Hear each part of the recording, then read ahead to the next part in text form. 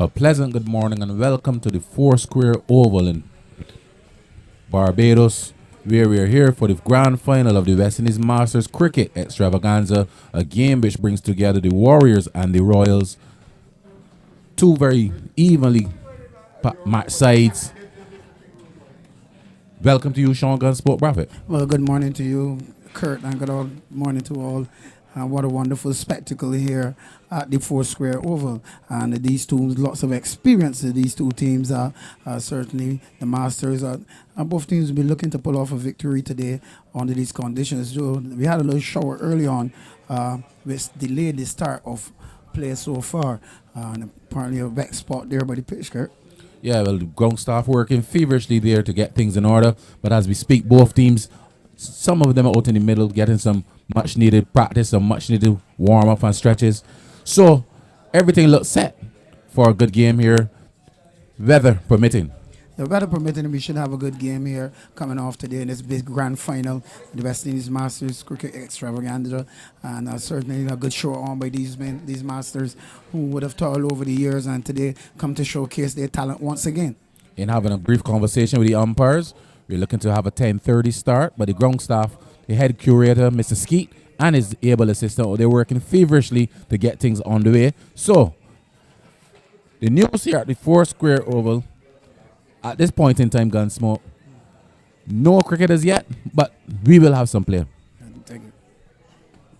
Yes, we will have some play later on once everything has been inspected and that water puddle have been sorted out, and we will have some live action to come.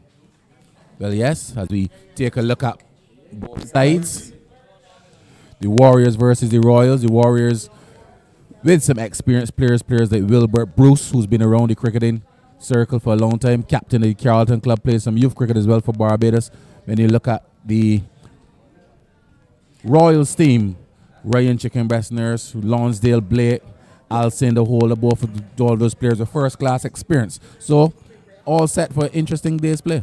Yes, we are very experienced guys, Lonsdale Blake, Wilbur Bruce, and those guys were really experienced. Alcindor Holder also within the setup, and he will be looking to showcase his talent. He hits the ball a long way, and Bruce certainly can still look fit. I saw him coming through the pavilion this morning, still look fit, and to see these guys come out today to showcase their talent once again is really a spectacle. Well, yes, both teams eagerly anticipating this highly anticipated final. The Masters Cricket Extravaganza tournament has been running for a fairly long time. It brings together we don't want to call them elders, but the elder statesmen of cricket. Yes, you would call them the elder statesmen. These men have played a lot of cricket over the years. Some represented their country, Barbados and other islands, and they came here today to still show that they have a very interest still in the cricket game and still able to come out and showcase their warfare in this Masters tournament. And one would believe that they want to have a good day with weather permitting, hopefully, that we can have that cricket on its way. Yeah, as we look to the east of the ground where the weather usually comes from, it's starting to clear up a bit. So, for sure, we will have some cricket here at the Four Square Oval. Well, certainly, yes. It's a very good ground for Four Square Oval, and the outfield well manicured, and the groundsmen working hard out there trying to get things to perfection that play can be started as soon as possible. One of the few venues in Barbados which has first-class status as well. Well, yes, certainly the Pickwick Oval does have first-class status, and a lot of cricket has been played here over the time. And moving really, Pickwick used to operate from Kensington to Oval, and coming up here to the St. Philip side to the east, bringing more community base to this ground. Well, yes. Also, you know that Pickwick, one of the oldest clubs in Barbados, and a rich history as well. And they too will be contesting that big grand final at Kensington Oval on Sunday. Yes, that big grand final, the Shield, on Sunday. And so they'll be looking for, and Pickwick had some unfortunate sets over the years, getting into a lot of finals, but not having that extra strength to carry on to win those finals. So we'll hope that this time around on Sunday that they will do so. So hopefully this is their year. But the news here at the Four Square Oval at this point in time, with the ground staff working feverishly to get things on the way, the two teams going through their warm-up paces. So the next time you'll hear from us, hopefully with some live action, will be around 10:25. Yeah, 10:25. Thank you.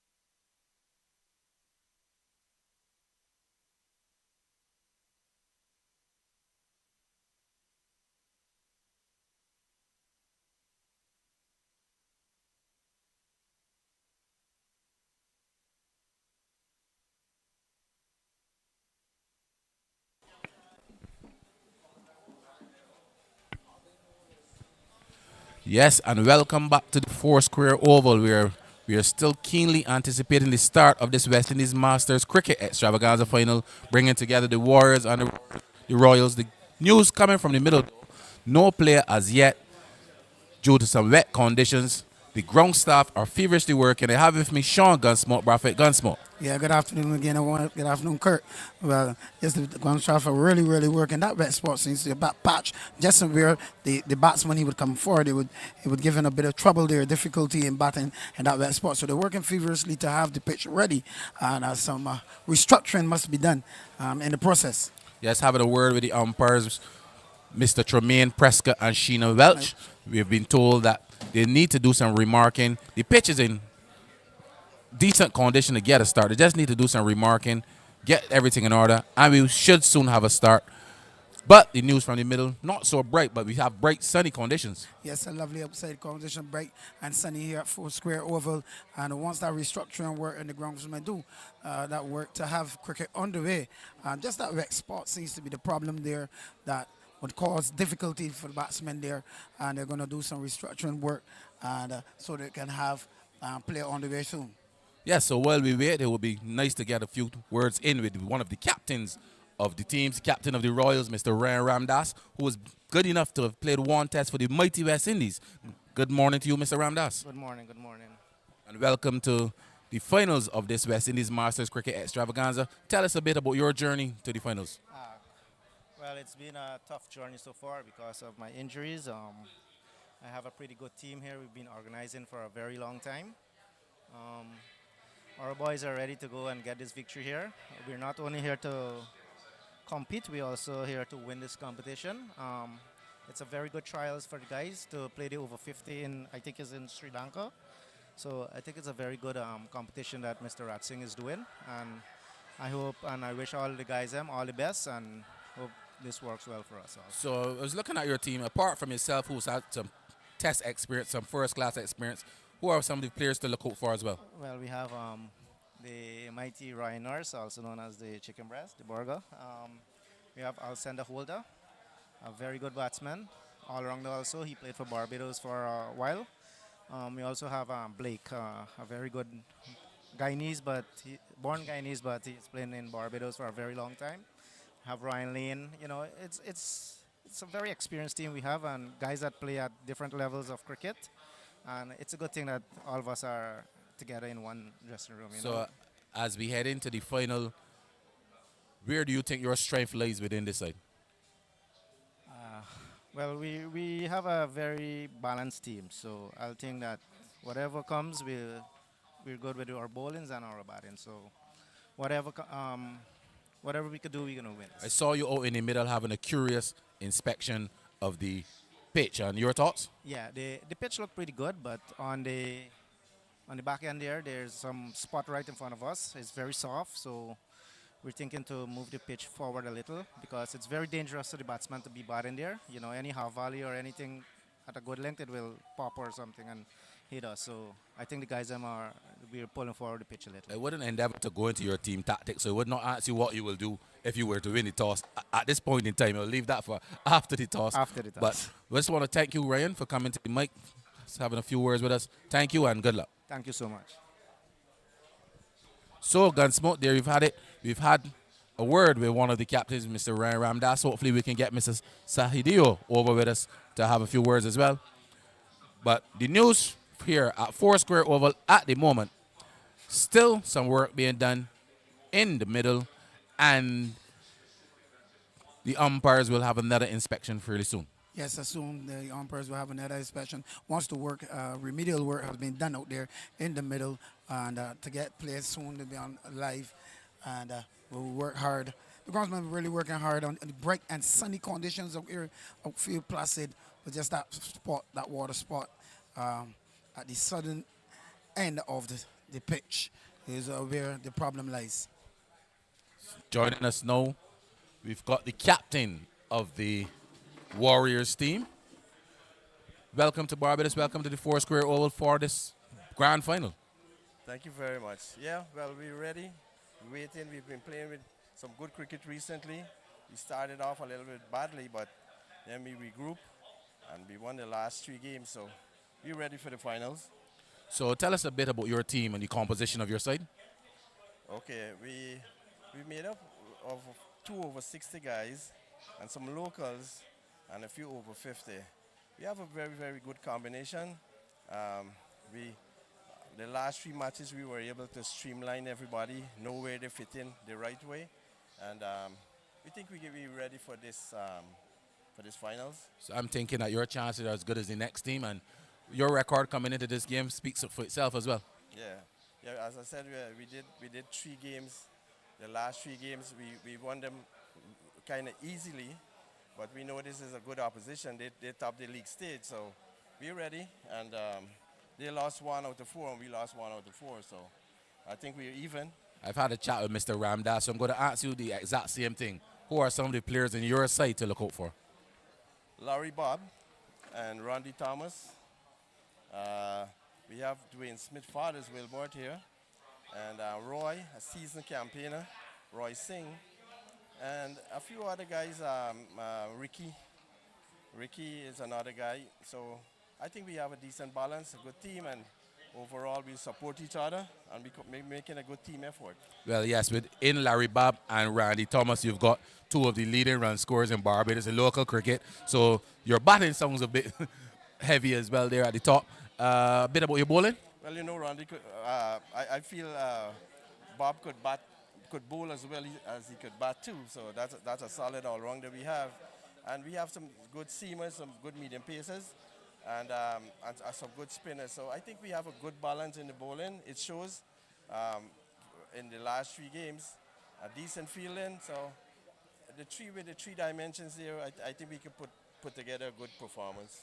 Okay, sir. Thank you very much for coming over to the microphone here for the Masters Cricket Extravaganza at the Foursquare Oval. Thank you. So there you have it, Gunsmoke. Conversation with both captains. Both of them seem fairly confident. Yes, both seem very confident and both looking to come up with a victory today. But it's who plays the better cricket on the day, and that will come up with that victory. Both do have experienced players in their sides and players who certainly can perform well, both with the bat and the ball. And we will expect that they will come today in these lovely conditions. They'll be better permitted to perform well here today. Right, so as we leave you once again from the Foursquare Oval, the news, another inspection in about 20 minutes' time, and hopefully when you rejoin us, there will be some live action. Yes, man.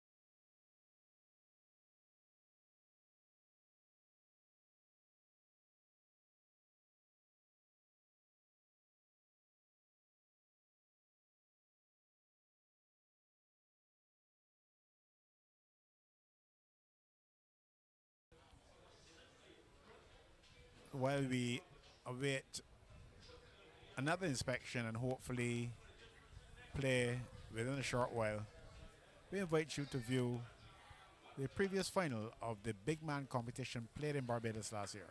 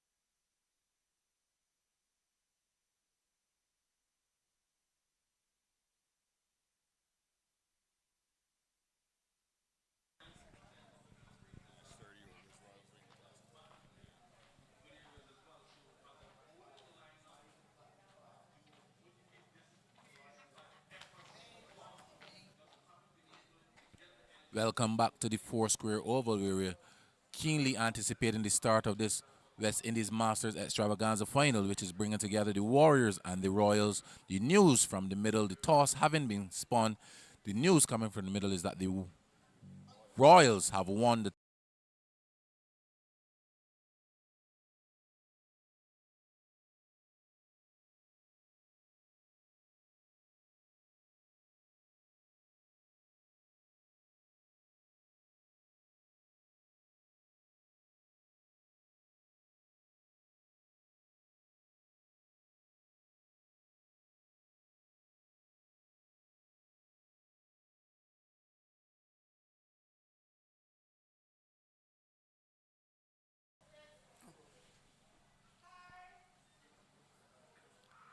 ground staff, the groundsman, Mr. Skeet, basically going through his last-minute preparations.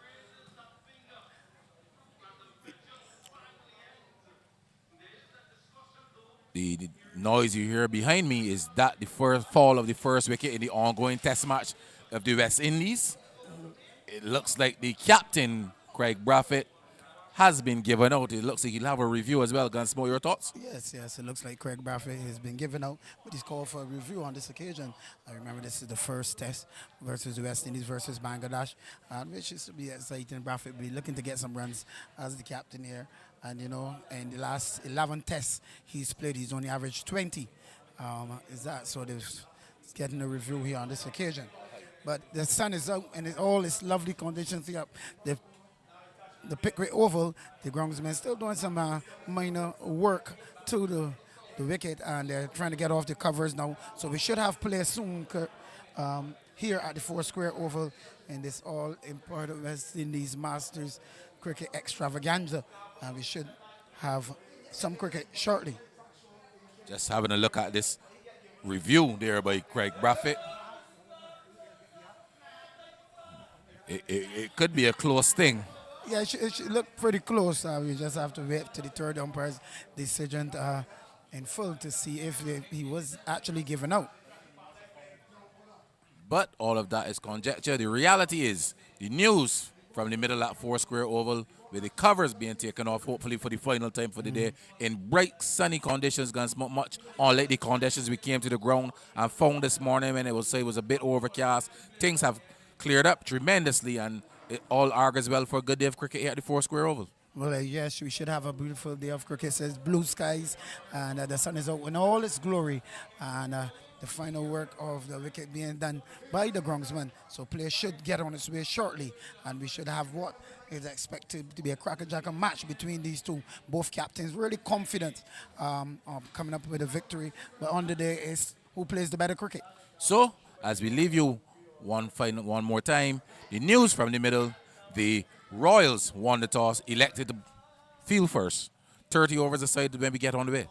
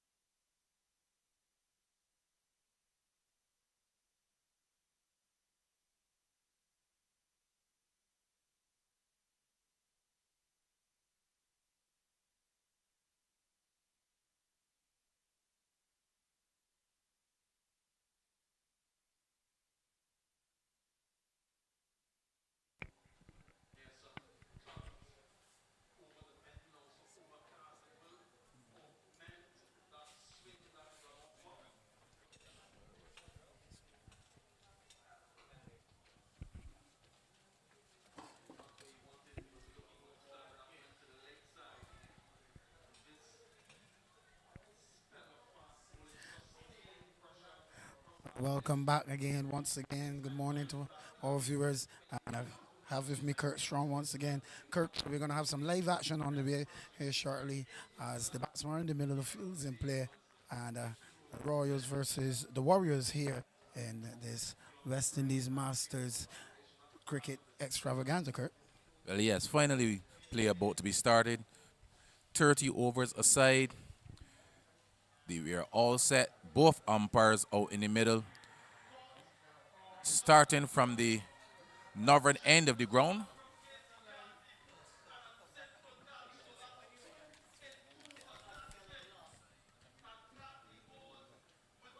Chris Mittelholzer, gentle medium pacer. Let's look around the field. Yes, the groundsmen have done great work, Kurt, to get a player on the way here. Did that remedial work on the pitch. And certainly the outfield looks placid. And these two batsmen will be looking to give the Warriors a good start. Vishan Lal and Randy Thomas, both experienced. And they'll be looking to get off to a good start here. Yeah, Randy Thomas usually very, very prolific. So it'll be interesting to see how he goes in the early exchanges. Well, Randy Thomas, he plays this trade for the local domestic club Gladiola. And he would know all about winning finals. Well, yes, Gladiola very competitive and keenly side in the white ball segment of the cricket in our local cricket. And Thomas has been really a stalwart over at that club. Yes, he's one of the experienced players there, along with Ray Nurse, who coaches the side there. And these get a good start. Vishan Lal, he's a pretty aggressive player. So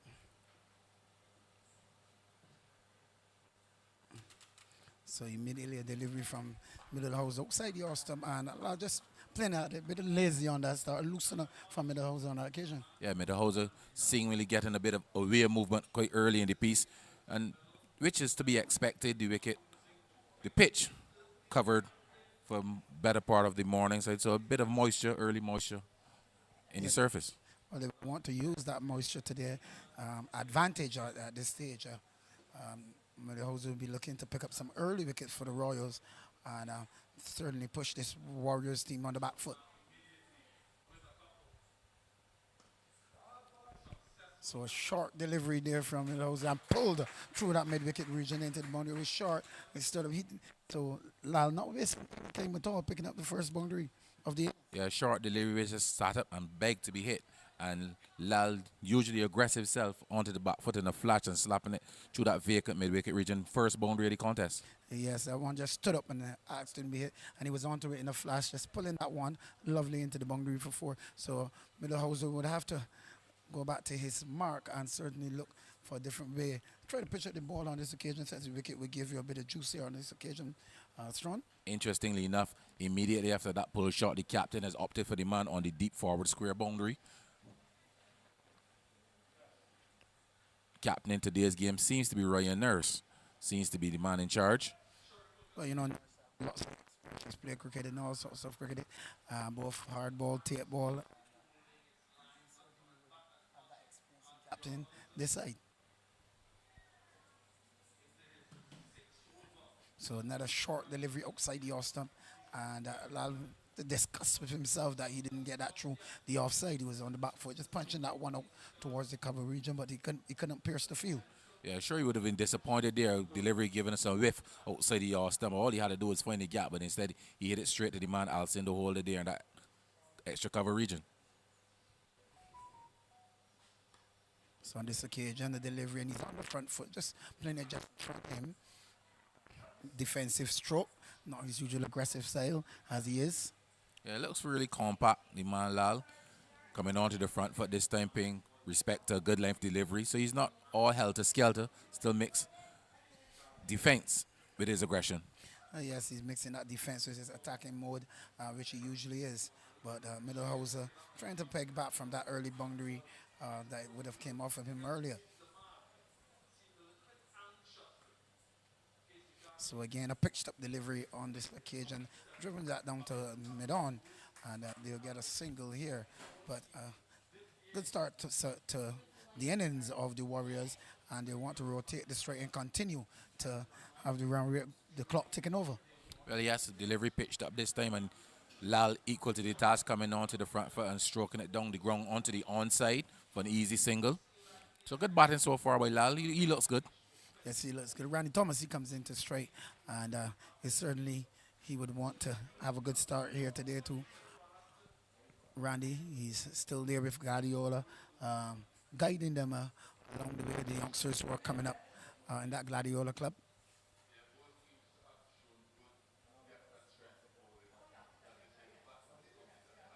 So pitch delivery outside the off-stump on the occasion, a bit of swing, and Thomas shoulder his arms on this occasion, just allowing it to go through. Closing out over number 1, a pitched up delivery, fuller in length as well.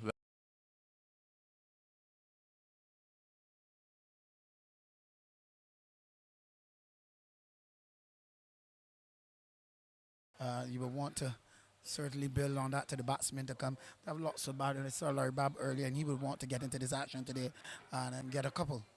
Well, yes, they've got a lot of batting in the hut. Larry Babb, Wilbert Bruce, the father of Dwayne Smith, West Indies all-rounder, former West Indies all-rounder. He usually gets a good score as well. Yeah, Bruce still in his really aggressive way. Larry Babb, when they look through the lineup of this Warriors team, their batting lineup, it speaks to all aggression. Well, yes, but you know you still need that person. That's why Randy Thomas there. He's the key player. He's the one to check that gel in the innings. You don't need all hitters. You need somebody in there to graft those runs, keep the innings together. Yeah, Randy Thomas definitely looking to play that sheet anchor role in this side. So, second over, delivery pushed out towards the offside. They'll get a comfortable single, quick single. Good call in there from Randy Thomas on that occasion. Yeah, delivery played into the offside and the fielder there in Boyce. Julian Boyce caught a bit flat-footed. So, Krishna Singh is the bowler. He coming from the southern end. Let's bring the aggressive mixed with defense. Randy can also go very aggressive mode. I tell you when he gets in as he settles.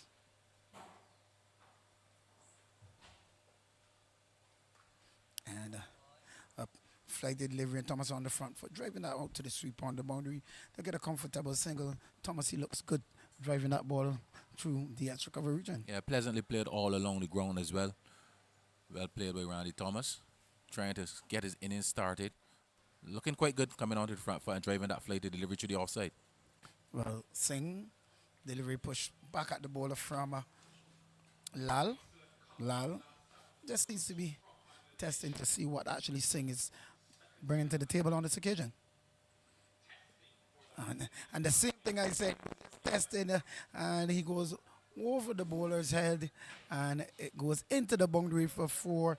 Didn't waste any time. He just tested that first ball from Singh, and immediately after, he hit that one straight back over the bowler's head, and 4 welcome runs. A good shot by Lal. Always get value for your money when you hit the ball straight, and he did that lofted delivery, flighted delivery, and he lofted it just over the man at mid-off, down to the boundary. The fielder coming around from long on had a valiant attempt, but another boundary to Lal. Now this occasion, the chance for a run up here. Randy Thomas, the ball turned out towards the square leg region, and Randy Thomas was interested in the single, but Lal not interested. But in the end, all's well that ends well, and Randy Thomas got back home quite safely. Well, I think Lal committing the cardinal sin of not trusting his partner, because the ball behind him into the backward square region, Randy's call, and Lal not responding at all to his partner's call. But he didn't respond on that occasion, but Randy was eager. Short and pushed up towards that backward point region. They'll get 1. So brings Thomas in straight. Thomas was eager on that occasion earlier to get to the strikers. I'll not trust. So at the end of over number 2, the score 12-12 without loss. Yeah, solid start by these two. Just one error there in communication between them, but it ended well because both batsmen were able to safely regain the ground. So solid start, just about 6 runs per over number 2. Well, yes, this solid start, and they want to continue here.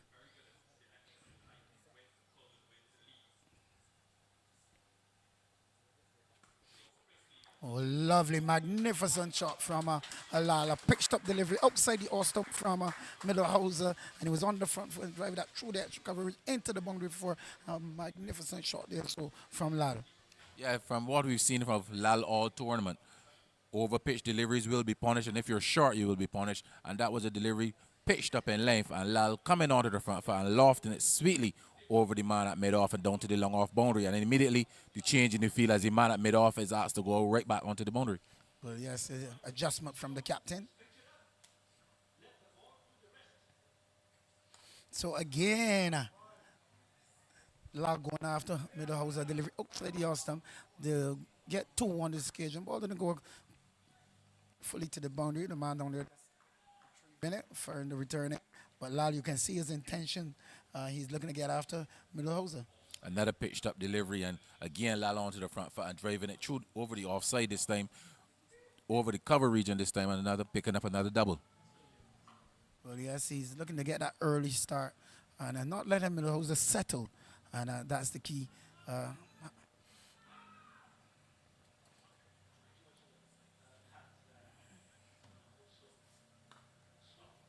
So on this occasion, just getting a little shimmer down the wicket, and then it's one down to that long on region, and they get a single. So Lal showing his intention to get after the bowling, and Randy Thomas on the other side, he's just looking to rotate the strike, and once these two can get a good foundation for the batsman to come. Yes, another pitched up delivery, so that seems to be the mode of operation for Middlehauser, trying to get the ball full and into the block hole, but the batsman good enough, Lal, driving this one down the ground, down to long on. Well, those pitch up delivery, you can see that the batsmen are really going after. I think he can bowl that 3/4 length. Let's take it back a bit, and I believe that he would have Lal in a bit of spot of bother. So again, pitched up, and Thomas driving back at Middlehauser, can't score. You see, he continues to pitch that ball right up to the block hole, and I think that's his intention, try to induce the batsman to a false stroke. For the last 2 deliveries, though, yes, he's pitching up the ball, but this time he's come inside as opposed to giving the batsman that whiff outside the off stump. So a much better line and a fairly decent length as well.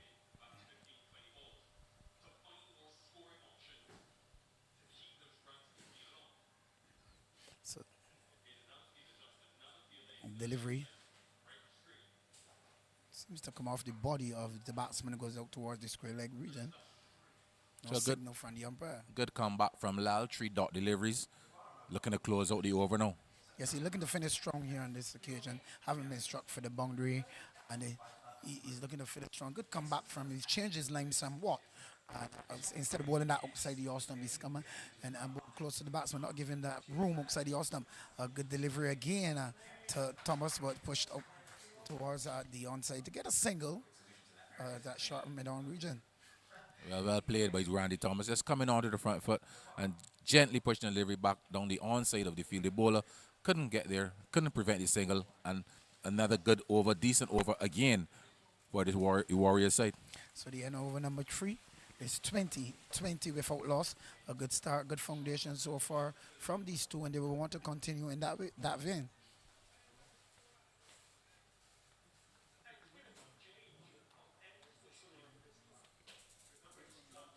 You know, Strawn is the Masters cricket. You must be over 40. And some people would want to play still because it's a good spectacle to see these guys come out and showcase their talent once again at this age. Yeah, during the interview with the captain of the Warriors team, he made mention of the fact that his team has at least 2 players over the age of 60. That's very good, you know, at that age. And able to come out on the field and play cricket. That's very safe. 3 players over 60. So thing a delivery pushed down towards the sweep on the boundary by Thomas. Again, a single. 21 without loss. Good start so far from the Warriors.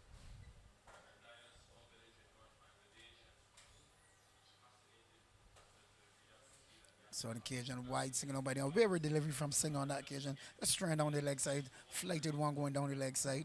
A wide signal from the umpire. Yeah, losing his direction there on that delivery down the leg side, but well taken by the keeper. So another flighted delivery, and Lal swinging that one, missing an appeal for stumping by the keeper, but Not outside the umpire. Keeper Sahadio standing up to the stumps. He's really, really good up to the stumps. I think in last year's tournament, he got the keeper with the most dismissals. So he's a good fixture behind the stumps for his side.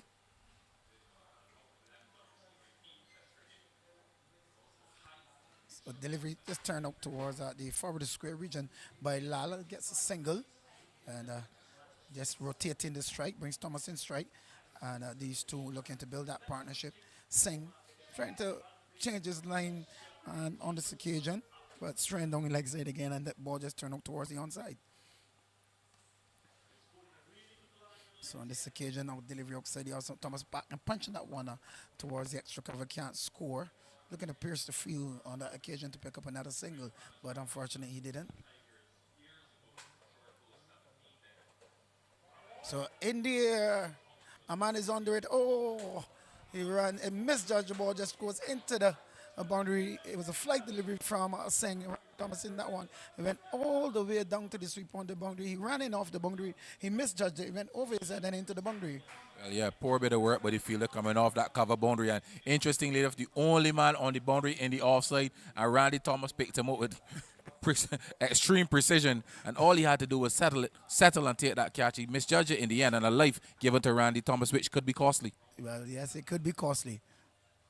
So again, he whiffed the shot on it.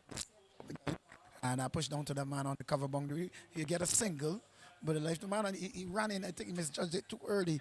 And had he stood where he was, he would have taken a comfortable catch. Yeah, what I will tell you about this ground as well, the wind blowing from east to west coming across the ground. So usually the ball will get to him, and he ran in, misjudging it really, really badly. Well, it could prove costly for the Royals if that chance goes a begging. So 20 without loss. Good start for the Warriors. And they will be certainly be happy with the two openers giving them such a start. Kurt. And immediately looking to ring the changes. First bowling change.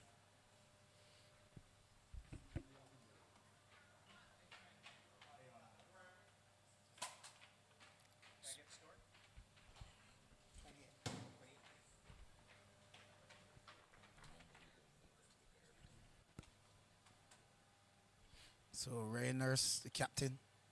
So look at the ring, the changes here. And you can see that Lalo, he's called for his peak cap. Johnson. So Johnson, the new bowler, and he will want to come into the attack. I hope he gets some success for the Royals. Well, Johnson, a useful medium pacer in his own right, and in some conversations with him during the course of the week, he would have made mention that he would have played in the Surrey League. So start, delivery outside the house, wide, that signal by the umpire, and Thomas just allow it to go, not chasing after that wide delivery, recognize it that it was a bit wide outside the house. So Johnson would need to come back, get his line and length right, just pick up that line and length that he would need to peg back this Warriors side. A delivery push back past the bowler on that occasion, and get us. And Thomas looked very segless, very compact here today, Kurt. Yeah, and he's batting well, just given that one chance, which should have been taken. It wasn't taken, and knowing Randy Thomas will be looking to go deep into this innings and make them pay. Well, certainly he'll be looking to capitalize on that chance that he was given and continue to pick up those runs and rotate the strike. These two, the communication so far, despite that one miscommunication that they had earlier, but they've been communicating well between the wicket, running well between the wickets.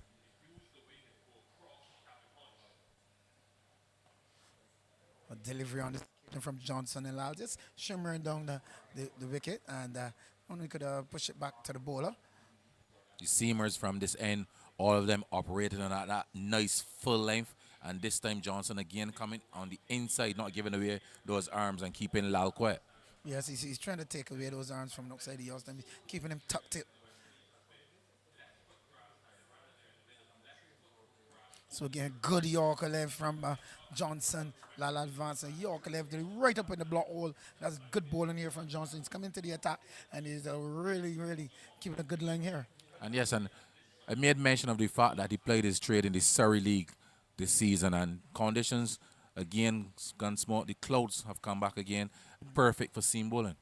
Well, yes, it's changed that overcast up to the eastern side of the ground.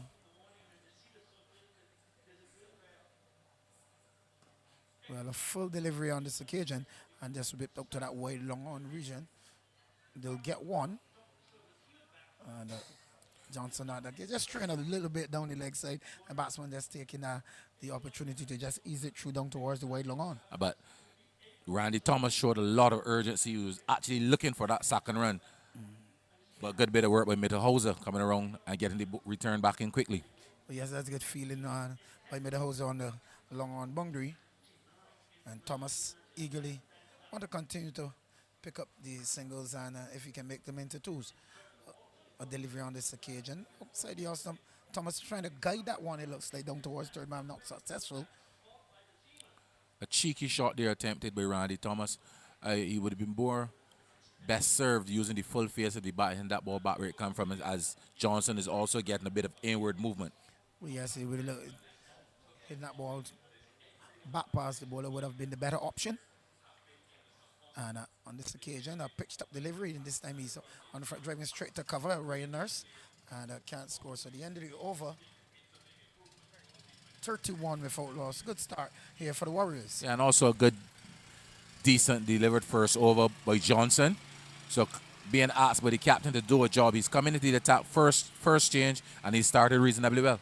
Yes, he started very well. He's getting that or right up in the block. Was not giving the batsman that room outside the off stump as they would want. So he's keeping the ball on the inside and tucking them up, and forcing them to play straight back on the wicket.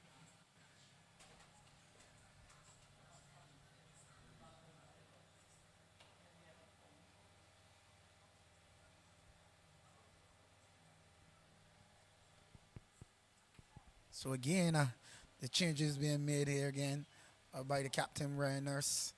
Singh is being replaced in the attack. And Nurse really marshalling his troops. You can see he's very actively making sure that his field setting is precise in what he's doing.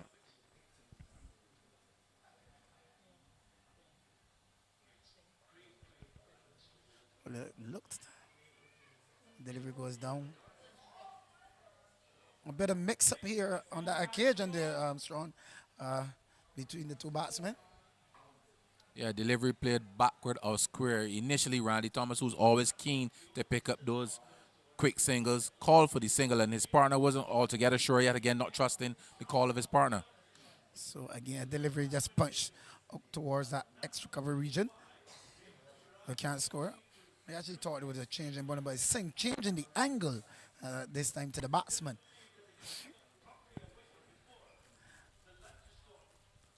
So a delivery is turned up towards that square leg region for a single. And things trained down the leg side on this occasion, and Randy Thomas just turning up towards the square leg region for a comfortable single. I would think that Lal would want to trust his partner a little bit more so that the communication could be better. So a delivery outside the off stump, and Lal looking to guide that one, that cheeky shot down towards third man, not successful. Well taken by the keeper as well. So Singh again coming around the wicket, right arm around, and a flighty delivery struck out towards that mid-wicket region, and they'll get one. Randy Thomas, he's very urgent. He's very looking for that extra. Any bubble by the fielder, he's looking to get that extra run. Yeah, but Alcindo Holder, one of the better fielders for the Royals team as well, onto that one in the flash and send a really strong return up to the keeper's end. Yes, he's a very efficient fielder. As another delivery down the leg side beats the keeper on this occasion. They'll get one, and Thomas coming back for the second. It seems like Lal, he's not running that first run quick. White signal by the umpire, but he's not running that first run quick that they can capitalize on if a mistake is made. Yeah, well, Lal not running with the same urgency as Thomas, and that can be expected with the difference in the ages. Yes, we do understand that Randy Thomas is the younger of the two. Same flighty delivery, and Thomas on the front foot, just pushing it back down the wicket. So, and you can see the conditions continue. The overcast, the cloud has moved directly over the Strand, and it's still coming. It's the outside conditions have changed. It's coming right over the pavilion. And as we look to the east of the ground, you can see some weather really building there. So we will have an interruption as the players scurry and scamper off the field. So with this interruption, as the ground staff try to get the covers on, the Warriors team being invited to bat, they are presently 37 without loss. Well, good start so far by the Warriors side, and they will want to this interruption though. They would have liked, and it's coming down pretty hard at this stage. Strong the rain as they try to get the covers on the wicket, but 37 without loss is a good start for the Warriors. Yeah, good start. Good batting by the pair of Thomas and Lal. They've, no pun intended, but they would have weathered the early storm.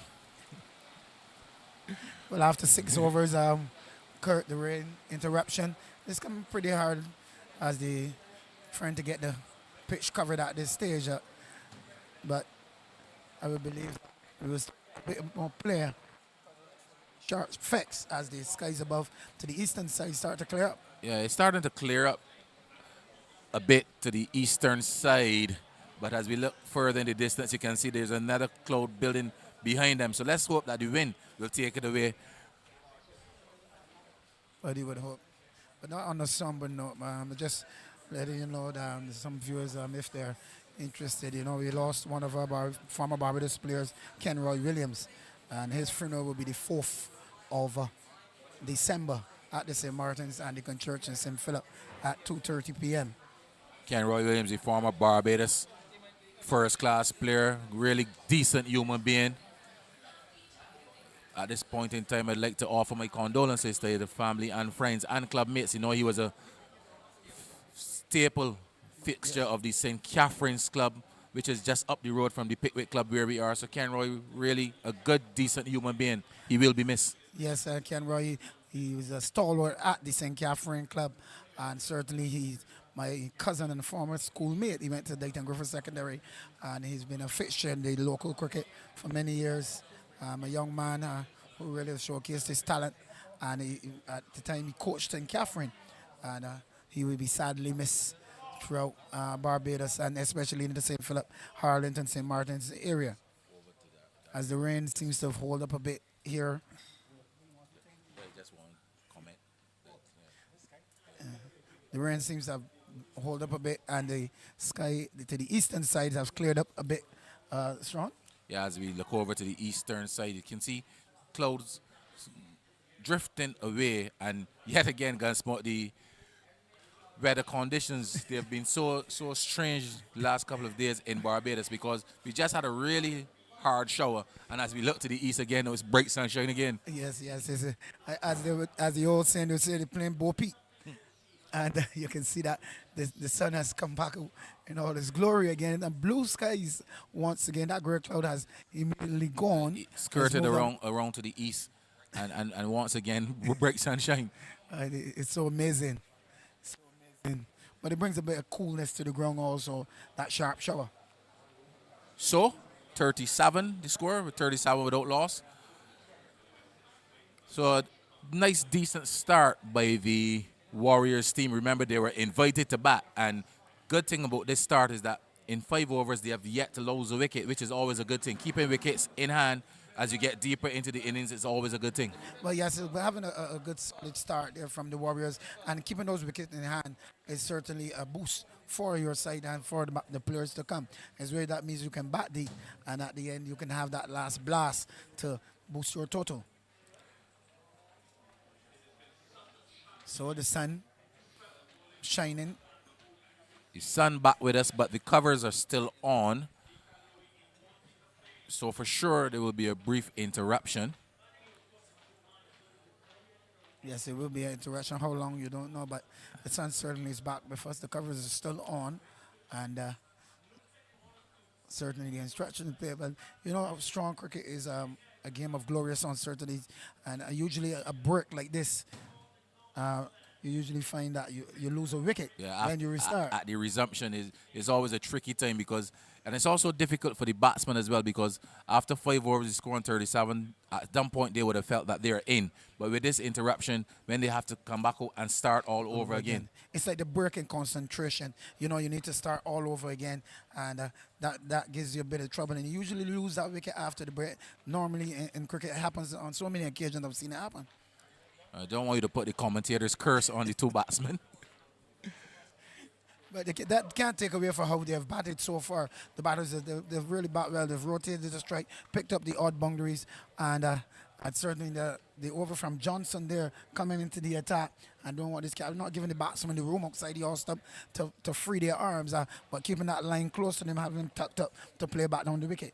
So, as we leave you for a few minutes, the news in the middle, the covers are on, the ground staff are out in the middle, the rain has subsided, but the covers are still on. So as we leave you, the news here at the Four Square Oval for this final between the Warriors and the Royals in the West Indies Masters Extravaganza, 37 without loss. And we'll be back.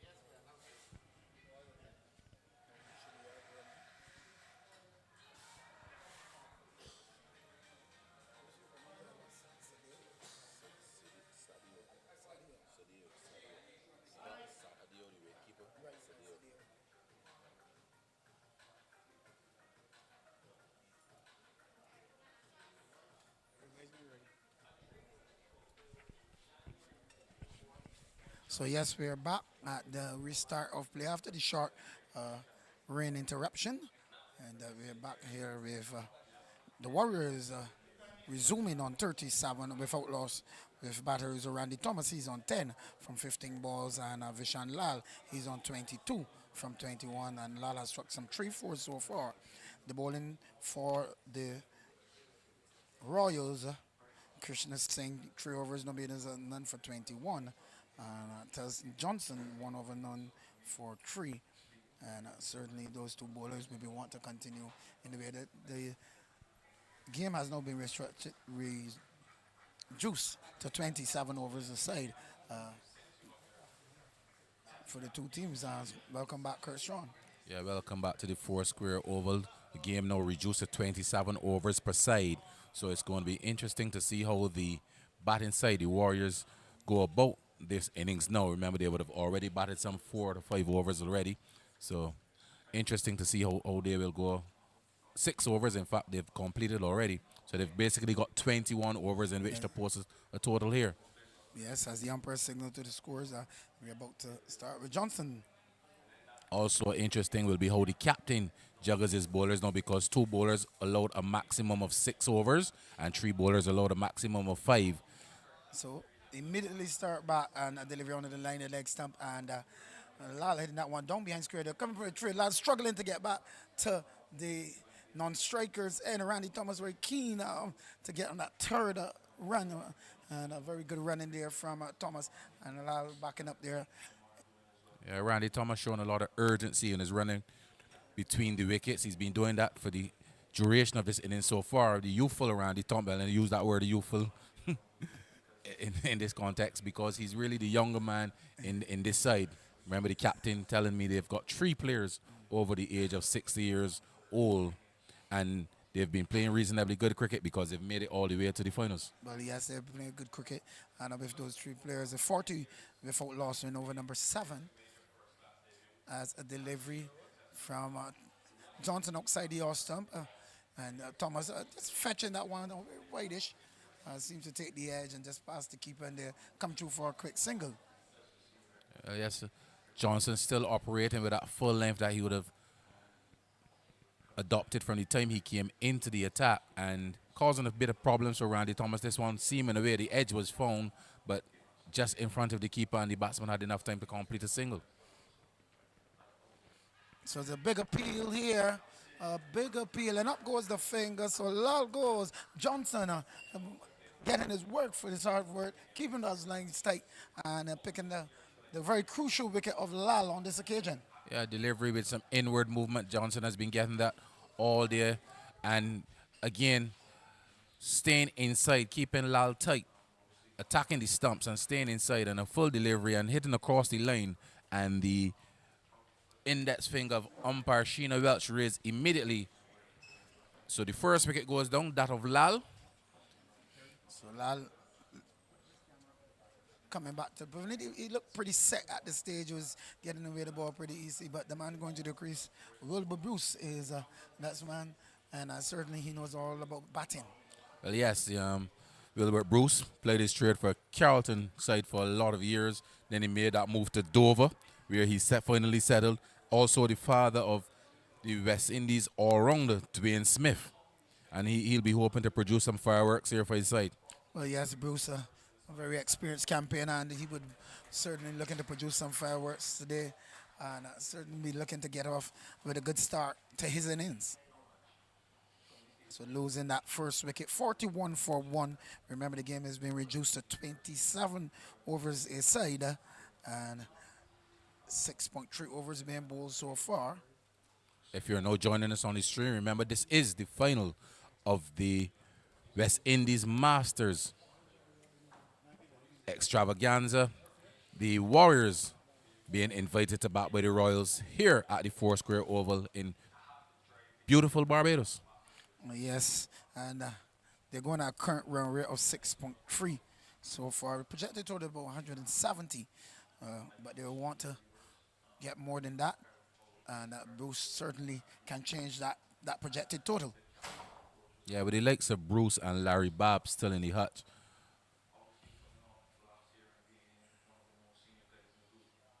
So again, Johnson on this occasion, straight down the leg side, striving for that extra pace, and then just ball going down the leg side, batsman would cross for a single. Leg by signal by the umpire as well. So Johnson's training his line, trying to keep that inside line, not giving that room outside the off-stump to the batsman. But however, he's straying down the leg side on that occasion. Yeah, since Johnson has come into the attack, I think that he's bowled well, just asking questions on the batsman's defense, honing in on those stumps and bowling that nice full length.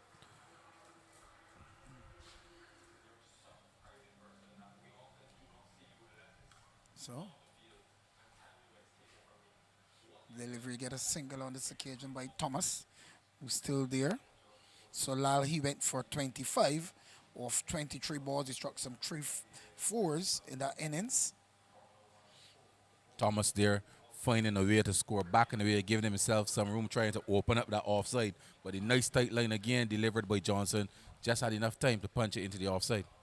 Yes, Johnson continued to bowl that tight line. And Bruce whipping this one up towards the onside. Wide long one comes around this feeling. Fielder couldn't stop that one. Diving there at the short mid wicket. So he seems to have still on the ground. Don't know if you've pulled something. That looks like You're a good friend, Ryan. Ryan Lane. You're a good friend, Ryan Lane. He's taking a really long time to get up. Yes. So 44 for 1.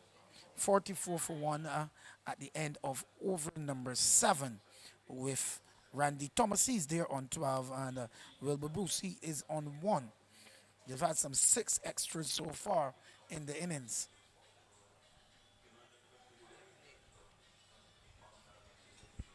It looks like there'll be a bowling change as well. They've gone to the experienced Lonsdale Blake, who's been around the circuit for a long time. Yes, Lonsdale Blake is known in the cricket arena. He's played the cricket for a long, long time, many cricket. And certainly he's an experienced campaigner. Yeah. And he too would want to get some success for the Royals. In our interview with his captain, he made mention of the fact that Blake, born in Guyana, migrated to Barbados at a reasonably early age, and he's been here since then. He played straight for the St. Catharines. He had a stint with YMPC, the Barbados Fire Service. Now he plays for Passage United. So Blake has been around, good, consistent performer. And in these Masters tournaments, he usually is a stand-up player. But he doesn't seem to be aging. So a delivery from Blake from the southern end and to Bruce. And Bruce has turned it up easy to Ryan Lane, who's at that short mid-wicket region.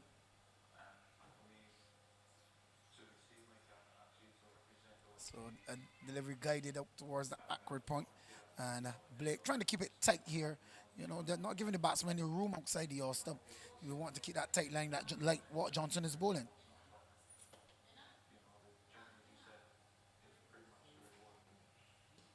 So short delivery on this occasion. Just stood up and Bruce just timing it down towards that long on region to get a single. Blake with this short approach as well. To what Blake will do is hustle the batsman. Usually gets through his overs rather quickly, and the overs can get away from you with the introduction of Blake.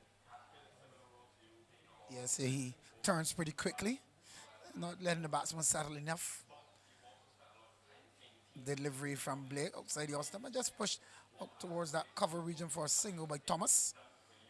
And Thomas is picking up the single very regularly, picking the gaps, rotating the strike, and that's key to this game. Yeah, good sensible batting by Thomas. And remember, he was given a life, so I'm sure he's looking to go deep and capitalize on that life that he was given. So a delivery that's pushed up. Oh, made a mix-up here. Thomas is eager for the run, but the fielder was onto it pretty quickly, so they had to decide against it. Bruce, recognizing the trouble, said no in the early. Yeah, all is well that ends well. Thomas able to make it back to his ground.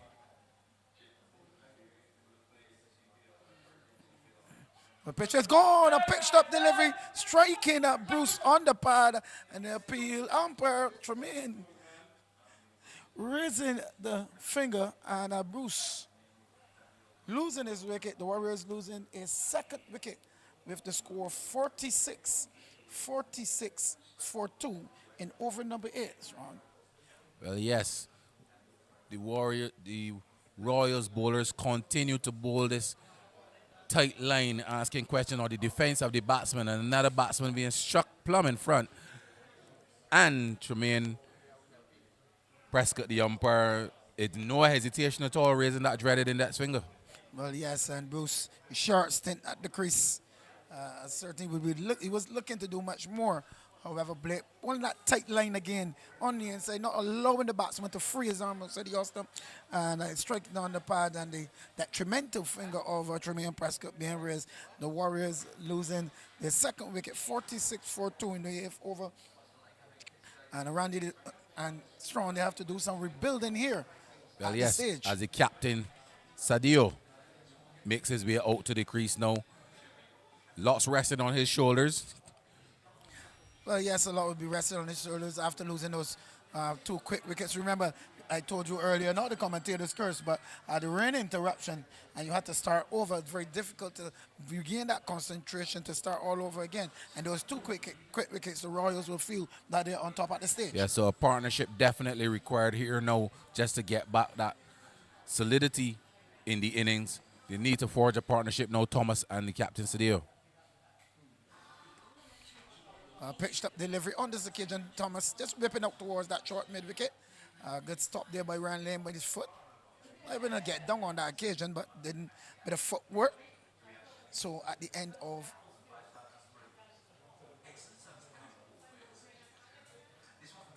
and Lane just hobbling across. Seems to have put his hammy. Lorenz is drizzling it again. Johnson, he's bowling pretty tight line to Thomas. And again, that tight line strong from Johnson, and Thomas can just coming on the front foot and pushing up towards the outside, no run. Yeah, from the time Johnson came into the attack, you can see his plans were really clear, and he stuck to them, and it's proved really good for his side. Well, he's done very good work, bowling good line. And again, that tight line from Johnson on the inside, tucking up the batsman. So Thomas can only push it back to the bowler. And this is a really good bowling so far from Johnson. He's changed his line. When he started outside the off stump. But he, however, has changed his line and come in the inside and tucking up the batsman, forcing them to try to play up straight back.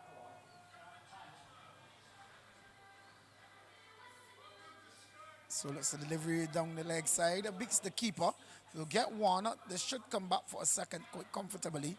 And good running. Wide signal by the umpire. One of the dangers of bowling that nice tight line is that sometimes you can get a bit too straight, as Johnson did on that occasion. The ball down the leg side, conceding a wide. Well, yes, that pushes the score up to 49, 49-4-2. And over number 9, remember, it's 27 overs his side. And Johnson trying to keep it tight here. We'll be bowling to the captain Sadeo as is a flighted delivery. Seems to have struck the non-striker in his mouth. So unfortunate there, Strong. Never good to see a player getting injured in a cricket game at all, but that was a firmly struck delivery back to the bowler who parried it into the face, it looks like, of the non-striker. And let's hope that he's not too serious, but it was a really fiercely struck delivery. I would hope he's not too serious and that he can be treated here at the ground. So these things sometimes happen in cricket, and you would hope that he's not too badly injured. Keeping that tight, forcing the batsman to play straight on the ground and pushing back. He continues to hold that tight line, not giving the batsman any room outside of the off stump. As you can see, all the players there showing a bit of concern for Sadio, the captain, and he's still standing. He's putting up a good fight. So let's hope. In fact, it looks now like he will do the right thing and come off to get some medical attention. It's very unfortunate incident happening. So, but I'll tell you, the batsman gone so far is Vishan Lal. He was LBW Johnson for 25. Wilbur Bruce. He was LBW Blake for 2. So 49 for 2. We're in over number 9 at this stage with Randy Thomas, who's been there from the inception. He's on 13. And as the captain is there who comes off to get some medical attention, the experienced Larry Bob, he goes out to the crease. And Bob certainly will want to get a good start here for himself and rebuild this partnership here for the Warriors to continue to pile on the runs. Strong. Seems to be struck on the chin, it looks like.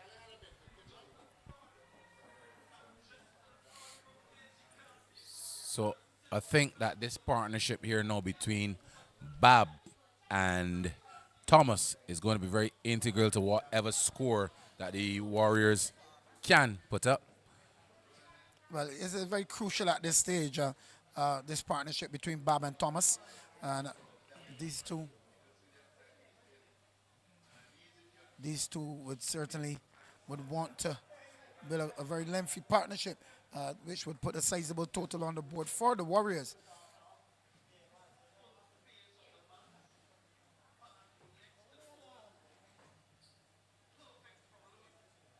So Johnson continues. He bowling very, very good, keeping that tight line, not giving batsmen room outside the awesome, just tucking them up.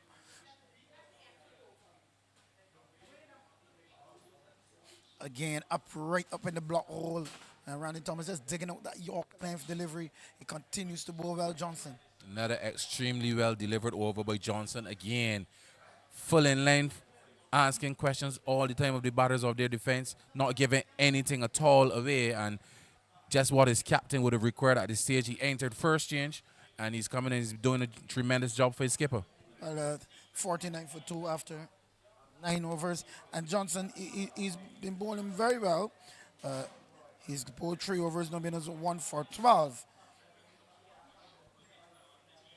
He's bowling very tight.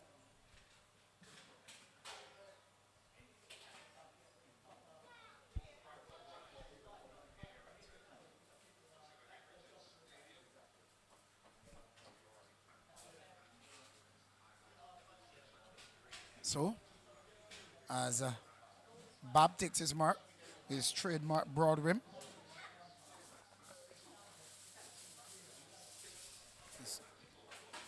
Larry Bob, player coach for the local police side in the local domestic competition.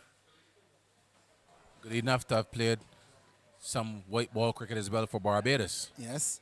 A delivery on this occasion from Blake. Down the leg side. And they'll come back for 1. They'll come back for 2. You should see a improvement in the running between these two. Wide as well, called by the umpire. Should see improvement. And Larry Bob would want to get off to a good start here. And Thomas and Bob would want to build a partnership here to set a foundation for those to come. After losing those 2 wickets and also the injury to the captain. Again, Blake bowling that tight line on the inside. Can only push it out towards the straightest mid wicket. Bob. Again, the weather is playing. It's clear up in the eastern side. And Bob. Delivery turned down behind that square. Can't score. Babe turning pretty quickly, as he usually does.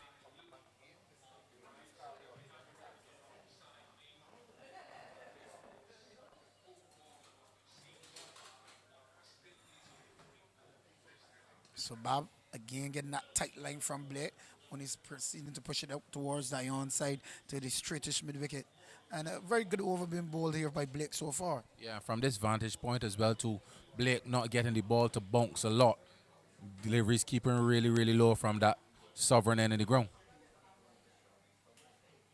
So, well, soft hands there by Larry Bob. On that occasion, push out towards the offside for a single. So good batting from Bob. So score 53 for 2. It's the 10th over being bowled. There's 2 deliveries left. Thomas, he's on 13. He's there.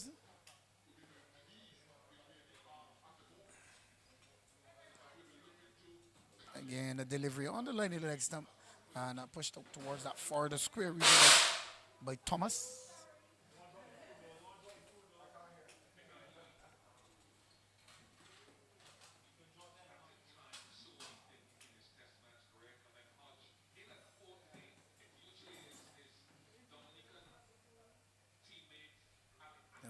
Good delivery outside the house. Bit of swing. It's just passing the outside there. Good take by the keeper. Yes, good tip by the keeper, Sahadio, and a good over again delivered by Blake as Sean Gunsmoke Braffett slips out of the commentary box. Good afternoon to you, Mr. Philip Hackett. Well, good afternoon to you, Kurt. Good afternoon to all of our viewers and listeners. And for those who've just joined, you are at the Four Square Oval, the home of the Pickwick Club, where we have the final of the Masters Extravaganza. And pretty good battle so far. And if the weather holds, I believe we should have a very good battle, a good finish. Yes, and as we look to the east again, clear skies again. 54 for 2, 10 overs have been completed. And the injury to the captain, where he would have had to retire, a delivery which is driven down the ground by Randy Thomas, who through it all has continued to find a way to keep scoring. Yeah, and that's what he does. We know him all along, all through the years. Not necessarily being a flamboyant batsman, but being able to find a way to score, as you put it, and find a way to be effective. A true, I would say, a true professional. Well, yes, Randy Thomas, good enough to have played a couple first-class games for Barbados. And a consistent performer on the local circuit.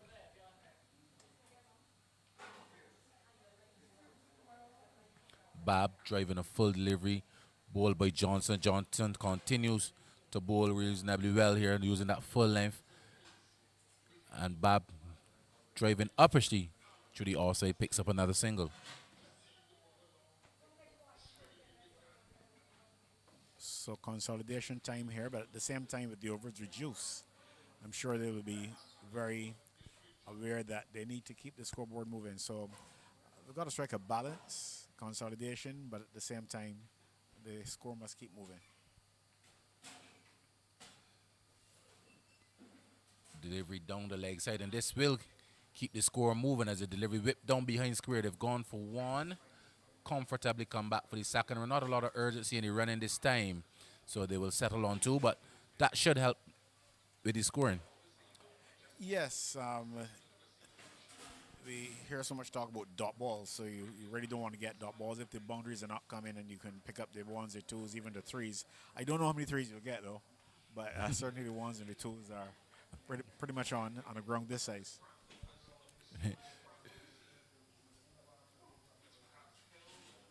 58 for 2 as Thomas settles and waits on Johnson.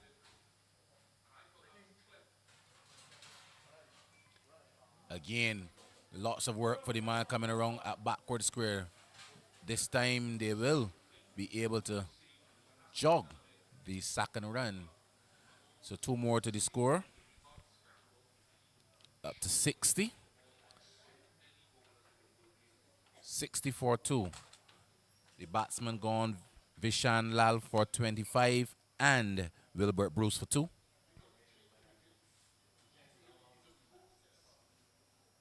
Here's hoping that the injury to the captain is not such that he'll be out of the game. It'd be good to see him come back at some point in time. Yeah, the captain, Rajendra Sadio, who suffered that unfortunate injury. As I look to my right, he's still at the ground, so... You chatted with him before the game, didn't you? Yeah, we had a brief conversation before the game, and he was in high spirits then. And as I look to my right, he's still in high spirits. Just having a word with one of the managers of his side.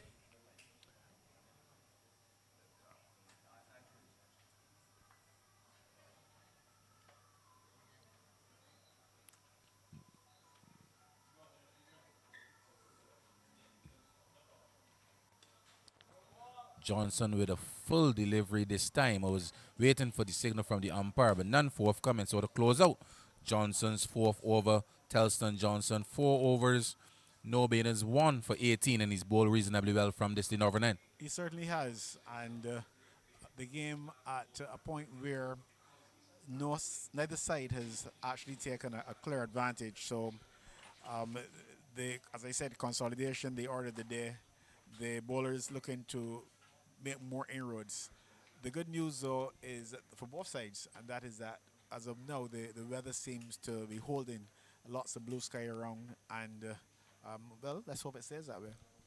Let's keep our fingers and our toes crossed as we out in the middle now. It looks like Randy Thomas. Interestingly, Philip, one of the younger players in the side down on his hunches. Well, Masters cricket will do that to you, especially when it's as intense as it has been this week. Of course, we had some problems with the weather. So the matches scheduled for Sunday and Monday, I believe, were washed out. And then you had double headers on, Tuesday and Wednesday. And one of the players was telling me, in fact, it was the same Randy before the game. He said he's tired. I said, from all the cricket? He said, yes. Yeah. So I think those of us who are in that age category will understand. Maybe those at 15 and 16 are wondering, what are we talking about? What are we talking about? Yeah. But a really packed schedule this week, a nice tight, compact schedule, and no really taking a toll on the players here in the final. But Thomas is up. Ryan Chicken Breast Nurse, today's captain of the Royals team, will come into the attack. First time in this game, bowling a bit of off spin.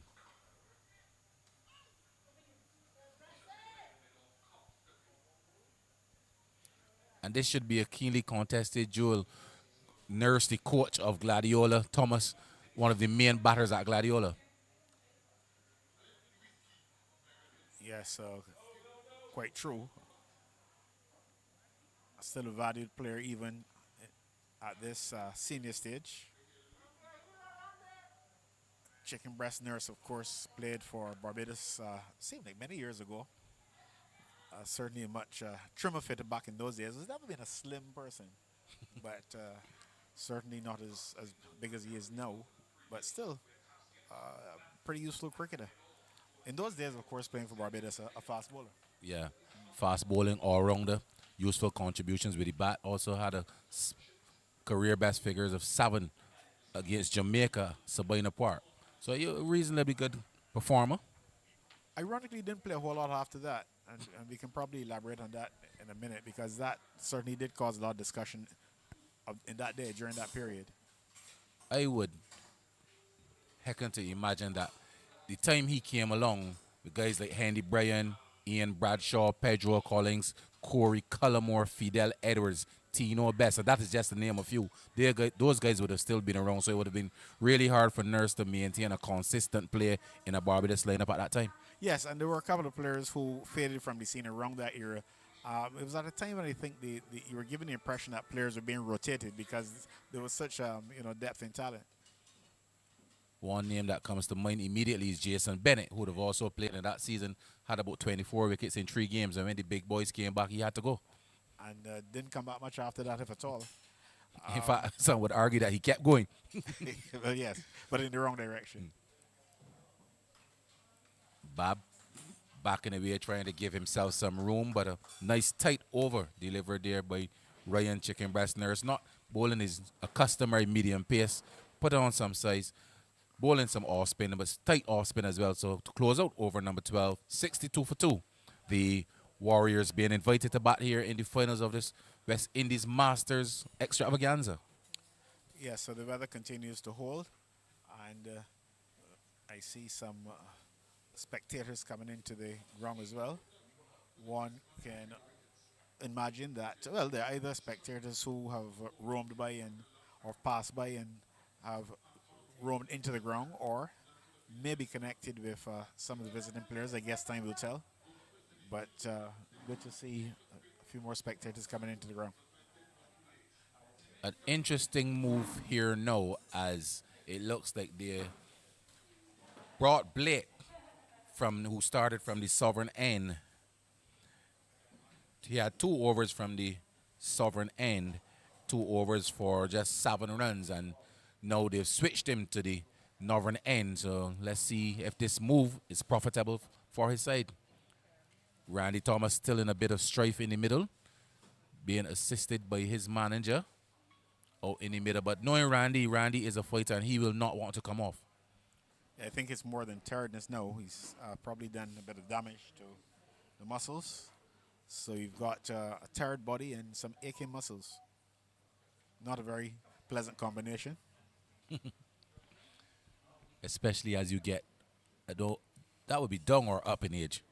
Well, however you look at it, but you get to a stage where even without going out into the middle to play Masters cricket, the aches and pains come around. You're not there yet. No, I'm not at that stage as yet. Yeah. 62. Young and sprightly. I wouldn't use the word young. I will go with sprightly. Sprightly. Okay. 62 for 2. 12 overs completed. Start of over number 13. Blake operated with a man at backward point, man at cover, man at a sweeper, long on, straight, long on, man at long off, a wideish long off, and a man no who's coming into play, no off the forward square boundary as a full delivery is whipped into the onside by Randy Thomas. One more to the score takes it up to 63. Thomas, with that single, goes up to 22. 22 from 34 deliveries. He's just struck one boundary, and that was all the way in the first over of this encounter.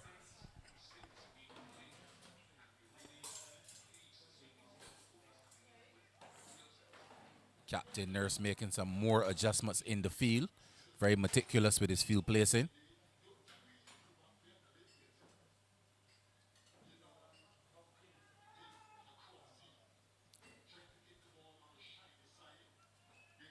Delivery angled down the leg side, and with no signal coming from umpire Sheena Welch, it would give the indication that a bit of bat was involved as the batsman have enough time to cross for a single.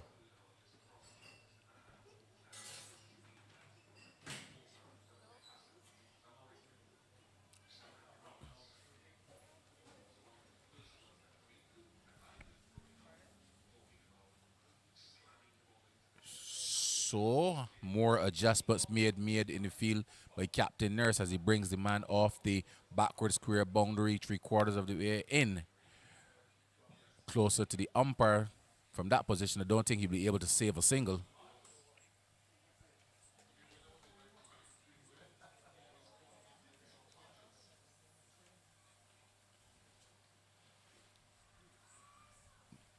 Blake continues to be very accurate with his bowling here. Delivery down the leg side, whip to that man at that short, fine leg region, and another single to Randy Thomas.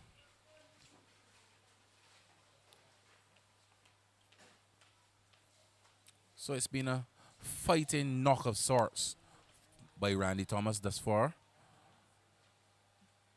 Really the linchpin in this batting lineup.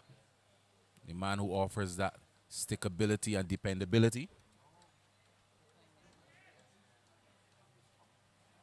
That's usually the way he goes about most of his innings. Takes some time to get in as the umpire, Sheena Welch, also signals the refreshment break should be coming at the end of this over.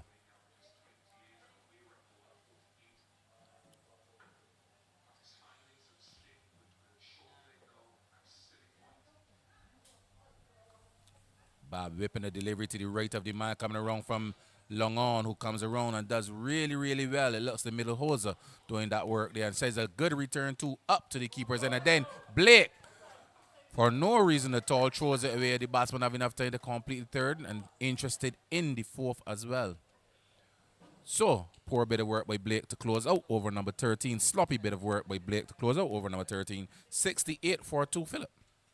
Yeah, so the battle continues. Not the type of progress maybe that they would have wanted in terms of pushing the score along, but being able to keep wickets intact. We had a sloppy work, and they will be able to talk about it now because they've got a water break. And the water break may be coming at a good time because, as I said, with the overs being reduced, you've got to maybe rethink your strategy. Just, 3 overs or so off each side, and you've got to wonder, looking at the time and how early it gets dark, if you will even get the 27 overs a side in. It doesn't look as though there'll be any more interruptions. So we can only hope that with good weather, we will be able to complete the game without the loss of any more overs. But for now, the players are refreshing themselves, and we'll be back when the action is ready to continue.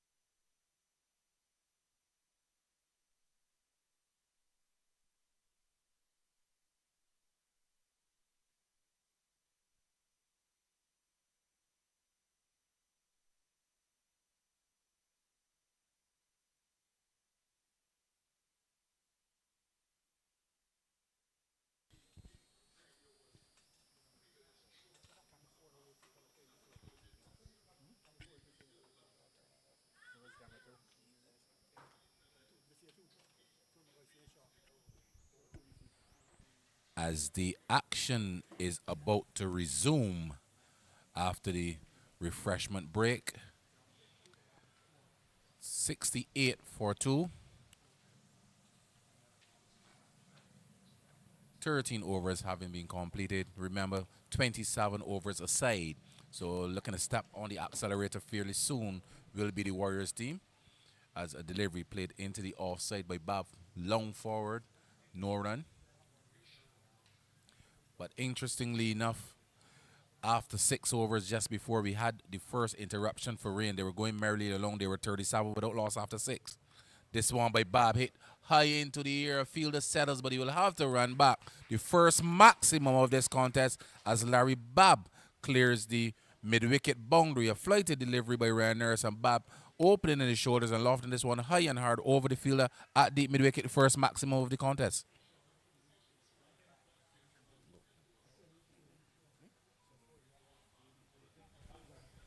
Well, yes, a lovely shot there from Larry Bob in that one open wicket. He has a tendency to get the ball a long way, Larry Bob.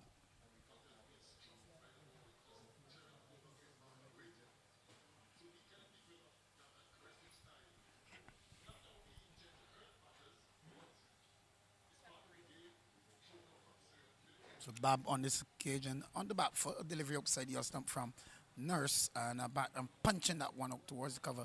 And it's really interesting there. Bob looking to get after Ryan Nurse. Well, interesting from Nurse too. Immediately shorter and flatter with this delivery. Not a lot of error on this delivery this time. Shorter and flatter outside the off stump, forcing Bob to cut the ball through the offside this time. Yes, interestingly. And Bob and Nurse would know one another from, they played a lot of cricket together over the years. And Nurse, he's strong in this cricket. He always believe he can get you out.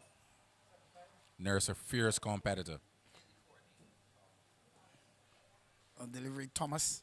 He's still there. He was there from the inception, and he's really looked the part, keeping that gel between him, rotating the strike, getting the occasional boundary.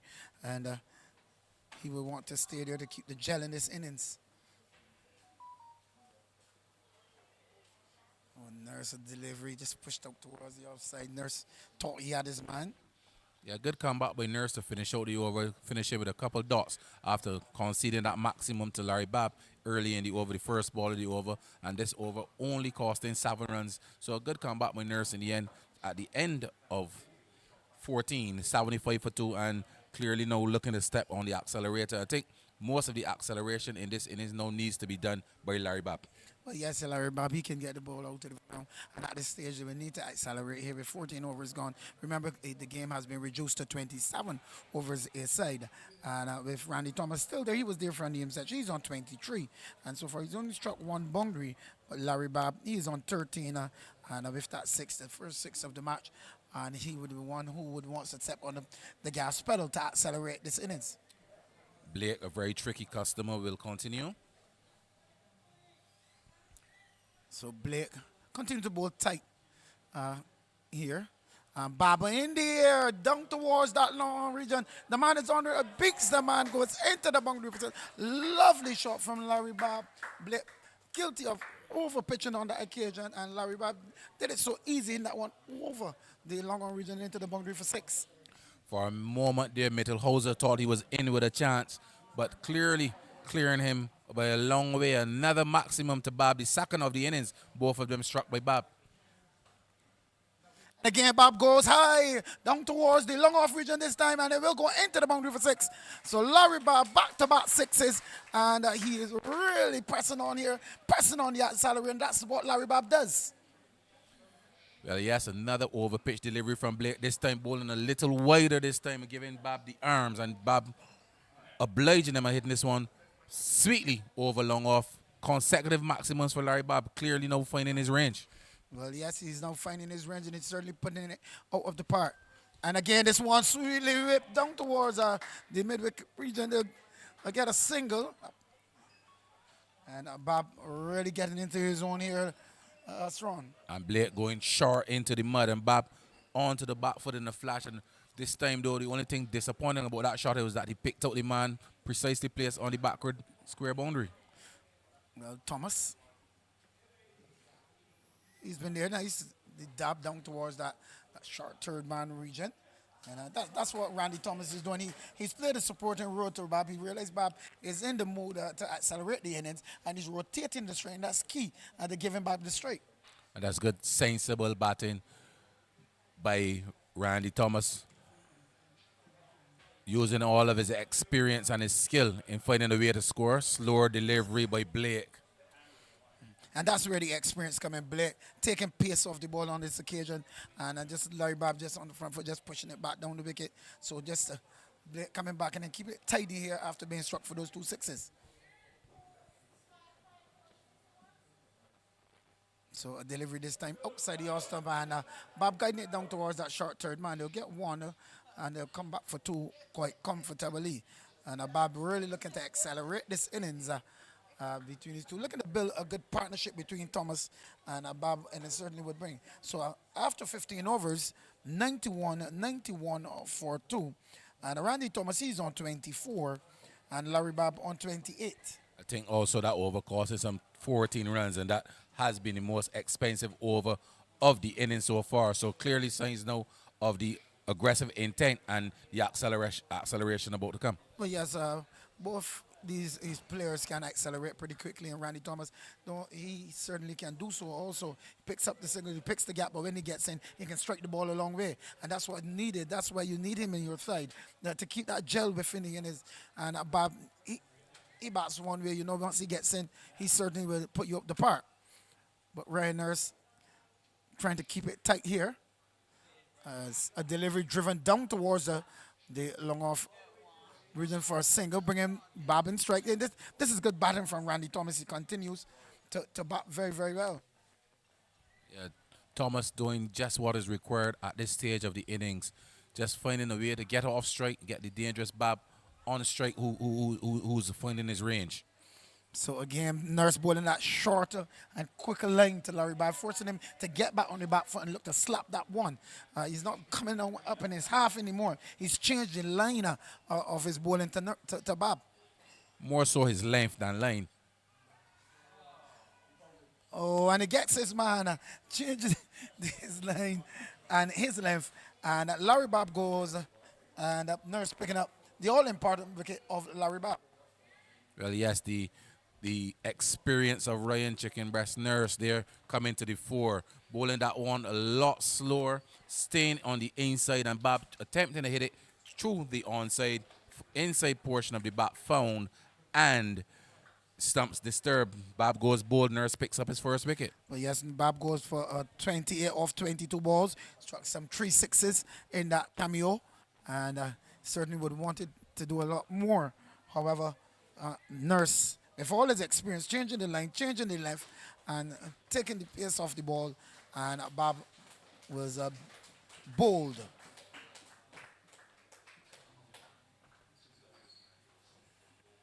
So, the no batsman, Roger Poran, and Thomas, still there. He's still looking to build that partnership. Thought that would have been important. Bob and Thomas, I really thought that would have been the key partnership in this innings. However, with Bob gone, they will have to restart again and look for another partnership. Yeah, I thought that Bob needed to go much deeper into this innings, and his dismissal now with Puran coming to the wicket, and I'm sure the Warriors are hoping that Puran can bat a lot like Nicholas Puran. But we would hope that he will stay longer at the crease and do pick up some boundaries and not the Nicholas Puran of late. So adjustment by Nurse, the experienced Nurse. He's adjusting his field. Like I said, he has his field correct to the line and length that he wants to bowl. And there's a point cover, extra cover, long off, long on, a deep mid wicket, square leg.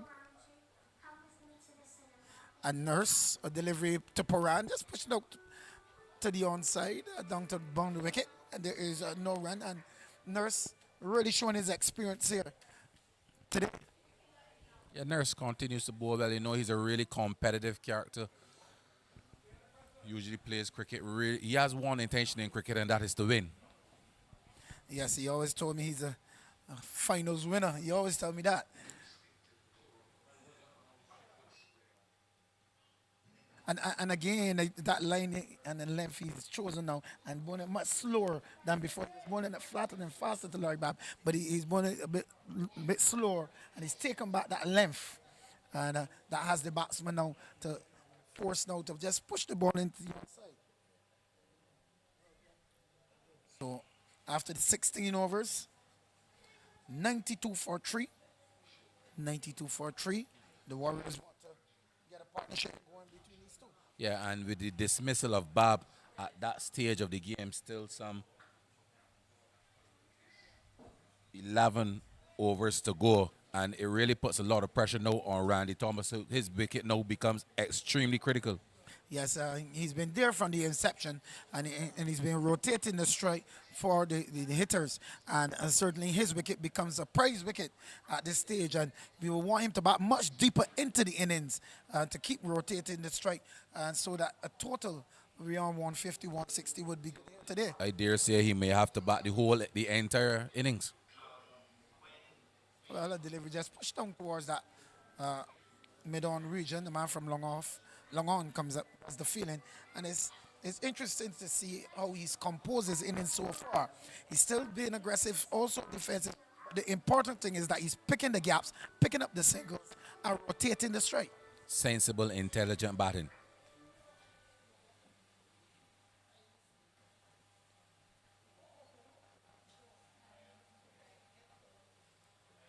So Paran gets the delivery, and just push back at the bowler. Remember, 27 overs aside. 2 bowlers allowed a maximum of 6 overs. 3 bowlers allowed a maximum of 5. So it'll be interesting to see how the captain rotates his bowlers as well. Yes, it would be interesting. It's like a delivery down behind the keeper, and Blake continues to bowl tight, not giving any room outside the horse to the batsman. Just keeping that inside line, tucking them up, and still up in the block hole. But however, the batsman is not able to free his arms. This is the experience of non-stop Blake.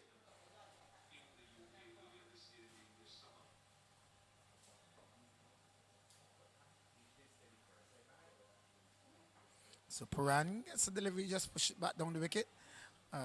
There is no run. So Paran looking to get in here, and that's a difficulty when you lose a wicket. No batsman coming to the crease now has to build it in it. It puts a little bit of pressure on the batsman who's been there before.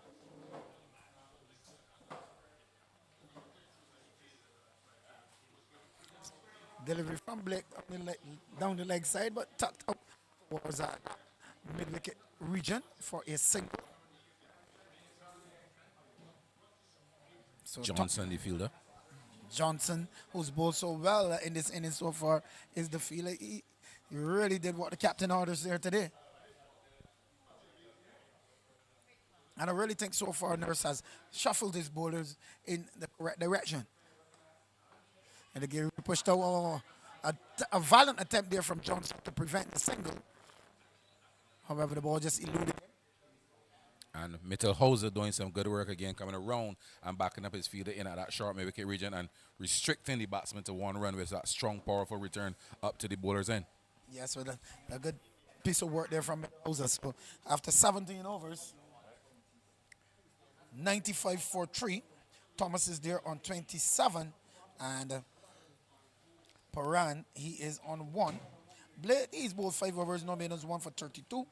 And Nurse 3 overs, no maidens, 1 for 9. They're currently at the run rate at 5.6. The Masters of the final of the West Indies Masters Extravaganza at Foursquare Oval in beautiful Barbados. So Nurse aborts his run. Nurse continues to want to bowl tight here. He's changed his lane in left. He's giving the batsman no room outside the off stump. Again, Thomas gets the delivery down the leg side. Tight full appeals. Just to come off the body. So no signal from the umpire. And Thomas, he's been there for a while. Looks pretty set, though, Thomas. Nurse adjusting the field, bringing around that backward square. Delivery down the leg, a wayward delivery from Nurse on this side. Much fuller, but wayward. A wide signal by the umpire. Nurse on the ball a bit quick on that occasion. Good stop by keeper Sahadio behind the stumps. That one was really thrown far down the leg side, and he did really well to get something on it. So, again at this time, batsman is on the front foot, pushing it back to Nurse. Thomas. He remains on 27 of 44 balls.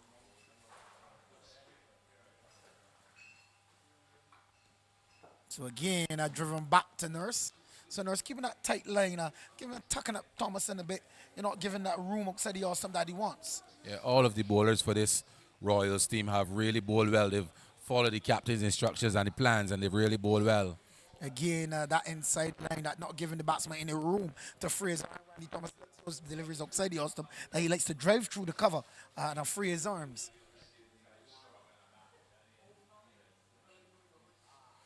And just as we were talking about freeing his arms outside, a flighty delivery outside the off stump from a Nurse, and Thomas hitting this one up towards the cover for 2. And we were just speaking about freeing his arms and Randy Thomas getting that floated delivery outside the off stump, and batsman allowed to cross for 2. Nurse wants to continue to keep it tight.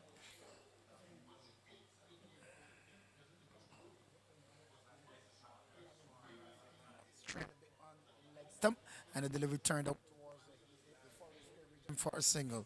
So at the end of 18 overs, it's around 99 for 3. Going quietly along, just Larry Babb, who tried to really accelerate things as the umpire signals what should be the start of the final power play.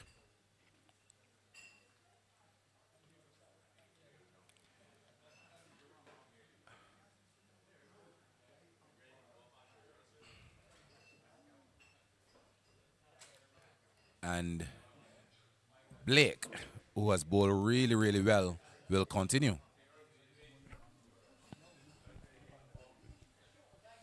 So Blake, an experienced can plan, and he's really showing it here today.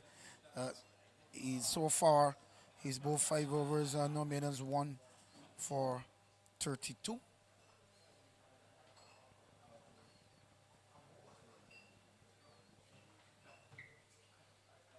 And he will be bowling to Thomas, who's really looking to bat deep into this innings.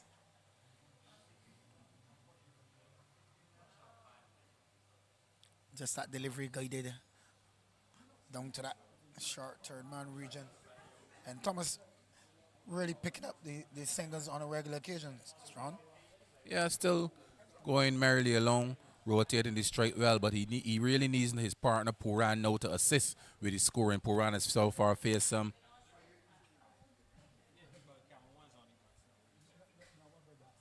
seven deliveries for 1 run, so he will really need to make a contribution now in terms of rotating the strike and hopefully putting the bad ball, if any, away. Well, that's the 100 up for the Warriors side. 100 for trade in the 19th over. So the delivery turned up towards that backward square region for a single. So Paran picking up a single there. He's on 2 of 8 balls, and Randy Thomas 31 from 50 balls. He's struck 1-4 so far in his innings. Not really scoring quickly by any stretch of the imagination at all, but I guess in the circumstances, he's doing what is required at this stage. Yes, we're losing those quick wickets. He would want to keep his wicket intact and want to continue to bat. Or another delivery on the line of the leg stump. Look at the whip that one striking on the pad. And the blade trying to keep it tight. Not giving Randy Thomas any room outside the off stump. But he's keeping him tucked up so he can't get that ball away. And it's reason. So a delivery on occasion driven by Thomas up towards the outside to get a single. But I really think Paran would need to come to the party at this stage, and he would really need to assist Randy Thomas in rotating the strike and picking up the occasional boundaries. 2 from 8. Back on strike, really needs to improve on that strike rate for sure. But being positive without being reckless is what is required. So the stifle appeal, ball goes down behind square. They'll get one. And Paran quickly back up. Randy still struggling. Remember, Randy seems to have a bit of sore back. And he's been out there for a while. He had a chat with our producer earlier this morning, and he made mention of the fact that with the packed schedule, he was a bit tired. Yeah. He did speak to me also earlier before the game. A delivery just pushed back to Blake, and he did say he was a bit tired, compact schedule. But still here fighting. Still here fighting for his Warriors side. Well, he's a die-hard man. He would always stand up and be counted. He would stand up and be counted. So at the end of 19 overs, 104 for 3. And West Indies in the first test certainly would want to make a good start to this first test match.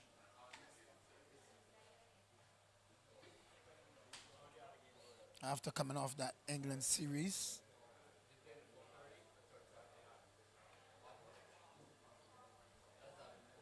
So West Indies 81 for 2 with Hodge on 24 and Louis, he's on exactly 50. So changing bowling here, it looks like Kurt.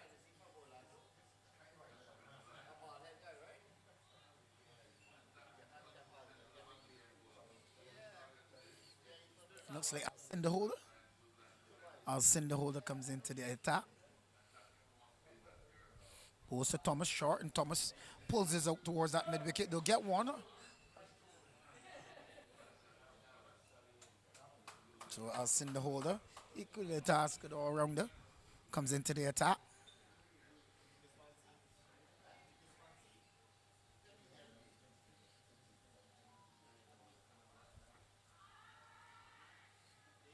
Your thoughts, Kurt, on the innings, how it's going so far?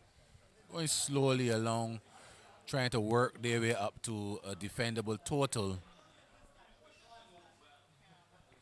And good bit of running this time between the wickets, pushing for that second run. So good running this time initiated by Puran. Well, that's good running between the wickets. Before it was Randy Thomas who was initiating the second runs on most occasions, but I guess for the long stint that he's been out there, will become tired at some stage. And so Puran is fresh now, comes in and he's pushing to rotate the strike and getting that second run.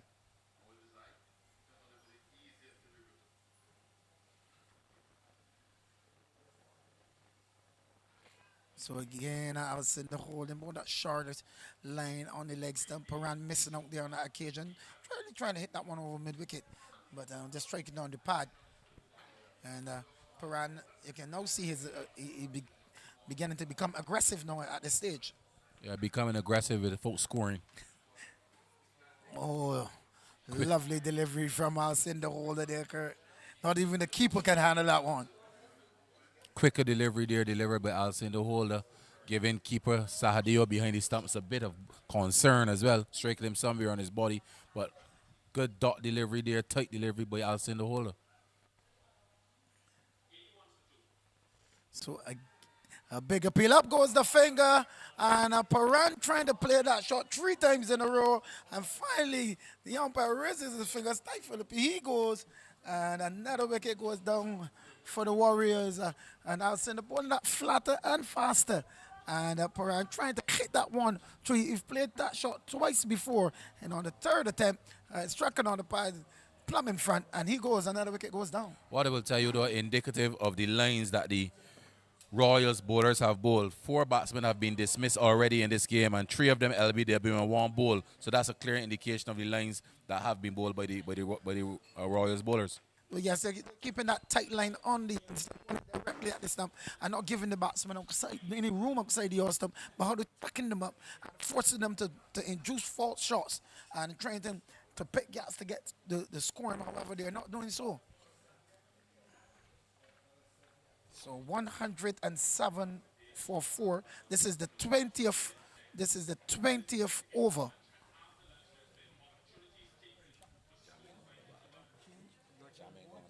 So Andrew Iptich, former Wanderers man, now at Pickwick as the coach. Not really known for his batting. Yes, he was known for his spin bowling. Nickname Jamming. He's a left-hander. It'd be interesting to see how he would support Randy Thomas here.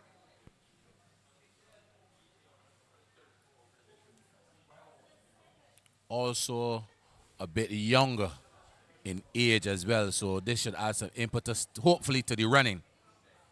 Oh, at first ball outside yours, a expansive drive and missing from Andrew. He's surely shown his intentions in the early. Well, yes, flighted delivery outside the Ulster, empty, as some would say, throwing the kitchen sink at it. Didn't make any contact at all, luckily for him, as the ball was taken by the keeper. So to close out over number 20, with 7 overs remaining. Remember, this final being contested over 27 overs aside for each team.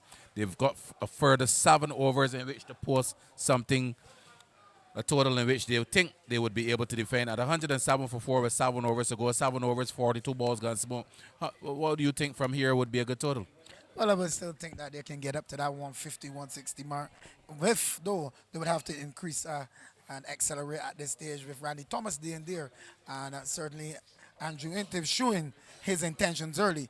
And he would want to pick up those needed boundaries in order to get up to that total. But at stage 145, maybe going at this rate, this run rate, at the current run rate they have, which is 5.4, they'll probably get it to 145, 149 around there.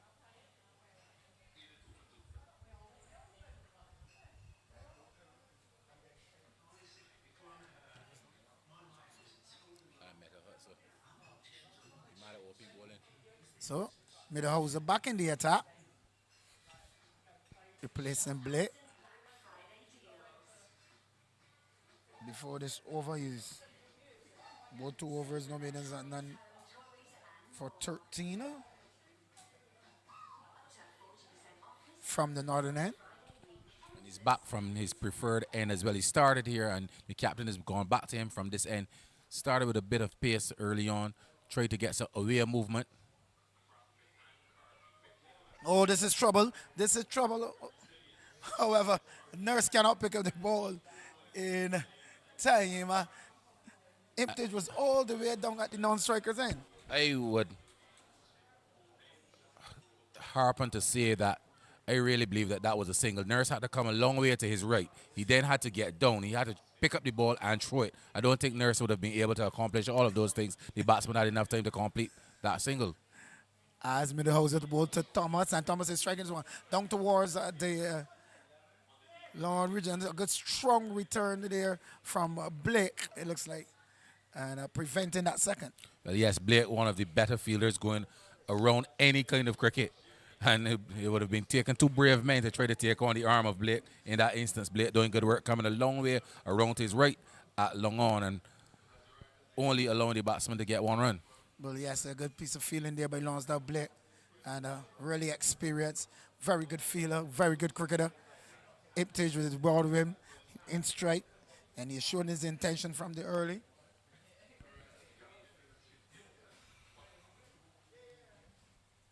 So a delivery strike in Iptage on the pad, just going out towards the onside for a leg by signal by the umpire. So 2 deliveries faced by Empty so far, yet to put bat on ball. Yes, he's yet to put bat on ball, and he really needs to go after the ball in here. With 6 overs after this, Sean, and they really need to come and step up the run rate. I think most of that scoring is going to be left up to Randy Thomas. Well, Thomas will whipping this one down towards that and beats the man and goes into the boundary. You said it, and it happened. 4 welcome runs. It pushes the score to 113 for 4. We're in the 21st over. And Thomas, he moves to 38 of 57 balls. That's his second 4 in this inning so far.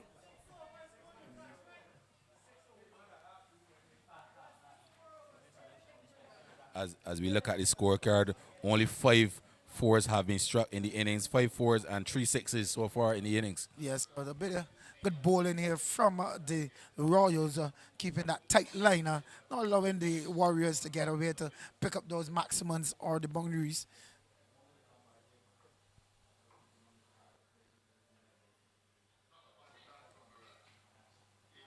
So a full delivery on his occasion, and Thomas was driving it back past the bowler.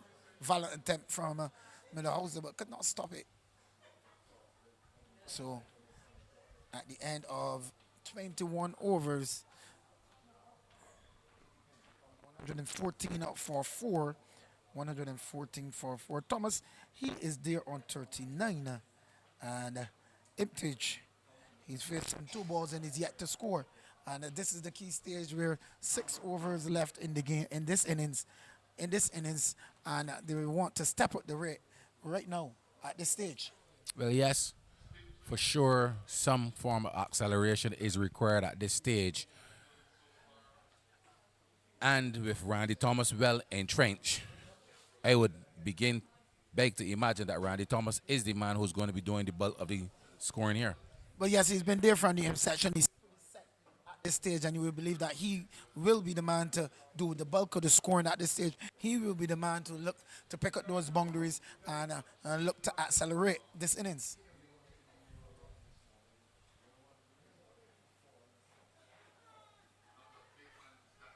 But holder, I'll send the holder, trying to keep it tight as all of the Royals bowlers have been doing so far.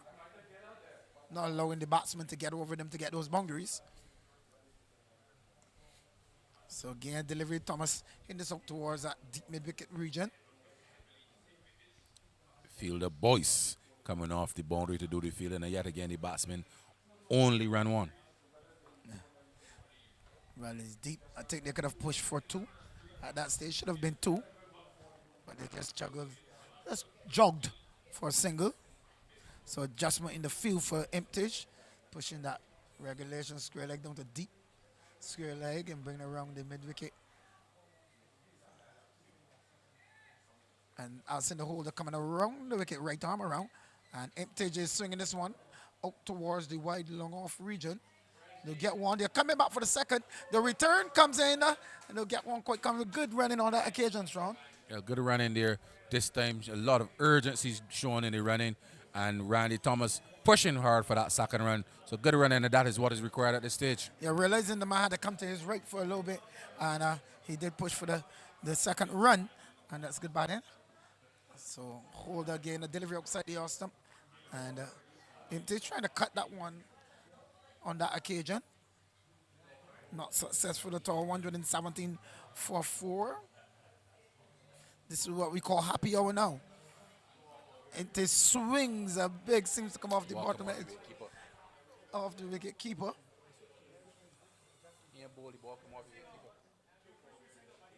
So the ball just coming off the wicket keeper and striking the stumps.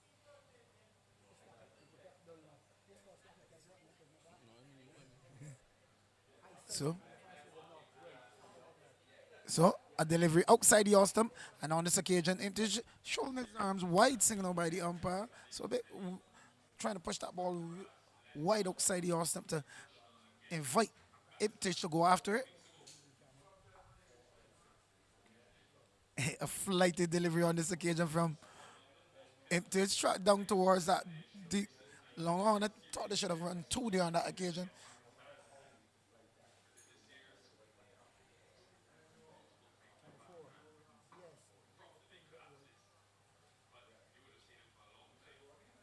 So Randy's been there for a long time. He's set. He want to pick up the bulk of the scoring here at this stage. Delivering niggled out towards the on forward the square region for a single. So at the end of 22 overs, remember the game has been reduced to 27 overs aside. 22 overs have gone 124-4.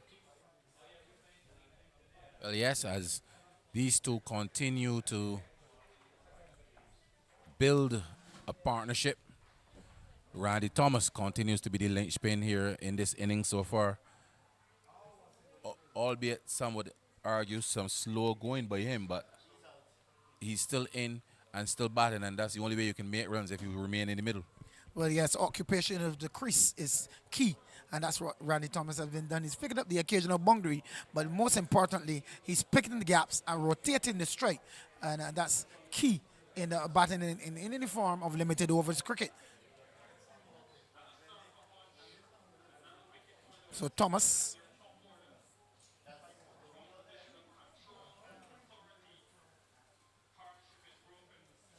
And so a delivery, and Thomas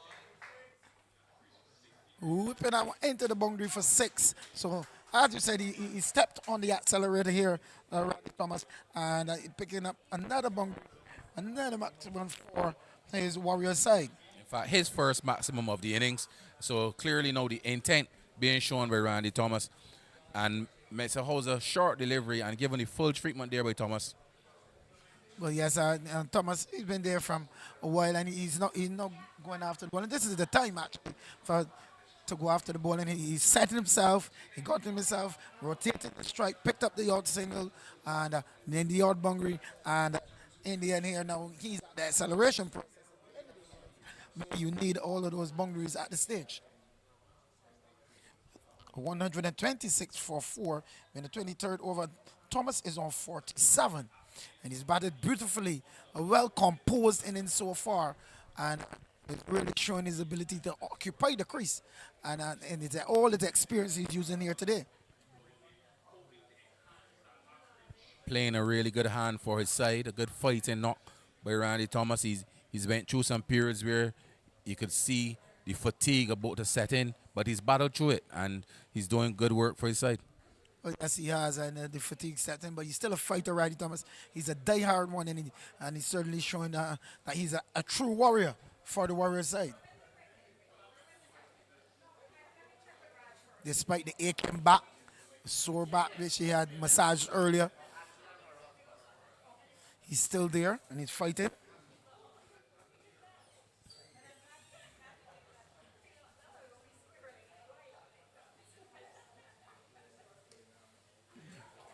The delivery pushed up towards that extra cover. They'll get a single. So good batting here from Thomas. Continues to display good batsmanship. Iptich, he's there, looking to play the supporting role. But at this stage, we want to keep the strike ticking over.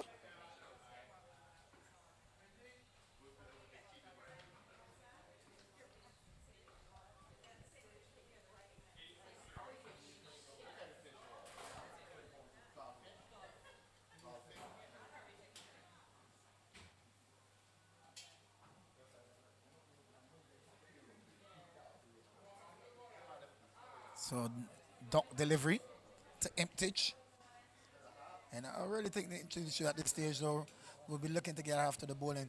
There's still batsmen in the hush at this stage, strong. Well, I think he could have done a little bit better with that delivery. He could have force it down the ground, hit it down to long on, and try to get a single, rotate the strike, and get Thomas, who's been there a long time, back on strike. So, a delivery bit out towards the onside by Iptich. Thomas is interested in the second there. Come back. This is good running. Good running from to good initiation there from Thomas.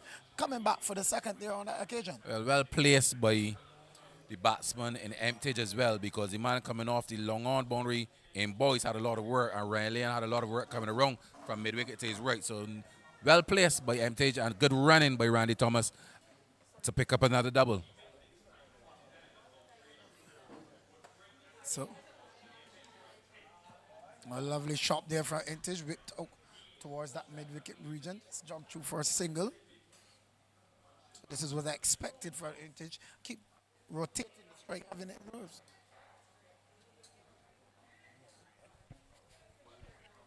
So, 130. And Randy Thomas really showing a welcome Philip into the commentary booth. Good afternoon to you, Philip, in these bright and sunny conditions. Bright and sunny conditions, and it's good to be able to say that given what we have gone through so far today. The day started off really well. When we were setting up and getting ready for the game, all was well. Then the rain came, disappeared, came again. Has been that type of day. But over the last, hour and a half or so, we've had some pretty good cricket weather. Your thoughts on the innings so far by the Warriors? I think they have been able to, we'll get back to that after this delivery. So, oh, well, loud shout there for leg before.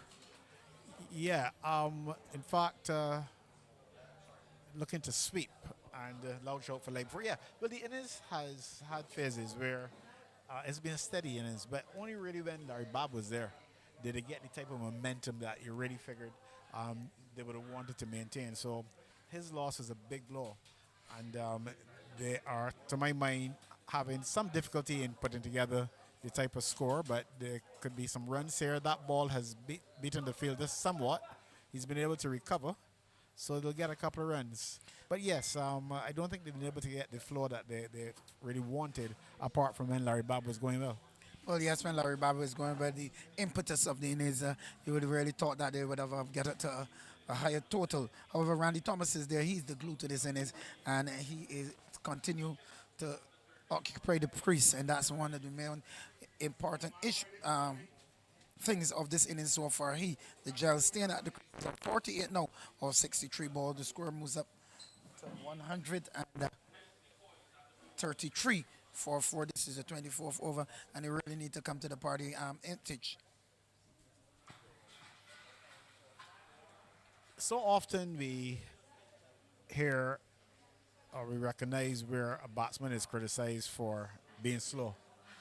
And I wouldn't try to point a finger at all at Randy Thomas. He's doing his job. That's what he does best.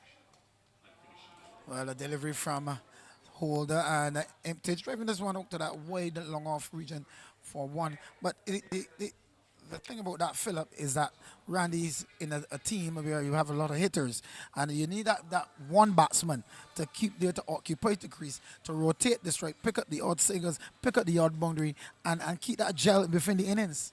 Yes, I quite agree. The thing about it is, if you use the international stage as an example, Shea Hope has often been criticized for a slow strike rate in one-day internationals. I've always felt, to be quite frank, that that's rubbish. Shea Hope plays in the way that he believes he needs to play. And I put it that way because we know he can play differently in the T20 format. But this is a 50-over format where very often we struggle to bat 50 overs. Yeah. And therefore, if he scores a century, scores 70, 80 at the strike rate that gives him the best chance of staying there, the other guys got to do their job. So if he's averaging 49, okay, doing his job, and the big hitters with the big names are averaging 22, that's not his problem. They're not doing their job. Well, delivery pulled out towards that mid-wicket. I do agree with you, Philip, and I do believe, though, that Shea Hope should be playing all forms of cricket. And within a 2020 side that had so many hitters in the West Indies side, I believe Shea Hope would be the glue in the innings to stay there, push around the ball, rotate the strike, and keep the innings in check. And as he said himself, it's a question of what the team needs. So we've seen him be explosive on occasions. But I don't know. I just think we tend to criticize people. We don't always read things thoroughly. People have roles. And if I play my role and I play effectively and you don't play yours, I can't be blamed for what you didn't do. I totally agree. Each batsman has a role. And when you go to the crease, you would know how you're supposed to operate. And you play your role. And once you have done your role effectively and you can certainly be successful in doing your role, then the other person will have to come and play their part. You see, you're looking at mediocrity, and when you look at mediocrity, sometimes you get misled. Now, there are those who would argue if you are the attacking batsman, it's difficult to average 30.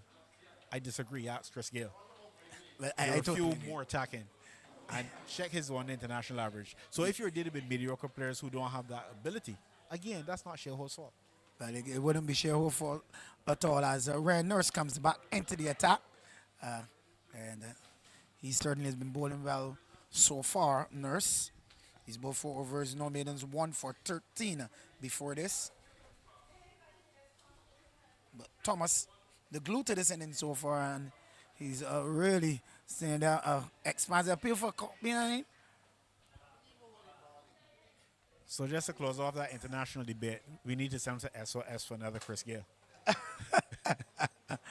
Probably one is in the making sometime in the future.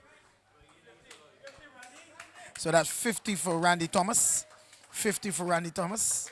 That 50 of 66 balls. He struck 2 4s and 1 6. So 139 for 4. It's a 25th over. And Intage, he's assisted Thomas since he's come. He's on 11. A short delivery from Nurse and pulled out towards the onside for single. So Thomas on 50, Imtage on 12. And I really think that Imtage is doing a good supporting role here at this stage to Thomas. As the innings of Randy Thomas has come to an end. Flight to delivery from Nurse, and Thomas looking to hit that one over long off, missing the ball, striking the off stump, and the compact and a well-played innings from Randy Thomas comes to an end. He goes for 50, and the Warriors slipped to 140 for the loss of 5 in the 25th over. So a very well-played innings, Philip, comes to end by Randy Thomas. I can almost say a timely dismissal. He's done his job. He's gone deep into the innings, just a couple of overs left. And therefore, nothing wrong with having a go. And if it doesn't work, then over to one of the lower-order batsmen who may be able to connect a few. Well, yes, I do agree. At this stage, you had to go for broke. This is the 25th over, 2 overs left, and you had to go for broke at this stage. So there's no wrong in him trying to get on with the game at that stage. He's been there from the inception. He's played well compact innings, mixing the attacking with his defense. As the applause that you can hear is that for Randy Thomas. Played a very well innings. So Singh is the new batsman. 144.5. Current run rate 5.7. And in Phillips' timely dismissal, as he said, we would hope that these two accelerate in these last couple of overs. A good innings for a tired man, though. Or a man who claimed to be tired. Well, yes. He still looks fresh as he walks back into the pavilion. Well, it's a good thing for the opposition that he didn't come into the game feeling energetic. So a delivery and Singh swinging at that one from Nurse outside the off stump. So Nurse continues to keep it tight. He's picked up 2 wickets, and 2 important wickets, that of Larry Babb and Randy Thomas. So a delivery turned up the onside for a single by Singh.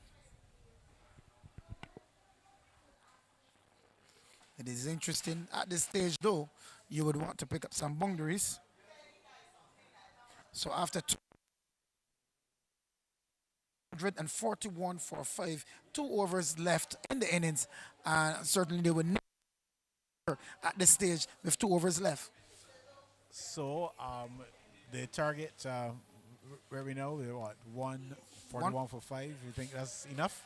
Well, I think that another 20 runs would certainly be better. Well, I don't know if you're going to get it from these two, but it only makes one wonder what would have happened had Bob batted another 2 overs. Well, yeah, interestingly enough, you would believe if he had batted another 2 overs, the way he was going, I can tell you, he would probably push that target up to 160, 170 for sure. Got to consider too, if the rain returns, any adjustments to the target could also make the situation even more interesting. But we'll hope that doesn't happen. Well, we hope for the best at the moment. The sun is out in all its glory. And Holder to Singh, trying to pull that one up towards the onside and just trickle it down the wicket. So Singh doesn't give it a mighty heave. Holder just in the field, bring that man to a little bit square. A delivery outside.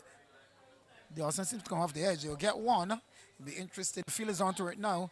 They'll come back for a second. The return comes in. So 2 runs to the total.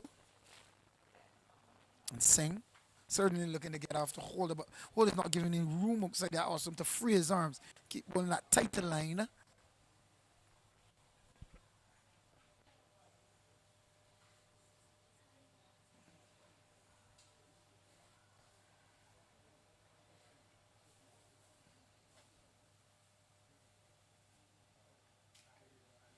So short delivery from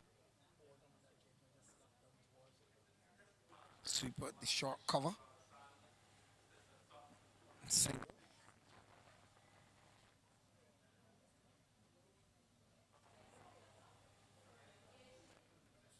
4-4-5 in the after this. 144. Imtich. He's there on 12. And Imtich goes. So Holder picks up a wicket. That wicket of Imtich, he goes for 12. The Warriors losing. And that wicket at this stage, and this is the stage where you need as much runs as you can because there's only 1 over left after this. 144 for 6. 2 deliveries left. And this is what Fair Randy Thomas going, and wicket seems to be falling pretty quickly at this stage now, Philip. Yes, expected in the period often referred to as the death. You got to take a chance, and sometimes it works, sometimes it doesn't. But I think really and truly, the loss of these wickets towards the end, not really significant, understandable. And if they can just get it up past 150 or so, it should be quite competitive. Yes, the new batsman Keith Lawrence. And they want to see as much as they can get at this stage of the innings. With 2 deliveries left in this over from Holder. So he's opted to come around the wicket to the left-handed Lawrence. And Lawrence was bowled. So first ball Lawrence faced, bowled up by Holder for no score. So Holder is on a hat trick, Philip. And this is good bowling here from Alcindor Holder at the death. Well, good death bowling. I'll send the Holder. Well, he's had younger days. And, who knows? There may be a role for him at a different level. Death bowling Yes. has been a challenge, hasn't it? So, yes, good bowling here towards the end, though, because with the type of launching pad that they had, it could easily have gotten out of hand were it not for some pretty good bowling here towards the end. Well, Holder on a hat trick. Will he complete it?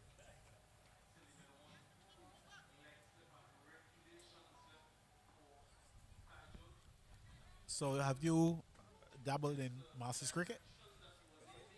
Have you dabbled in Masters cricket over the years? No, I haven't. You never played Masters? I never played Masters, and I have no desire to play Masters. Okay. Well, we can't ask that question of your fellow commentator because I don't think he qualifies by ages yet. Or if he does, that's barely. Well, I'll tell you something. He certainly qualifies. He qualifies? He qualifies. Okay, so he's older than you. We're of that age. Oh, okay. We used to play cricket together. Today. I remember when it was awfully long run. Yeah, medium fast. Yeah, those days don't happen anymore. Yep. Well, ask Ryan Nurse. He's now becoming off spinner. So the delivery hat trick from saved, huh? Holder. He didn't get the hat trick that he wants, but however, at the end of the 26th over, 144 for 7, and 1 over left. Your projected total at the end of this over? What's it now? 144 for 7. 144.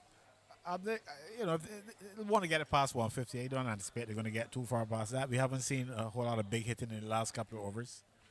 So I guess 155 would be an excellent total. Well, under the conditions. A fortune favors the Braves. You never know. Something can be pulled off here.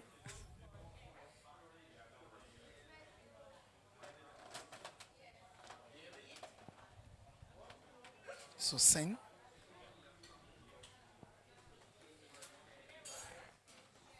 You know, when I look at Singh, he looks like a full test batsman.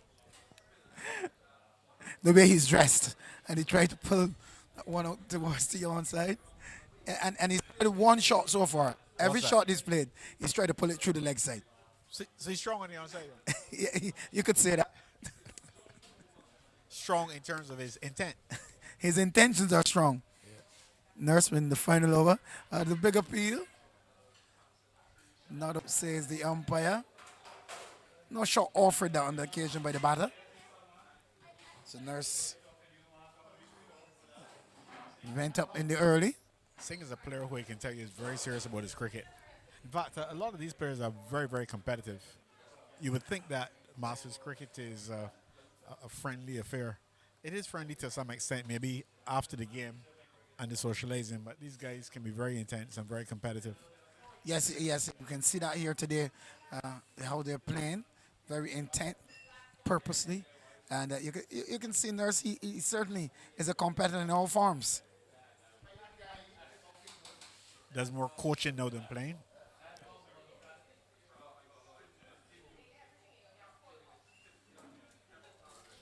So a delivery, it beats the batsman, beats the keeper.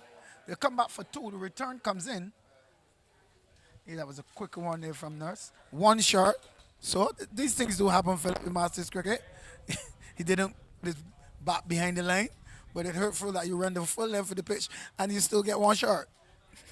But yeah, you can't afford to waste that sort of energy. But that's how it happened. 146 for 7. 2 deliveries left. Oh! Batsman advancing down the wicket and stumping completed by the keeper and Nurse picked up. The score slips. Quick bit of glove work though. A quick bit of double for the whole day. The keepers look very exceptional. He's very well here today. Sahadio, he's gloved very well today. I think I saw him. There were a couple of tournaments here in 2022 and 2023, I believe, and he impressed us then as well. Quite tidy glove work. Well, his glove work looks very, very good behind the stumps, quick. And he's surely keeping it out for his side.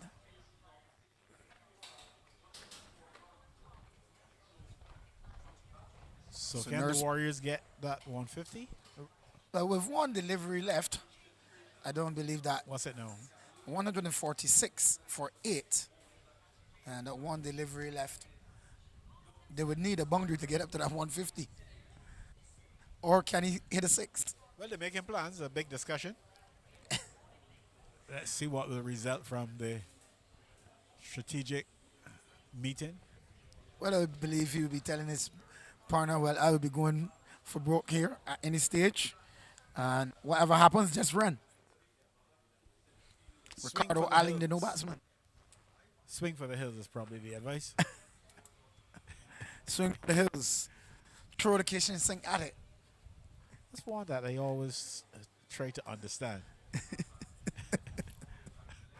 But maybe we can start that with another time. So, final delivery of this innings, Nurse. Is adjusting this field. Would be good to hear the background of that kitchen sink though.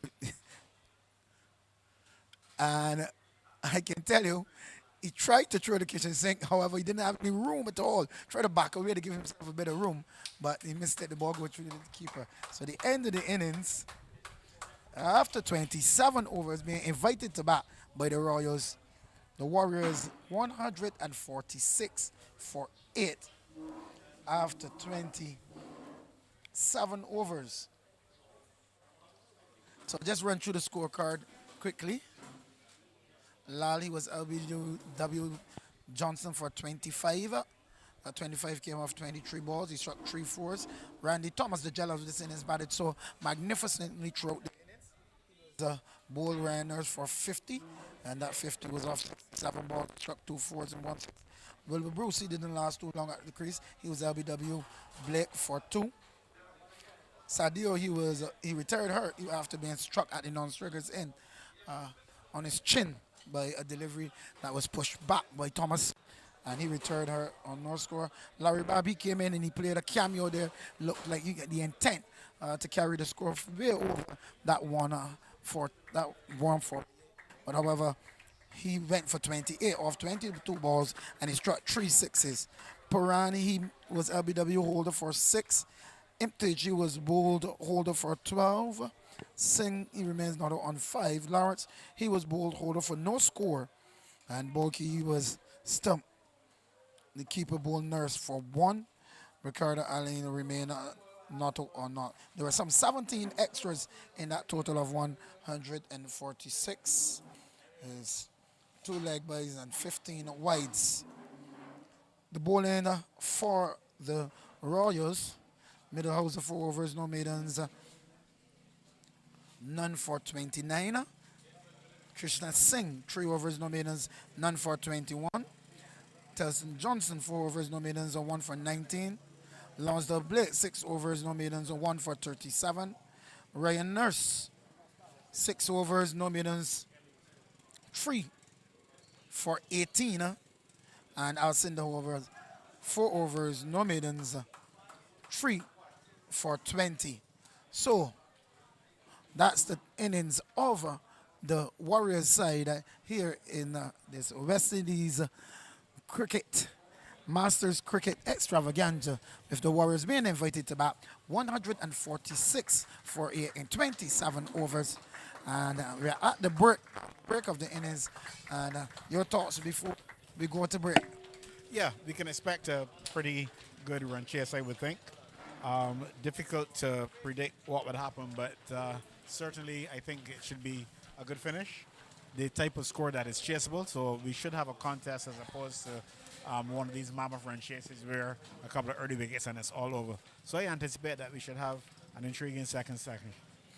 Well, yes, we will hope for an intriguing session that the Royals will look to go after these runs and look at to get up to that total of 147 for victory. So as we go to the break, we want to see you don't move away. We'll be back in just a short while to continue with the live commentary here from the 4 Square Oval.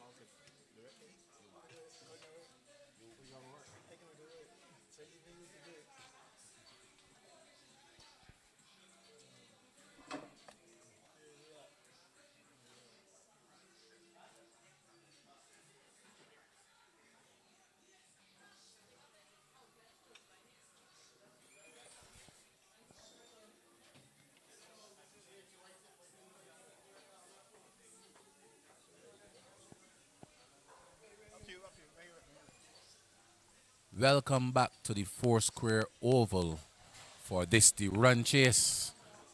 The innings of the Royal side. They're looking to get up to 147 to capture this year's cup. But they'll be up against a very spirited Warriors side.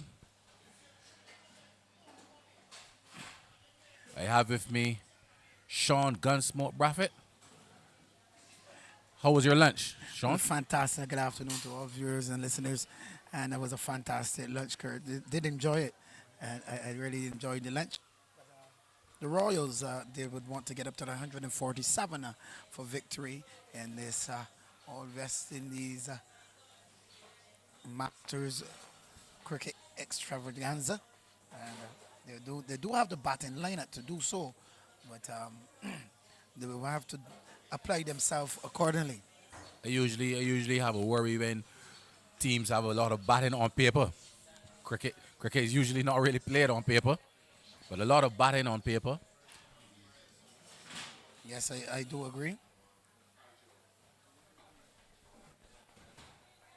So it will be Ryan Ramdas, who is at the non-strikers end, a player good enough to have played one test match for the West Indies at the non-strikers end, and with him is the left-handed Sahadio, who did really good work behind the stumps. So, Kurt, you said he played one test match. Could you recall another batsman who played one test match and has the best average that you can think of for the West Indies? A man by the name of Andy Ganton. He scored 100 for the West Indies, and he never played another test match. It would wonder why. Maybe our producer, Mr. Philip Hackett, can elaborate. I think he came into the side for Jeffrey Stallmeyer, if I remember correctly, who was a regular member of the team, and he scored 100. I think the problem though was that he took forever, and just never got another game. Yes, that's totally correct. So, they're off. White ball signal by the umpire. So the Royals, they're off and running. And they've started the Warriors with the left arm seamer Larry Babb, former Barbados player back in the days of the Stanford T20 tournament. Yes, Larry Babb, former Barbados player, and certainly is capable of also bowling here today and opening the attack. Decent cricketer. So a delivery pushed out towards the offside for a single. So the Royals, they're off and running.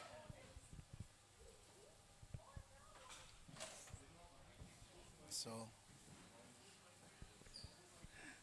the Royals looking to get up to that total of 147. And the Warriors will be looking to restrict them. Larry Babb, left arm seamer.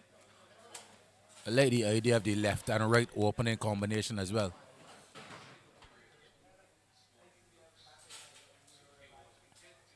So just a shortened delivery, just push back to Babb. Just looking, just ambling in at the stage. No real impetus in his run up there. But yes, just trying to work his way into this spell, and we must make mention of the fact that the captain of the Warriors team is back at the ground with us after he was struck that blow to his face. He's back with the ground, and he seems in good spirits. That's some good news. That's some very good news. That's some very good news. As a delivery on the line legs, I'm just tucked into the onside, and there is no run. So the Royals, 3 without loss, looking to get up to that magical total of 147, and it will take some getting because the Warriors wouldn't go down before the fight. So a delivery struck over the middle region, and ball should go close to the boundary, was into the boundary for 4. So the first boundary here for the Royals, picking up the first boundary. Yeah, delivery driven, uppishly past the man at that mid-off position, just over the head of Randy Thomas, and it sped to the boundary. So the first boundary to Sahadio, the keeper, and entrusted with the role of opening this batting in the all-important final.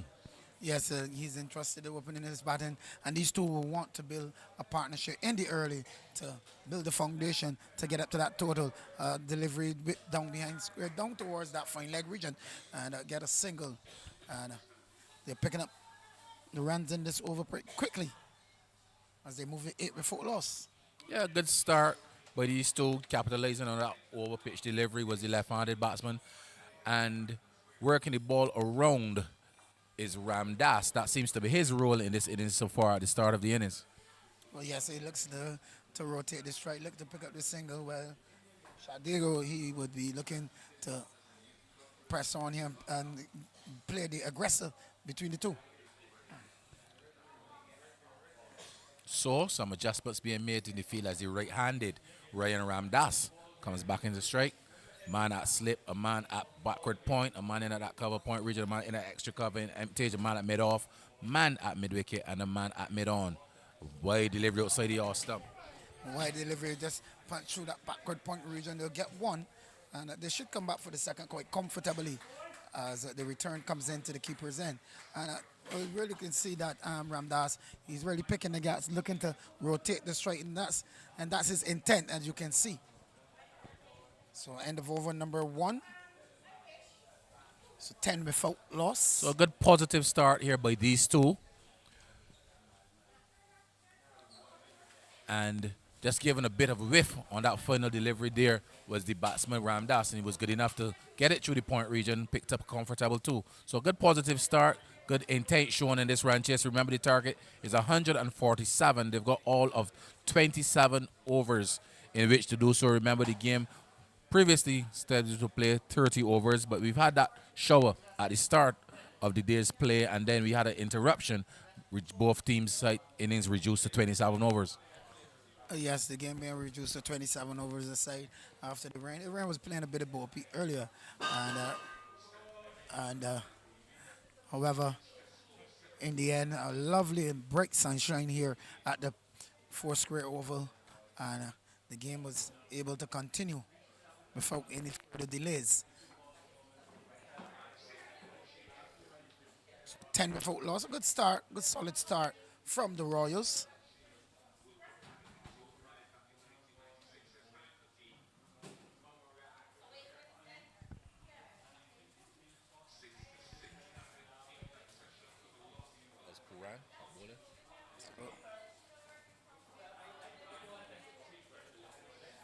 A delivery. So Puran is the new bowler. Raja Puran. He'll be looking to break back this Royal size.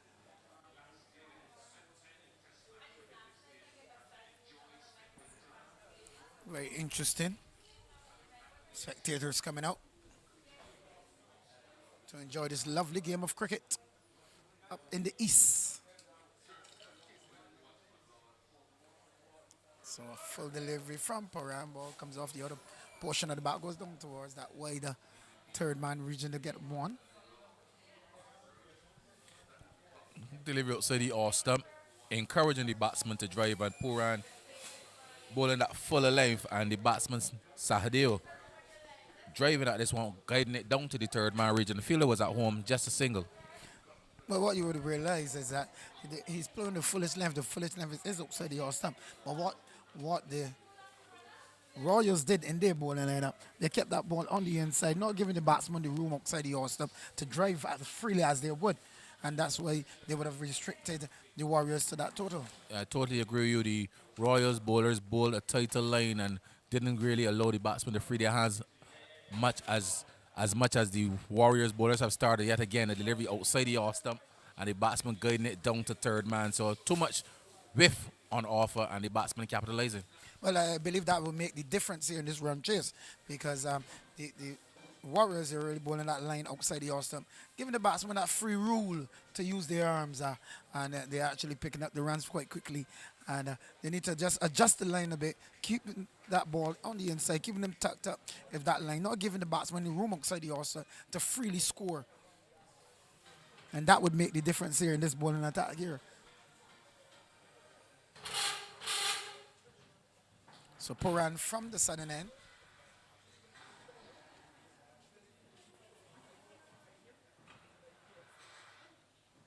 So a delivery on the line legs and they struck straight to that man at the square leg region.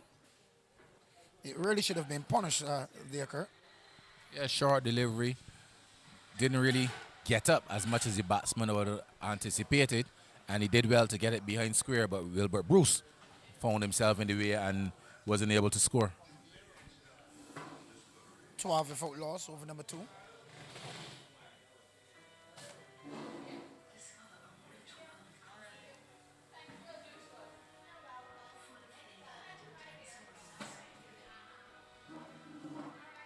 So another delivery on the legs and pulled down behind square. Bruce is after it. They'll get one. I don't know if they will come back. They'll come back for the second as the return comes in from Bruce to the mid-pitch area. Keeper running all the way down. So again, poor line there. So on that occasion from Paran, straight on the legs, a short too. And batsman just easing it down towards that backward square region. So now Wilbur Bruce is going down back on the boundary.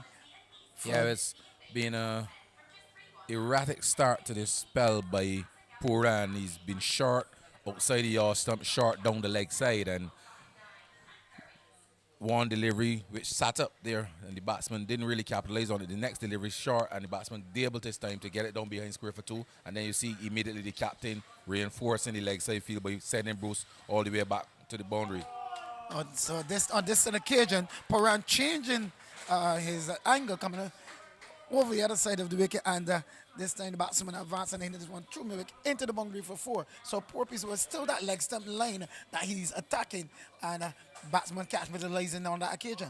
Well, yes, and clearly from what we've seen so far of Sahadeo, he is the one with the most aggressive intent in this opening partnership so far, and so far he's struck 2 lovely boundaries. But yes, there's 2 lovely boundaries from Sahadeo, and he's really shown his intent in the early to get his side, the Royals, off to a good start at 18 without loss after 2 overs, and they're looking to build a very good foundation. Well, yes, target 147, 27 overs in which to get there, and all you need sometimes is a good start, work your way through the middle overs, and then finish off the innings. So this has been a good start by these 2, and I'm sure the Warriors captain will soon have something to think about. Yes, it would be the Royals going after this run chase, and the Warriors will be certainly looking to change their strategy of bowling and their lines in that agent, like with Paran, he attacking the leg stump, allowing the batsman now to get those runs freely. But Larry Bob, he is still in it from the northern end. And Ramdas gets a delivery that is short and trying to pull this one, striking on the pad. And again, that short delivery on the leg stump, strong, allowing the batsman to freely use their arms. Well, yes, when Bob hoping to get a bit fuller, doesn't have the pace that he used to possess back in his younger days. Still a relatively young man, I must say. Well, yes, he's still relatively a young man and plays lots of cricket. So this occasion, delivery outside the off stump. Again, a batsman trying to cut that one, not successful. And again, it's either they're not getting the lines right here. Either it's outside the off stump, allowing the batsman to free out his short down the leg side. One spectator to my left wanted to know how I can mention a relatively young man in a Masters tournament, but mean relatively young in the context of his team's average age. So a delivery struck again outside the Austin, out towards that point region, and the batsman would cross for 2. And again, strong as you see, that whiff outside the Austin, which the batsman likes, and they're offering it all the time. And Ramdas capable enough of finding the gap as well, or delivery outside the Austin, being able to find the gap and being able to pick up another 2 runs, Gunsmoke. So continuing to go merrily along this Royals batting. Yes, they're actually cruising at this stage. With 20 without loss, the Royals. So a better line on this occasion from Larry Bob. And batsman can only play a defensive stroke back to the bowler. And they just need to change their strategy, need to concentrate on that line in left, not giving the batsman any room side the off stump, forcing him to play that straight, looking for the edge.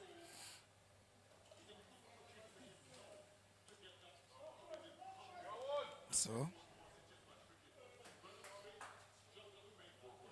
Ramdas looking to hit that one past the mid-on region.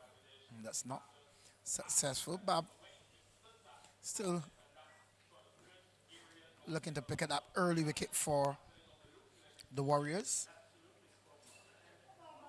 So at this, a shortish delivery batsman just advancing, down looking to hit that one over the wicket. Not successful in his attempt. He's looking to get aggressive here. The last 2 strokes played by Ramdas, some would argue that he's had a rush of blood, but he would have had 2. Yes, because he played 2. So at the end of 3 overs, 20 without loss. 20 without loss. Remember, they're trying to get up to a total of 147 for victory in 27 overs. Earlier today, the Warriors winning the toss and inviting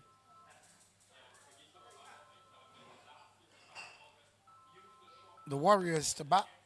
They made 146 for 8 in 27 overs. As it looks like they will be the first bowling change. So the captain obviously not at all impressed with the opening over bowl by Puran. And he's gone to Lal. It looks like Lal will be bowling a bit of spin immediately. So the first bowling change, the captain not at all impressed with Puran's initial opening effort, and he's gone to Lal, his off spinner. Well, we would hope Lal will do something better, and he will come in the attack and do what the captain orders. So Lal marking out his run. 5 fielders in the offside, 5-4 offside field, and he's bowling to the left-handed Sahadeo, who started well.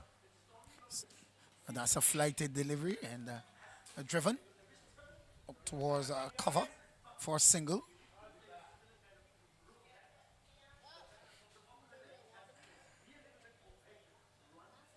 So 21 without loss, win over number 4.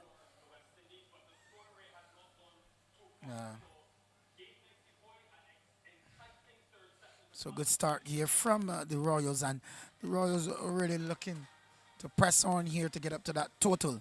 Lots of batting line in the camp to come.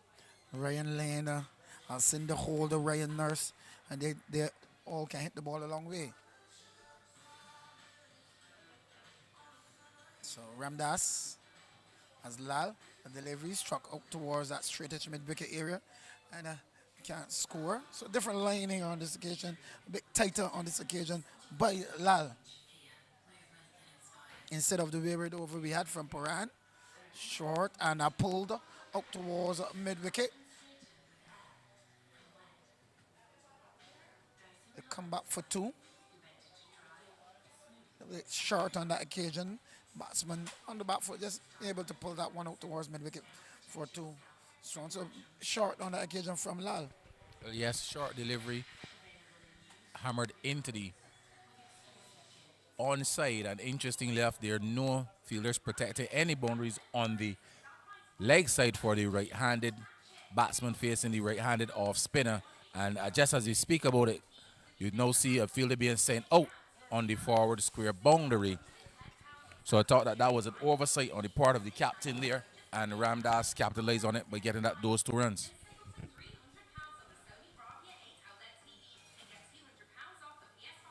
So again, a delivery, and Ramdas is this time pulling the smoke to the same area, to the mid-wicket, but this time they can only achieve 1 because the fielder who is deep on the boundary would prevent them from coming for 2. The fielder who was just placed there as well. Yes, it did. So Royals on the merry way, 24 foot loss. We're going at a current run rate of 5.27. To stem these flow of runs, I think that they really need to make a breakthrough. Yes, they would need to get a breakthrough at this stage. to pick up a wicket.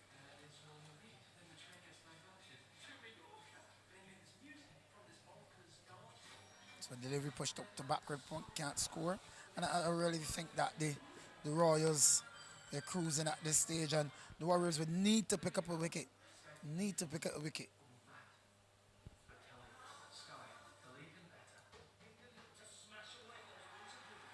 Stifle appeal from Lala on that occasion.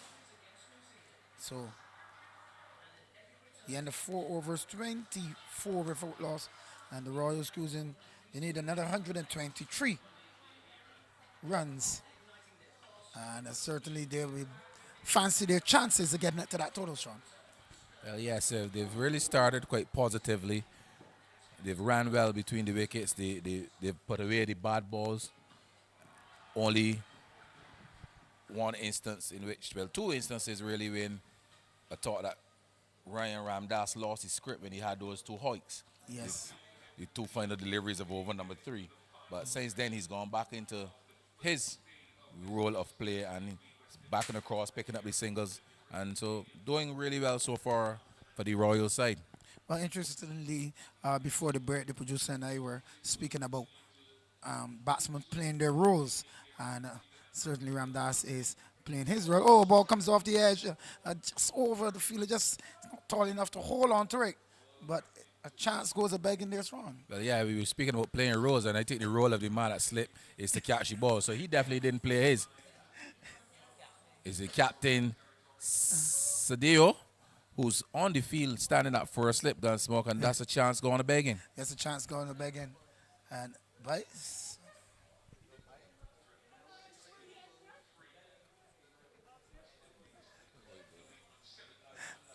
So Bob getting a bit of bunks on that occasion, and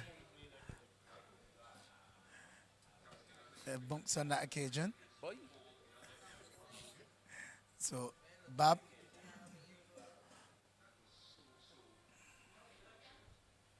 delivery outside the house and true backward point goes down to that white third man region. And again, that delivery outside the house. Now the Warriors bowlers continue to bowl wide outside the house, giving the batsman freedom to get these runs. Yes, the plan's really not quite clear because they're bowling both sides of the wicket. The batsman scoring on both sides of the wicket. So the plans are really not quite clear, and I think they really need to regroup and regroup quickly. It's interesting to see the strategy that they want to work with, but it's not working out right now. They'll be sharp pulled down behind square. Fielders after it, and it should have been 2 there, and they just jogged that single. Really. Yeah, not at all interested in pushing for that second run was Ramdas. But yet again, speaking about the batsmen scoring on both sides of the wicket, the previous delivery was outside the off stump, crashed through the off side, and then this one angled down the leg side and played down to the fine leg region. Well, yes. So not a lot of disciplined bowling on offer here at this stage. Well, yes, not disciplined bowling at all, and allowing the batsman to score freely. Again, a delivery pushed up towards a point.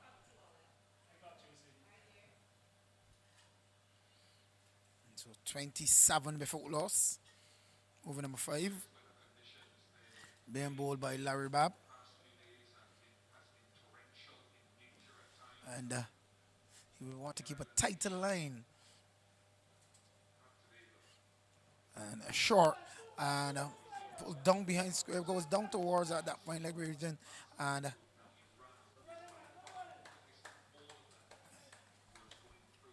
run 2. Poor delivery on that occasion from Larry Babb. They're not consistent in their line and lengths here at all, Sean. And it's really reflected in the bowling figures. Babb 2.5 overs for 60 runs, going at about 5 and over. And Raj bowled just 1 over so far. Puran, he would have bowled 1 over, conceded 8 runs. So, remain reflected in the scorecard. Another short delivery there. Yes, and Larry Babb at this stage employing the short delivery.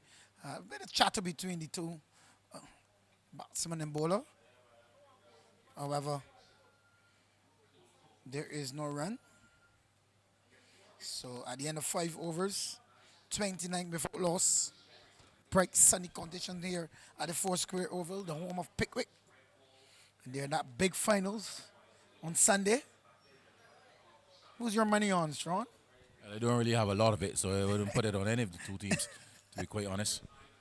But both teams have been playing good cricket. And we expect a spectacle on Sunday at Kensington Oval in that Shield final.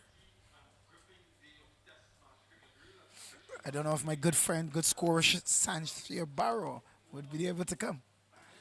So a full delivery on that occasion, driven down towards the Longhorn region. Randy Fielder, probably down there thinking about his return for his second spell, the lines and the lines he will be required to bowl.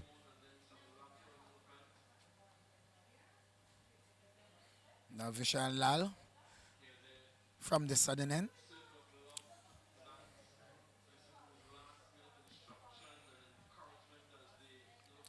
The Warriors team, though, guys, just watching their body language on the field, though, just seem to be going through the motions so early in the piece. Yes, you're not getting that impetus from them. You're not getting that effort that you would expect at the beginning of innings. That fight, I would call it that sting. Yeah, they look they look a bit flat. They look flat, downtrodden, like they have already given up. But maybe a wicket or two can change that. Well, usually a wicket or two will change that in any form of cricket. 30 without loss. And they would need to pick up a wicket still. Just adapt to the backward point, can't score. Lal is trying to peg back this Royal side.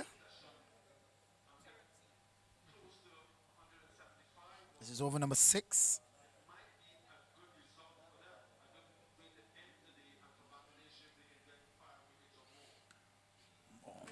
So he's sharp and straight to that man.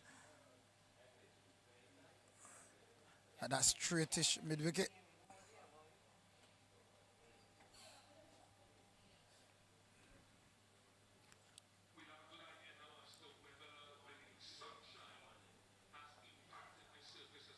So there's a big appeal. Up goes the finger. So Lal picks up a wicket, the needed wicket for the Warriors. LBW. And certainly they would probably change their movements now. Well, yes, that wicket should improve the mood of the Warriors side. It wouldn't improve the mood of Sahadio because he really didn't look like he was in total agreement with the umpire's decision, but most batsmen usually aren't. So the first wicket going to begging. This should bring back some life into the Warriors camp. I would hope they would be. Bring back some sort of life, some energetic feeling. So Ryan Lane, our experienced champion, he replaces Sahadio, and he would be looking to build a partnership with Ramdas and certainly to bring some stability to this innings. Well, having watched a couple of the games prior to this one, the final, this is the highest that Ryan Lane would have gone all season, all competition really. I saw him batting down at number 7, down at number 8. So this is an interesting move by the Royal side to promote him in the pivotal number 3 position. Well, yes, it's a very pivotal number 3 position, which is a very important one. And the captain have the confidence in Ryan Lane today to say, well, look, this is the final. I'm going to send you early. And he probably sent him out with certain instructions. Well, we will have to wait and see. But Lane in at 3. The Royals losing their first wicket, and the Warriors now with a bit of pep in their step. Yes, the Warriors picking up that wicket. They would change their mood, a little pep in their step, looking to pick up another wicket. And Lal,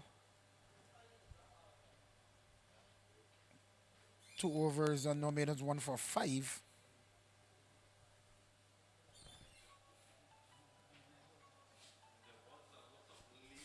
So, Ryan Lane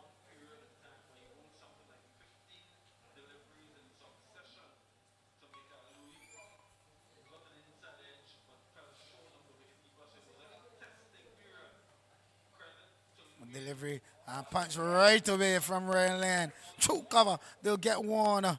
And they should come back for the second. No. Ramdas sent it back. And then they decide now to go for the run. They should have been 2 runs in the first place. If anything, they would get a third from the midfield.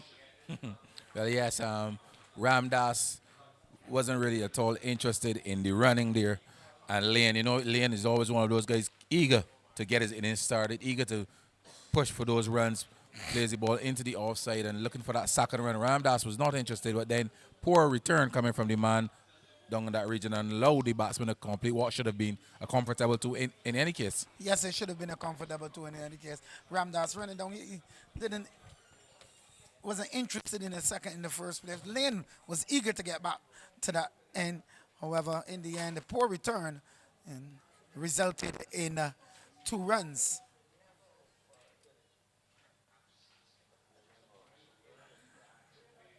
It resulted in 2 runs. So Larry Bob to continue. And he has bowled 3 overs, no maintenance, none for 16 so far.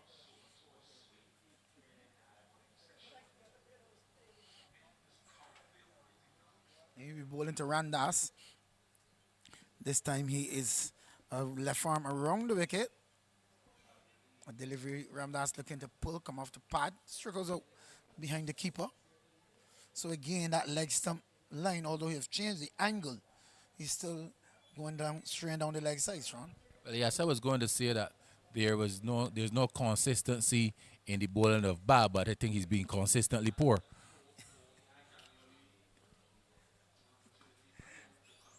Gets the delivery, pushed up towards the mid-on. And Bob changing the angle, coming around the wicket. Still straight on that leg side. Still really no impetus to his bowling. Just like a Sunday morning stroll. Delivery wide outside the also wide signal by the umpire. So the wayward bowling continues out despite picking up the wicket.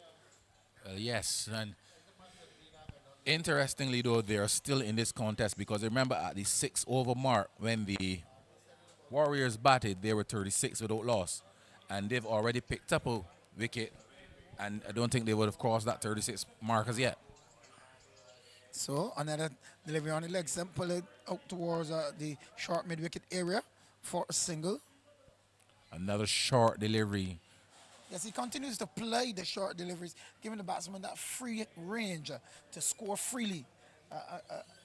Wonder why he would choose that fact. And there's no one on the mid-wicket boundary in case that the batsman do get it over the infield.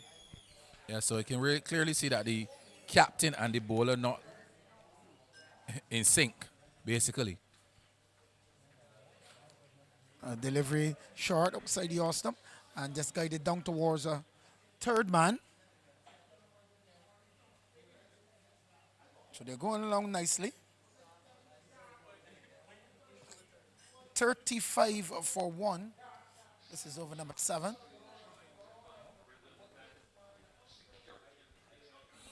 And it's all about application when you're bowling, concentration. You're looking to get the ball in the right areas, you know.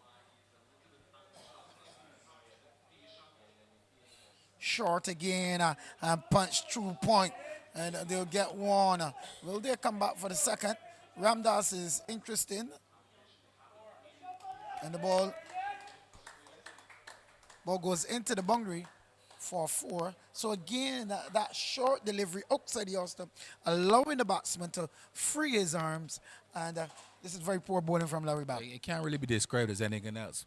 Poor, wayward, erratic. They've not really started well at all with the ball. Even although they would have picked up that initial wicket. Yes, there's been not good bowling here at all by the Warriors. Again, I pull down behind square. Field is after it. What I would say though, Strong, is that I find the batsmen are just jogging these singles. They're not running the first one quickly.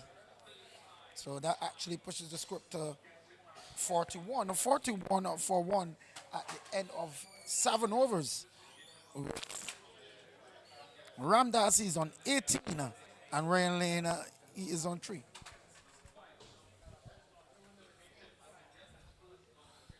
So what we've got here now, Gunsmoke, you said 41 for 1 after 7 overs. So we've got now, remember we were playing 27 overs.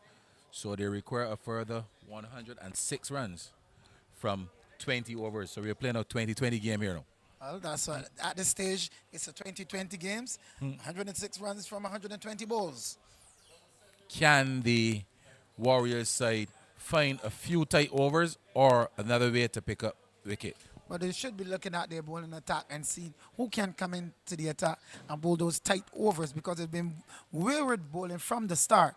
And the captain will have to rethink his strategies here. A short again, but this time tighter. A tighter line there from Lad, so the batsman was able to push it up towards the onside, can't score.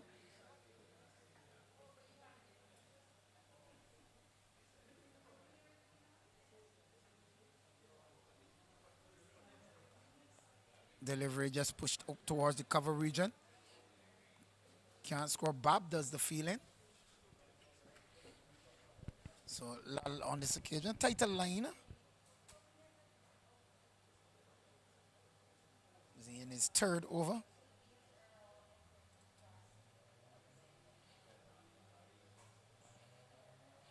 And he's only 7 runs have come off him so far. And he's picked up 1 wicket. Short and batsman looking to pull that one. Lane looking to pull that one. So just striking on the pad. But it was short and also quicker on that occasion. And also too, it didn't get up a lot either. So Lane will have to be very careful with his stroke play. So a delivery struck in the air, just over that straight wicket. And the fielder thought he had his man, but the ball just eluded him. And they're able to cross for a single. That one, Lane. Yeah, well bowled by Lal. Inducing that fall shot from Lane, but got away with it as it lobbed over the head of that man in that very short mid-wicket region. A short delivery this time from Lal, pulled down towards the square leg region for a single.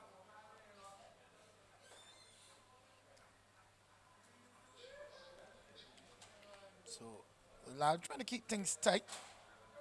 He's been the pick of the bowler so far.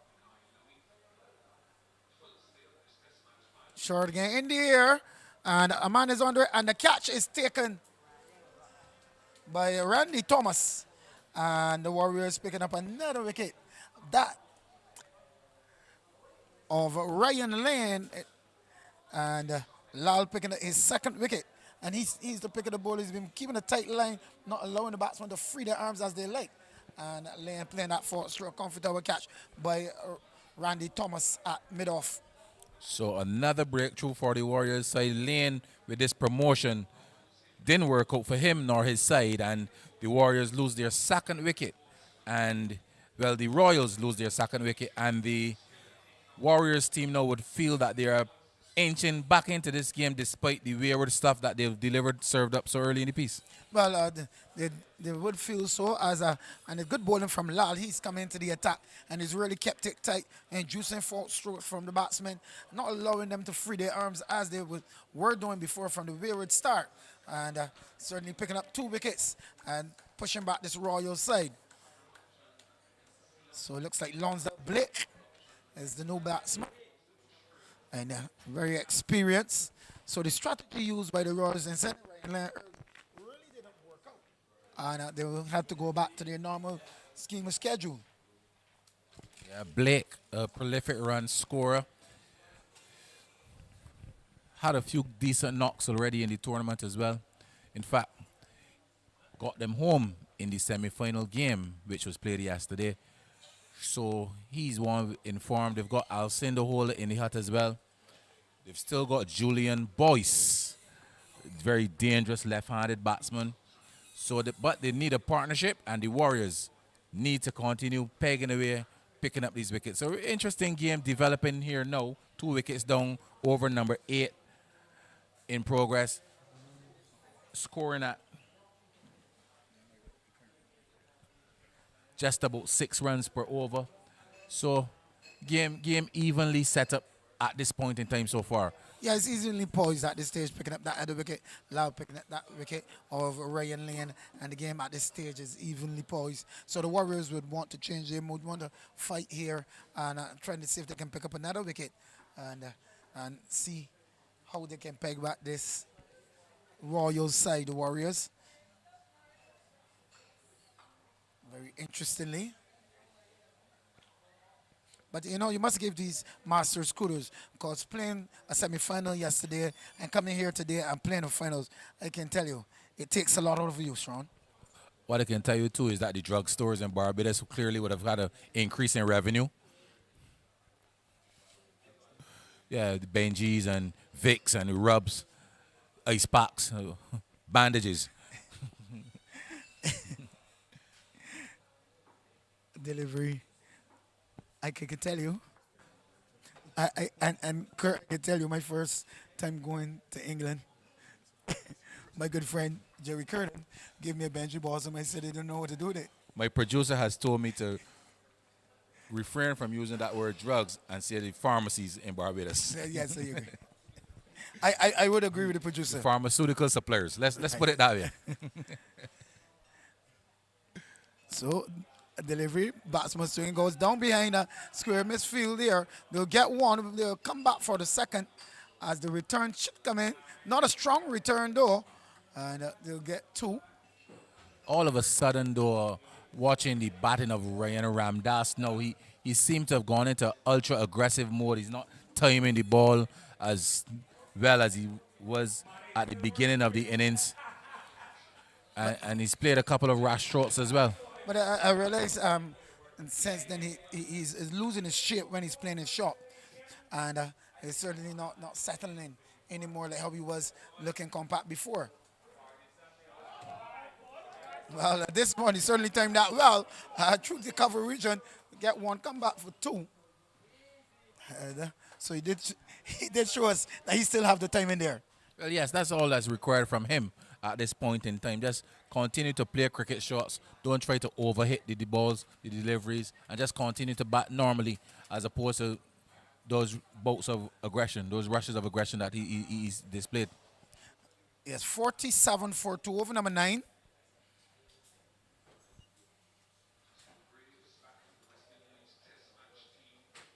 So Ramdas. Delivery short again, and pulled up towards that mid-wicket region for a single. I almost thought that man just now, the way he was running, was Winston Freddie Herbert. The way it looks like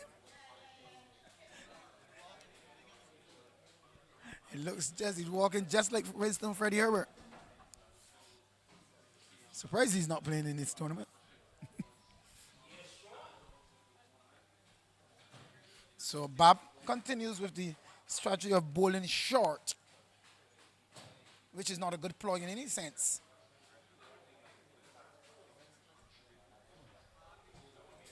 .48 for 2.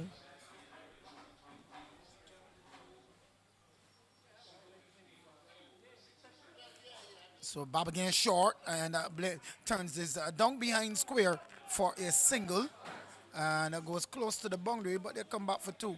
And that's the 50 up. The 50 up for the Royals. And Sean, Bob continues to ploy that short bowling.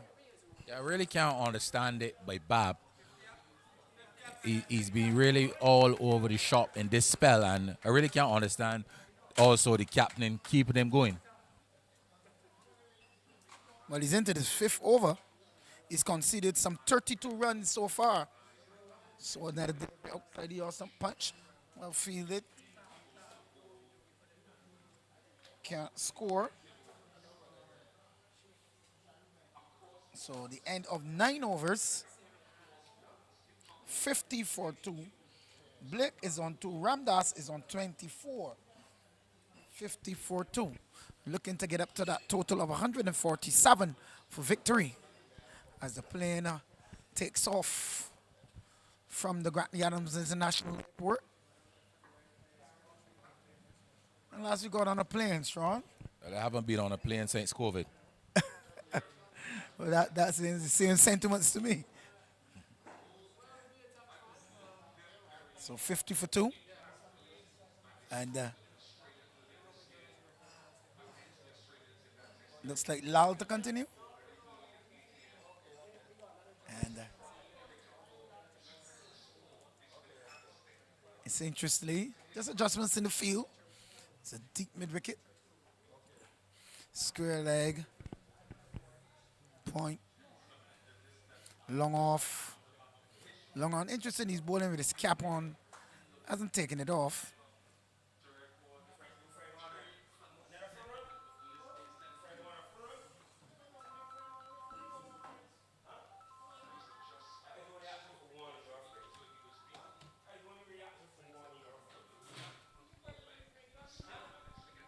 So,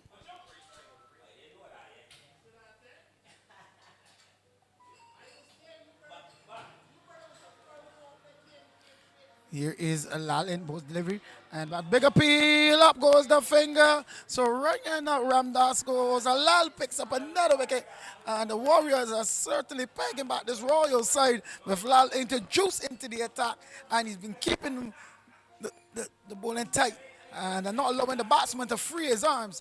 And however, another wicket goes down. So the Royals in a spot of border here, losing the wicket of Ryan Ramdas, and the Warriors, they are pumping with their tail up.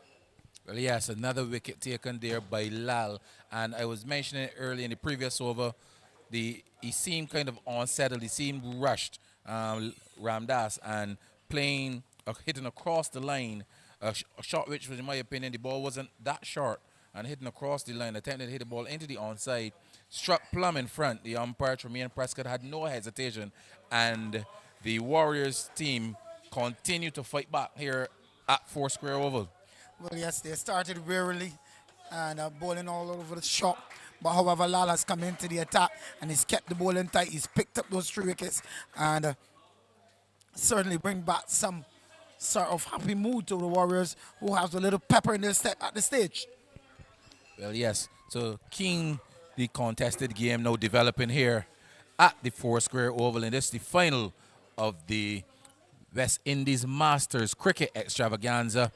The final which is put together the Warriors and the Royals. Remember, the Royals won the toss earlier this morning and invited the Warriors to take first knock. They managed to get up to 146 in their 27 overs, and in their run chase now, struggling a bit, the Royals team. They've lost 3 wickets, and some of them would tend to imagine that the next 2 partnerships are going to be really, really crucial. Ryan Chicken Breast Nurse, Alcindor Holder still to come. Remember, he started at the top of the innings by saying that a lot of batting on paper does not usually always equate to a lot of batting out in the middle. Well, yes, I do agree. But the crucial partnership at this stage would be the partnership now between Boyce, who have just come to the crease, and Blake. This would prove to be a crucial partnership. And these two certainly can hold their own. Boyce being an aggressive left-hander. But Lal is bowling very magnificent here today. And after the weary spell from Paran and Bab, Lal has come into the attack and he's kept the batsmen at bay. Short, and Boyce is punching this one out through the offside. They'll get a single. They come back for the second. So he's off the mark immediately, Boyce.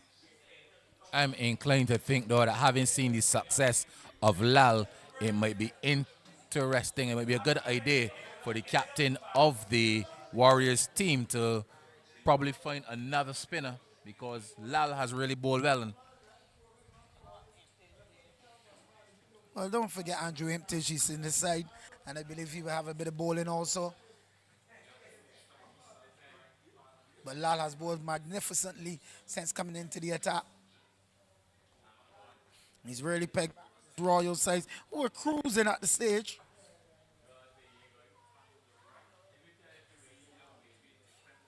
Delivery down the leg side. Wide signal by the umpire. And 52 for 3 win over number 10. The left and right hand combination offsetting the line of Lal there. It'd be interestingly to see Iptish come into the attack and what he would do at this stage. So delivery whipped a bit sweetly towards mid-wicket region. They'll get one for the second. Good run in there by the two batsmen. And that boy's whipping up pretty easily over that out towards that mid-wicket region. Yeah, Boyce, a good player, has been at the Carlton club for quite some time, and he's really known to give the ball a clout.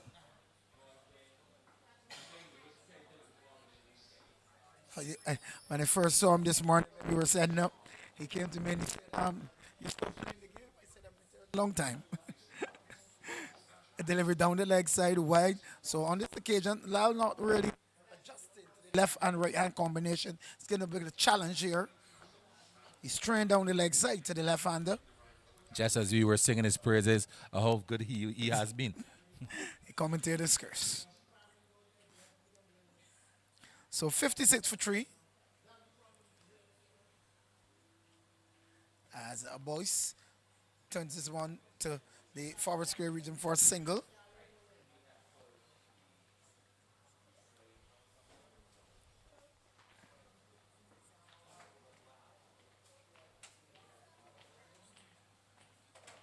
Delivery where the batsman went back. Rushed him a bit, and he was lucky enough to come down on it just in time and get it into the onside and pick up another single. Well, interestingly so. And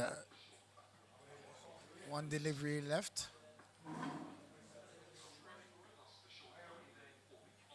A delivery again down the leg side. And we'll get one. So it's proven that the left and right combination is giving Lal a bit of difficulty in bowling. So he completes his 4th over. He's bowled 4 overs, no more than 3 for 17. And we are 10 overs, 58 for 3. So as Kurt Strawn steps out of the commentary booth, in comes the experience and the effective, efficient Philip Hackett. Well, I can assure you that I don't have a budget for the PR. But appreciate it nevertheless. So, 58 for 3. And so far, pretty decent run chase. Maybe with just 2 wickets down, I would have probably been tempted to give the batting side the edge, but that 3rd wicket has maybe just balanced things a bit. Yes, it would take that down. The wickets brought back an evenly poised game. And Larry Babs continues in the attack. Interestingly, he's bowled some 5 overs, no minutes, none for 32. And bowling to Blake. He's really not having a good day today, Philip. Well, we heard the other day about a team, as a batsman get a quick single, about a team not having a ball and therefore losing a match. Maybe Bob wanted to make sure his team didn't run into trouble, so he brought his own ball, which means that he has every right not to put it down. Well, it seems that the ball is because he's really not look like the Larry Bob that everyone knows, and he's really ambling in. He's not putting that extra in his bowling, the impetus you would want. He's bowling some poor lengths. He's not getting he's employed the short delivery, which is being put away wide outside the off stump, allowing the batsman to free his arms, and he's not really giving that line to tuck at the batsman, not allowing them to get free scoring. So meanwhile, he will continue. 59 for 3.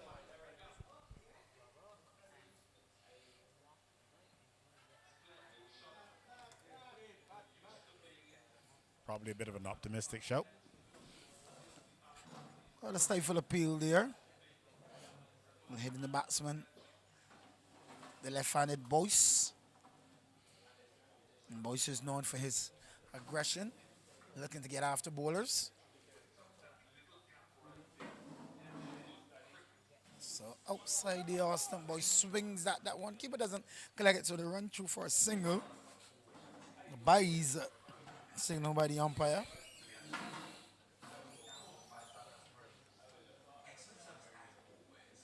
So the Royals want to build this crucial partnership at this stage, having lost those 3 wickets, all picked up by the off spinner Lal. Delivery outside the off stump, and Blake shoulders his arms. Love it to go through. Lonsdale Blake, experienced campaigner.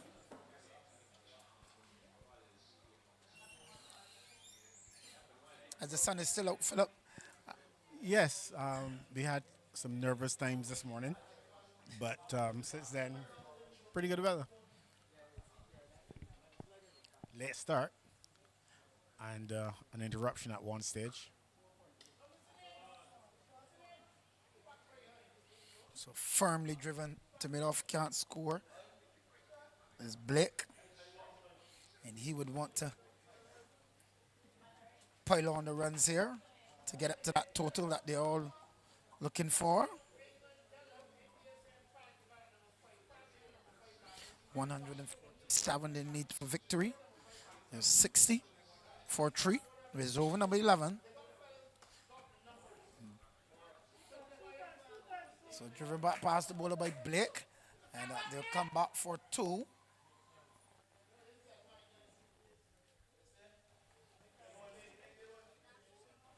Kind of a partnership building here, Philip. Yeah, well, I guess Blake, I would think, would be maybe on the younger end of the Masters, and a player who I believe is still active in local competition, at least up until recently. So he should be in good rhythm. And this partnership, an important one to sort of put the chasers, the Royals, back in front, because they said I think it's pretty much even now. And a good partnership here can make a big difference. Yes, this partnership is a crucial partnership to certainly carry on for the Royals. And 62 for 3, the Royals. I see a good gesture here from the captain, Ryan Nurse, who's bringing some liquor for his good friend, Larry Bob. Well, he's not, doesn't seem ready for action yet. Can you read anything into that? I didn't read anything to that at all. It's just that he saw his friend thirsty and he carried some water for him. Right, into the fact that he's not dressed for action. But he believes that his batsmen to come before him and easily achieve the target. Okay, well, we talk about good sportsmanship. I think that's probably carrying it to a level that we don't often see. Yes, we don't often see that. You know, we have seen it many a times. Interestingly, I've was told of a game here over last weekend where a team was picked and 2 players were placed in the side. There was a 12-man there, but the 2 players didn't show up. The captain wanted an exchange of a player. And the opposing team says, I play my cricket hard. No. I think you're aware of that also. That they played the cricket hard, or of the particular situation last week? I didn't quite hear. That they play the cricket hard nowadays, or the particular situation last week? The particular situation. Not sure. Jog my memory a bit. There are no lawyers around. It's in the east. In the east. It occurred up in the east. Up in the windward side. Yeah. Well, the thing about it is that as others were making the point in the recent match that I alluded to, when a team lost, forfeited because they didn't have a ball. Nowadays, with the promotion and demotion, teams tend to, they're almost forced to play, not to be unsportsmanlike, but to, demand their pound of flesh, if you will, because you really don't want to get relegated, and there's no hiding it. YMPC picking up those points from Empire, that could make all the difference to their presence in the league next year. Well, yes, you have to play the cricket hard. In a situation where there's a relegation zone and you are down there, you must at all costs look to gain as much points you can get. So in a situation like that, you would certainly be glad for those points. There are some teams or maybe some captains, some people who probably even under those conditions, wouldn't claim the game. But you really can't fault a guy if he demands what is rightfully his. That is true. I think what can be done, though, I really don't see anything to gain for cricket itself when you have regulations of that nature. I don't know who gains. In fact, I saw in a school game recently a similar thing happen. I don't know that the school that won would have profited or benefited a whole lot. I think the important thing is to actually play the game. So I think that's a rule that in this day and age is outdated, unnecessary. And I think there are so many alternatives in situations like that I would not even attempt to suggest one, because there are so many that would allow a game to continue even if you do penalize a team. But to end the game that way, to my mind, that makes absolutely no sense. Well, at that stage, it depends on the situation, and at that stage, especially if you're now, the relegation zone, and you want to stay up. But yeah, I agree with the team for doing what they could do. But if the regulations don't allow for that, then that's a different story. So I'm saying that it needs to be changed at the level of the organizers, whereby, you've got a school team chasing some runs, for example. The balls are being knocked away, and then the team has no more balls to bowl, and the match is awarded. Could you tell me who benefits from that? Well, that certainly does not speak good for cricket on the whole in that aspect. Yeah, but you've got two school teams, and those guys are only going to improve and get better by playing, not by having matches awarded. So there's so many ways that could be addressed. I don't know of any other sport where it happens. I don't know of any other level of cricket where it happens. So, I think we can do better. I duly agree. 66 for 3 after 12, and they need a further 81 runs of 90 balls. And the 12th was just bowled by Andrew Iptich, came into the attack. But while we're on that topic, some of the suggestions that I would have heard would have been that the umpires therefore have the balls and so on. But look, I don't even want to get into that because there's so many advantages. Do you think that this particular game would end because of the absence of a ball? I would say to you, no. We know the organizers. We can see one of them over to our right, and he wants to see cricket played. Yes, the most important thing is to see cricket He play wants on to the see day. cricket played and a result on the field. And if you have that mentality as an organizer, then what you do is fairly obvious. But it's not only the organizers. Look at them. It would hurt the spectators who also come to see a cricket game on their houses, to come to a cricket ground. And because the ball is knocked away, I play That sounds like something like maybe 80 or 90 years ago. Yeah. But I played cricket in games where sometimes one team now had the ball and the other team gave them a ball to play cricket with. Before the age of relegation and promotion. So that's what I'm saying. In this day and age, you can't really persist with that because you're going to find it happening more and more because things will happen. I mean, in the space of a week and a half, we had 2 cases of it, one at the club level and one at the school level. So, things happen. But to my mind, that's not a way for a cricket game to end.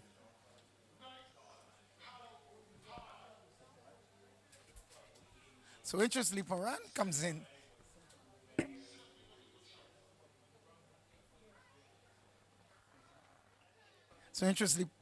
in. Back into the attack. And this time he's not bowling medium pace as he started. He's actually bowling some more spin. Interestingly, the pace didn't work for him, Philip. So he decided all spin. Mr. Versatility. So delivery struck down towards the sweep on the boundary for a single. Very interestingly.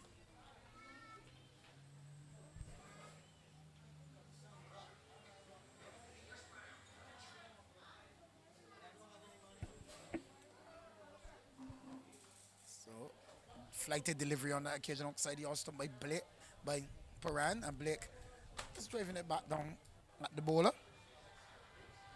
But I must say, the teams look at all costs to win now with this relegation system.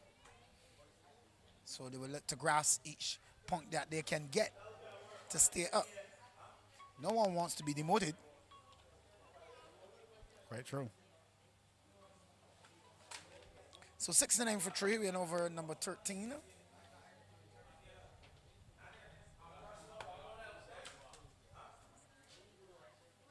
As short, and a punch through that backward point region, they'll get one. They should come back for a second. The man is on to it just about now, a strong return, but can't prevent the second.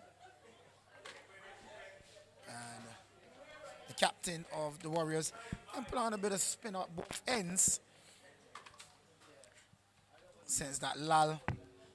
He earlier showed that the spin was working for him. 4 overs, no minutes, 3 for 17. So a delivery struck, wide delivery, and just tugged down towards the lawn. They're shouting for 2. And he's coming back, a bit of hesitation there, but the batsman was able to cross for 2.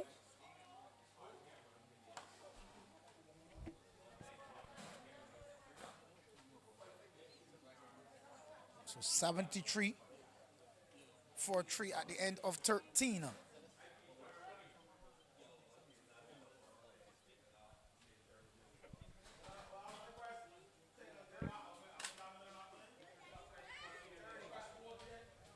So it looks as though the players are going to be refreshing themselves. Yes, we have a refreshment break. And the versatile, what should I say, sportsman-like Ryan Nurse taking the what out.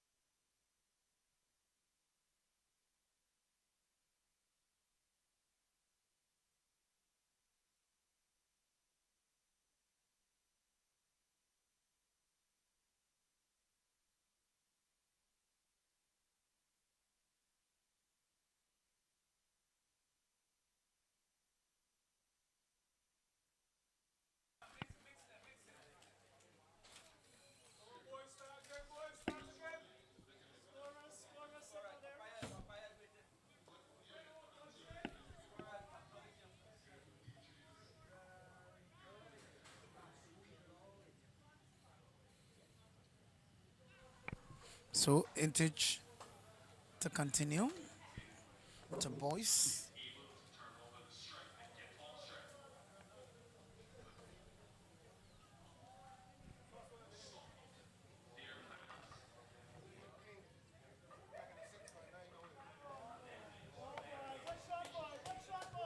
So lovely shot there from Boyce off Intage, and really Boyce the cap here and push this Royal side a bit further in the run chase. So that pushes the score up to 77 for 3, win over number 14. And Boise's on 16, Blake on 9.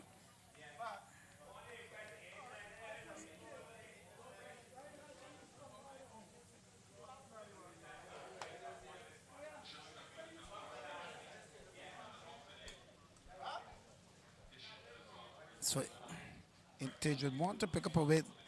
He's one from the southern end.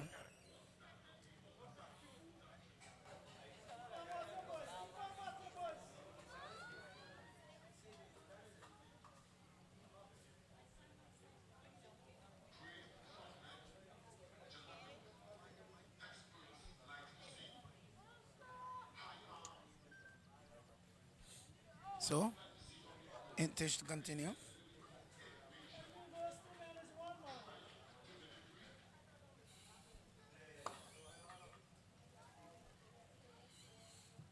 A delivery from Intage, just push back.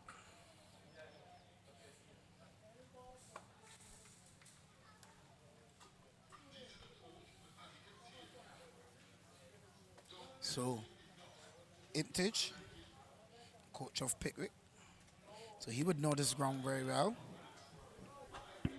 and he would be looking to pick up a wicket.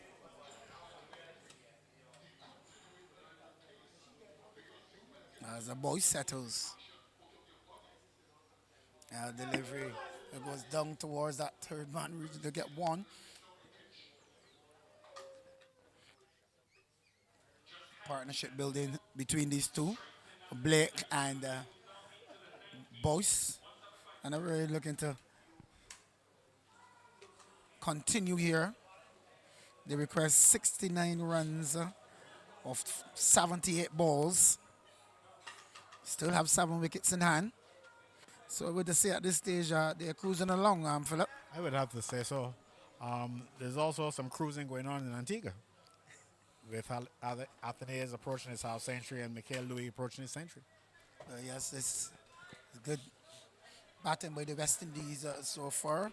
175 for 3. Athenaeus, he's on 49 and Louis on 90. So good batting from those two.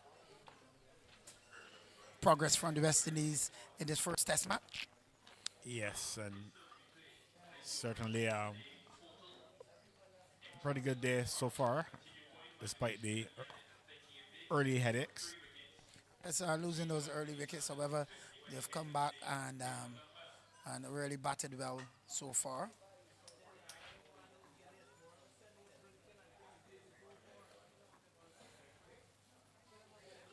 So the Royals are looking to cruise at this stage. The Warriors seems to go back into their shell again at this stage, Philip. Yeah, they've got to make something happen at this stage because the Royals are not taking too many chances, really. They're just cruising, as you quite rightly said earlier. And they don't really need to do a whole lot more than that at this point in time. Yes. Getting another wicket certainly would make a change in the game.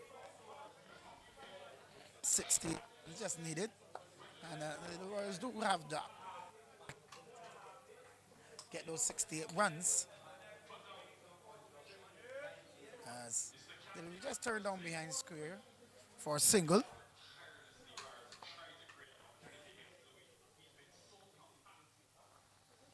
So 84-3, this is the 15th over.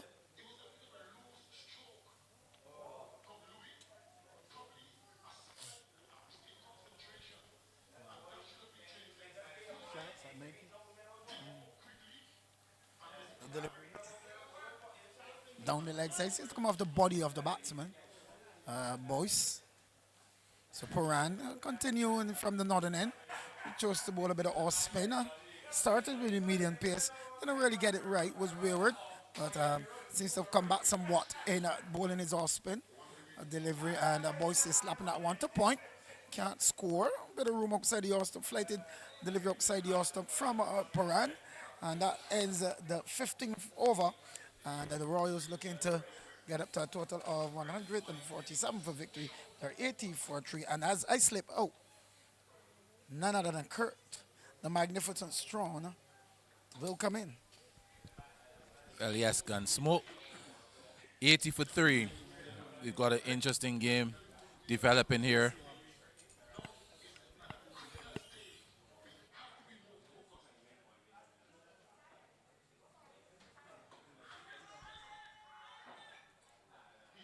$80 for 3, and they require a further 67 runs from 72 deliveries. As I say, another pleasant good afternoon to Philip Hackett. Greetings and good afternoon to you. As we take this one, as we look to take this one home. Yeah, for a moment there I was wondering if you were royal. But I think you mean in terms of the commentary. In terms of the commentary, for sure. Yeah. So it's going to be Emptage to continue to start over number 16. He's bowled well from the southern end of the ground. Starts with a short delivery. The batsman Blake back and punching back to the bowler Emptage, and his follow through collects. There is no run.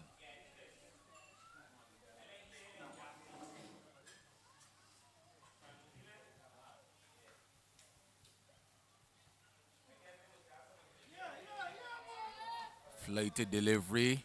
Blake down the track, and when he got there, tried to turn it into the onside, but the keeper quickly read his script, quickly from behind the stumps, does the tidying up, and yet again another dot ball. So Emptage looking to build some pressure here. He's done well so far. Not afraid to flight the occasional ball. He's looked good.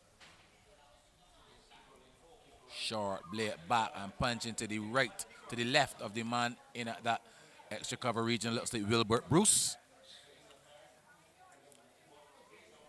And the man coming off the sweeper boundary in Ricardo Allen doing the fielding. One more to the score. Emptage has bowled well. 2.3 overs. Just conceding 10 runs. So he's really building some pressure and doing the job for his captain.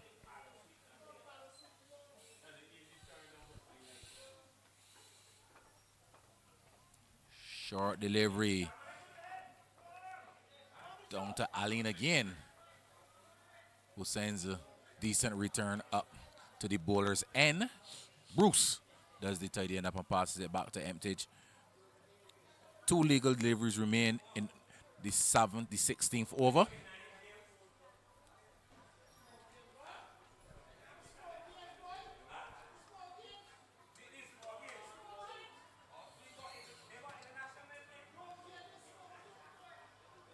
Another single played into the offside. 83 for 3. The target is 147. They've got all of 11 overs remaining after this one. So that's just under 6 and over, you make it required? Basically a run of ball. So to close out, over number 16 with a dot delivery, Emptage continues to bowl well. 3 overs, now just conceding 11 runs, yet to pick up a wicket, but he's applying the screws for his side and doing some good work for his captain. You get the impression that they're going to have to up the tempo at some point, though. 6 runs and over, with very few boundaries. Not seeing a whole lot of boundaries today. And obviously, there's only so much running they can do. So something's got to happen. I think they've got to try to step up the tempo just a bit over the next couple of overs, or they leave too much for the death. Yeah, you don't really want to leave too many for the end. And scoring a run of ball, basically a dismissal here, a run out someplace, and the game could turn. But it is Puran who started bowling medium pace. He didn't really look very well when he started. I know he's turned to some off spin and he's bowled reasonably well, done the job for his captain. And just as you spoke about that acceleration, Philip Blake opens up his arms and hits a deflated delivery down to long off and into the boundary, score up to 87 for 3. You would think we were doing the coaching from here, huh? Yeah, just on cue, you called it. Yes, they needed to step up, and obviously the same thought going through their minds, and the opportunity presented itself with a ball that maybe was a bit overpitched, and the batsman capitalized. Yeah, given too much air on that occasion, as this time he bowls a short delivery. Yes, and lucky maybe to get away with that because that was short. I was looking out towards him in the wicket boundary. Not maybe as short as it appeared initially, but I'm sure that the batsman would have been disappointed he wasn't able to get some runs there.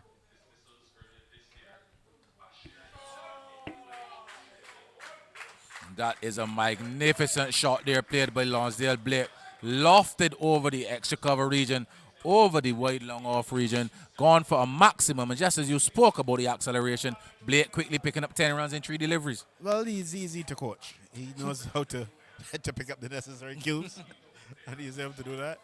So 2 good blows, and one that maybe where the bowler got away with it, that short delivery that he tried to put away but didn't get hold of it, got choked a bit. So interesting times ahead now as the tempo is lifted.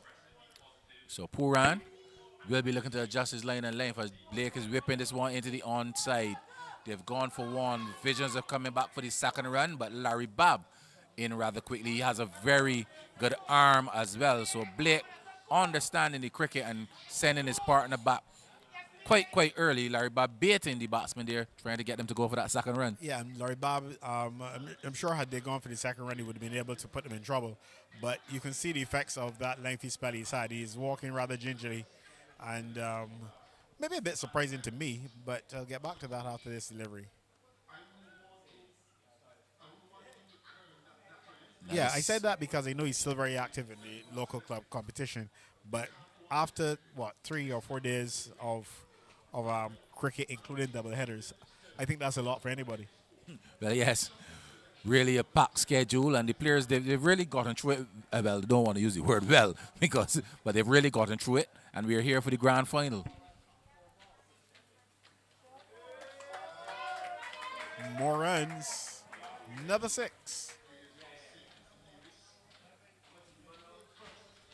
So a very expensive over, another maximum to Blake, as the 100 as well comes up for the Royal side. 101 for 3. 17 overs have been completed. Remember, the target is 146, and there some would argue that they're well on the play. Blake, he's on 29 from 25 deliveries, and with him is Julian Boyce playing his supporting role, 19 from 23. So we can make a check and see what is required now and how many balls left. But the advantage now clearly going with the Royals. That was a productive over. How many runs came from that over?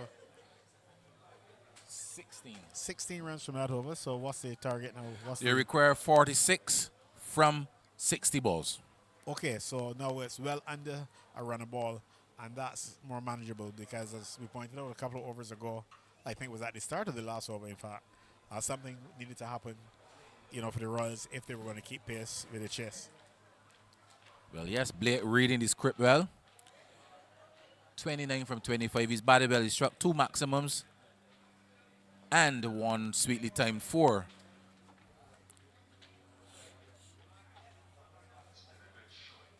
So, and the captain will stick with emptage, but I think at this stage now they really need a wicket. Philip? Definitely. An over or so ago, it was the Royals that needed to step things up. They've done that. Well, now the Warriors need some wickets. Let's see if they'll be able to succeed. And yet again, you see the experience of Boyce coming into play, realizing that Blake is in the mood, drops the ball into the offside, runs a quick single, gets Blake back on strike. Okay, so Blake back on strike. Let's see if the aggression will continue.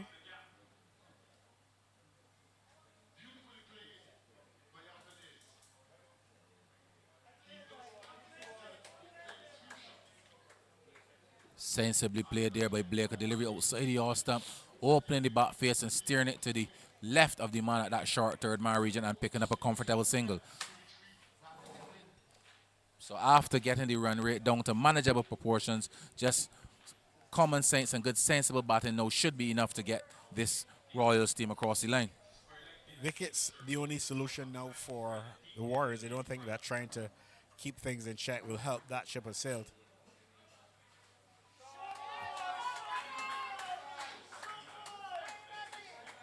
That's not going to help either. 6 runs. Well, yes, and there was a short delivery from Emptage, and hitting with the wind coming from the east of the ground down to the western side. As long as that ball got into the air, it was always going to be go for a maximum as the wind would take it across the line. A maximum to Boyce, his first of the innings, and he's quickly up to 20, 26, quickly up to 26, and another maximum now. So really stepping on the accelerator now, the Royal side. Yes, and they're doing quite well, so the target really coming down now.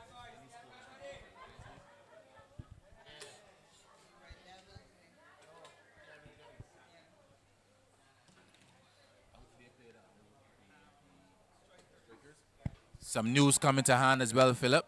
The winless Red Devils before today's third place game, they would have played 4 games and lost all 4 of them. But interestingly enough, they managed to get over the Strikers in the game for third place down at the BNOC ground. Well, an opportunity lost there with a run-out attempt. And in the end, they get a red. And clearly now you can see the momentum now definitely with the batting side, the Royal side. And the Warriors looking rather weary. Well, since when they got the 3 wickets, when they were buoyant and really looking to make a fight of it, but since then, they've really gone flat again.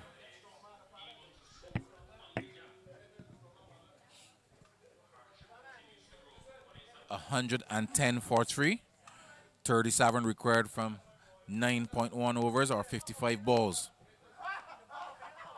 As Emptage, Blake on the go, beats the man at forward square. He hasn't seen it at all. He's gone the wrong direction. The ball gone to his right. He was going to his left. And the batsman have enough time to complete 3 runs, but losing the ball there, losing sight of the ball, there was that fielder down there, and allowing the batsman to complete 3 runs. 113 they make it to close out over number 18. So with 7 overs remaining, 7 overs remaining, they require a further 36 runs, Philip. Yeah, well, the writing is on the wall. As we said, the only thing can help the Warriors now would be wickets, and they'll need plenty of them. 2 or 3 quick wickets could make the game interesting again. But right now, as long as Blake is there, it's hard to see the Warriors stopping the Royal scores at home.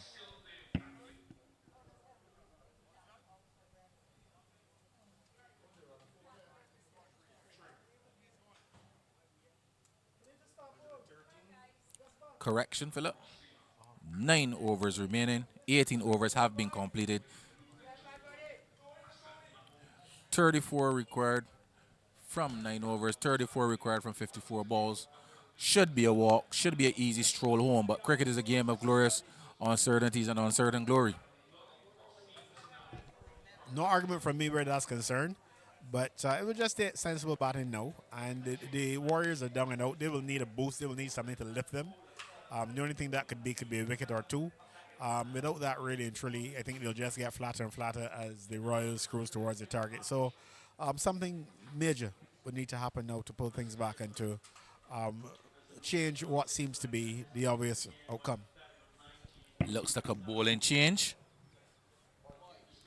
Boyke will come into the attack.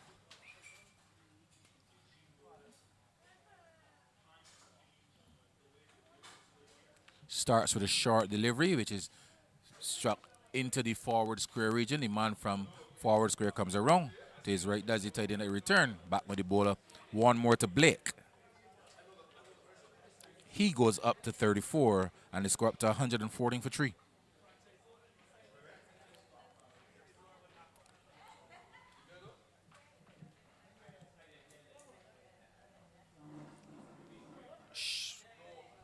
Just the left-handed Boyce comes back into strike.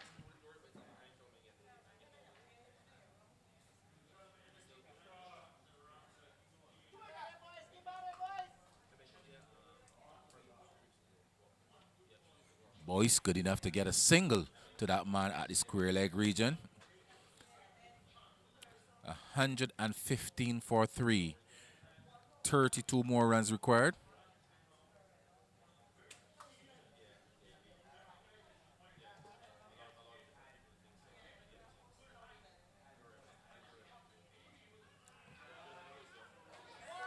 And Boyke strikes. There was Blake attempting to pull a short delivery. Didn't get up at all. In fact, it crept along the track.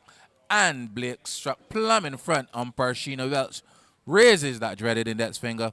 And another strike for the Warriors side. And they really needed that at that point in time. Well, that's what we said needed to happen. That's a good start, but they'll need another couple of wickets to create a bit of panic, because right now I think the Royals know that they just have to play sensible cricket from here on. But a couple of wickets can make them doubt themselves, and that's where Warriors could probably creep back into the game. But I still say advantage Royals. However, if the Warriors are going to find a way back, they've started on the right foot. Yes, wickets. The name of the game for the Warriors, a partnership. The name of the game for the Royals. Interesting developments here. 1 or 2 more wickets can really set the cat amongst the pigeons.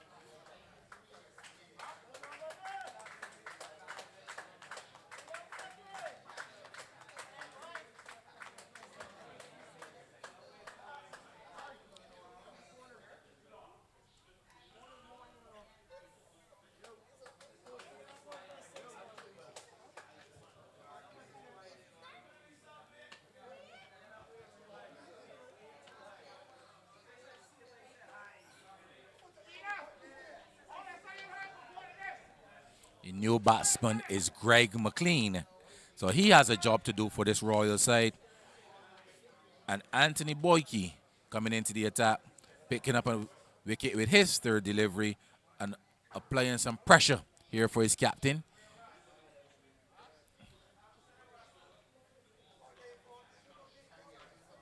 Boyke in the number 126 jersey.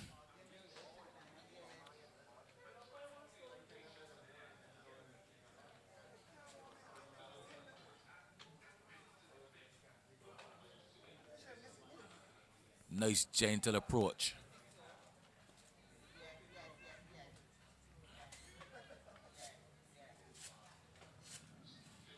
Batsman McLean forward. And there's no run. So Philip, another wicket, a couple tight deliveries here, and the Warriors can claw their way back into this one. Definitely. This is the opportunity. The door is open. Can they squeeze through? Can they prize out 1 or 2 more, create some panic? And then we've got a game on our hands.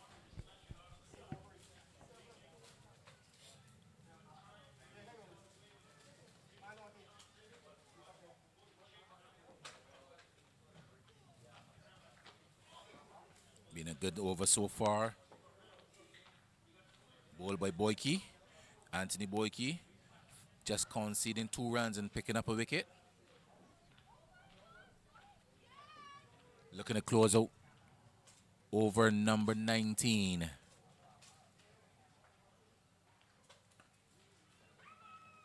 And he does so as Bruce has a bit of work to do coming around to his right. And at the end of 19 completed overs, 115 for the Royal side in pursuit of a target of 147 for victory. They're 115 for 4.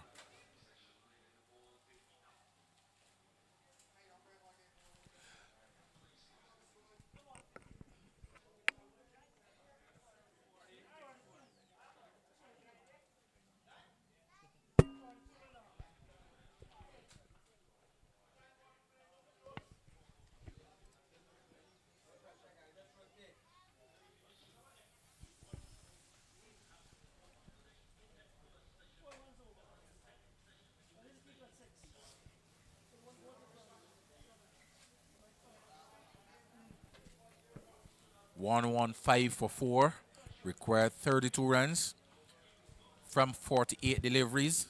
Once again, getting the back close. The sun is actually brighter now than it was at, I would say, any stage today. So the weather's laughing at us in a sense. But what I can tell you is that this is the last set of sunshine for the evening, for sure. Well, yes. We've got an hour of, I would say, roughly an hour of playable light, but I don't think we'll need to go that deep into the evening.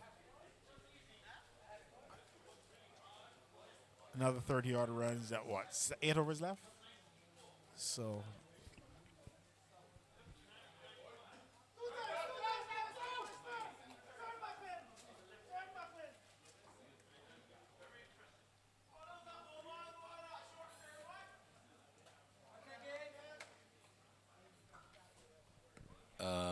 bad misfield there by Andrew Emptage, allowing the batsman to get 2 runs. Short delivery, so the awesome steered down to him, and poor bit of work there by Emptage, allowing the batsman to complete 2. what's his nickname again? Jamming. What's that about? Well, back in those days, they call him the jamming white boy.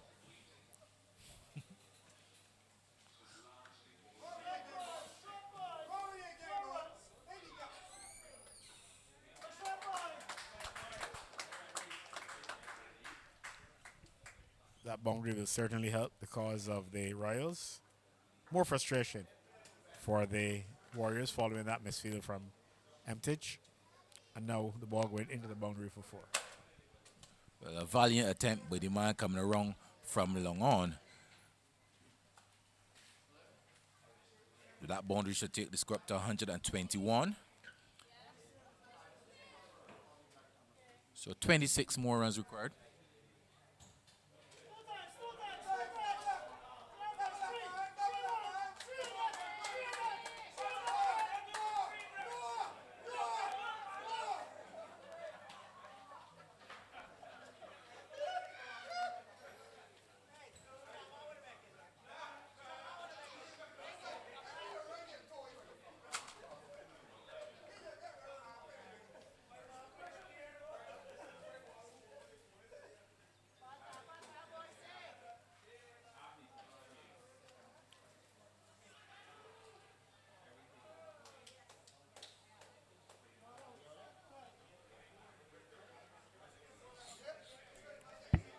Loud appeal from the bowler, the umpire Jermaine Prescott. Not at all interested in the appeal, indicating that that ball would have missed. Talking about umpires, I guess you tend to judge them in a manner in which you hear some people judge wicket keepers. If you don't pay much attention to them, it means they're doing a pretty decent job. So I would suggest these 2 umpires have had a pretty decent day. I like that analogy, Philip. As long as the players have no complaints, you're doing a fairly decent job. So Tremaine Prescott and Sheenu Welch. And we're not going to put the commentator's curse on them. They will continue to do a fine job.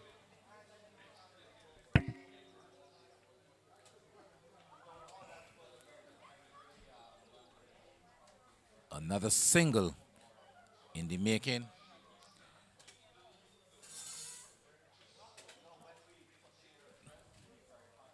$124 for 4. The target is 147. Remember, this is the finals of the Cricket West Indies Masters Extravaganza being played at the Foursquare Oval in Barbados. Of course, the Foursquare Oval just next to the rum refinery. And in fact, I believe the property is all part of the same ownership.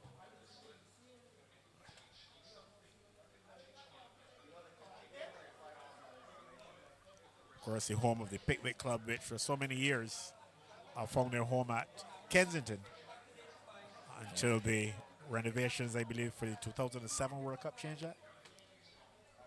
And they had to seek refuge elsewhere, and they ended up in the lovely, beautiful, scenic parish of St. Philip, right next to the rum refinery.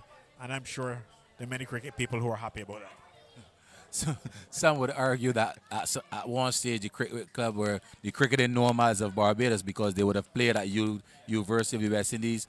They would have played at Barclays ground. Yes, and during then that period. Yeah. then they finally made a move up to the east, and where they finally settled and called it home. And I want to ask you a question, Philip. You spoke very highly of the rum refinery. Would you have ever consumed any of the products? I'm a Barbadian through and through. How could you be living here and not support the local industries. You still haven't answered the question. But Christmas is around the corner. And one of my favorite things around Christmas in terms of eating of food is black cake. And, you know, you normally have a pinch of it in the cake.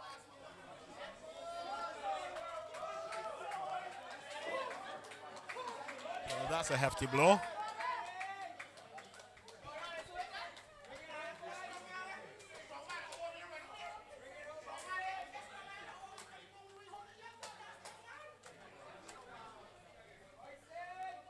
Hefty blow there struck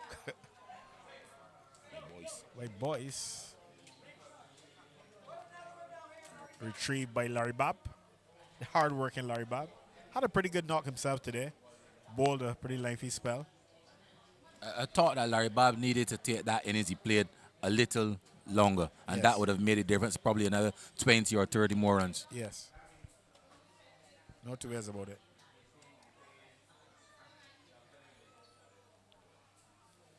As Boyke is beating Boyce with the delivery outside the yard stump. Good take by the keeper. I've been very impressed with the 2 wicket keepers in this game. Again, maybe the exception here being, now, if you don't notice them, they're doing a good job.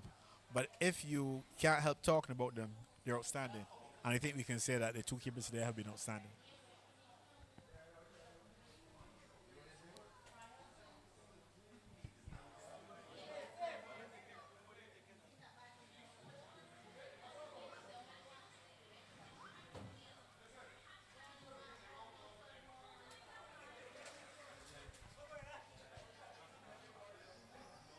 So anxious moment there for Boyce, but in the end the ball falling safely and a couple of runs scored.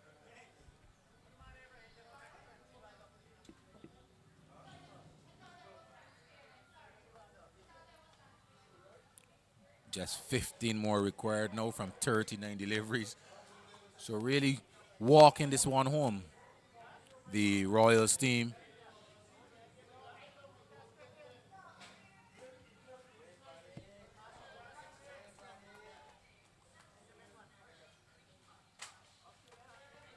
Watching this Royals team, though, Philip, their interactions amongst themselves has been tremendous. They've bonded well. The chemistry between the players. You listen to the dressing room, you hear the jokes being passed about between them. So this team really bonded well quickly in the time that they were here. It'd be interesting to talk to the organizers because this competition is basically, I understand, almost like trials for the upcoming matches next year, especially the World Cup. So it'll be interesting to see or to learn the players who have impressed. I suppose there must be selectors. Those who've impressed and who therefore could be featuring in these upcoming competitions next year. Yeah, so maybe we'll have to have a word with Mr. Raj Singh, the chief cook and bottle washer of this West Indies Masters cricket. Well, he likes to be behind the scenes and work hard from there, but we're going to have a presentation after, and I believe we may be able to squeeze a word or two out of him, even if only then.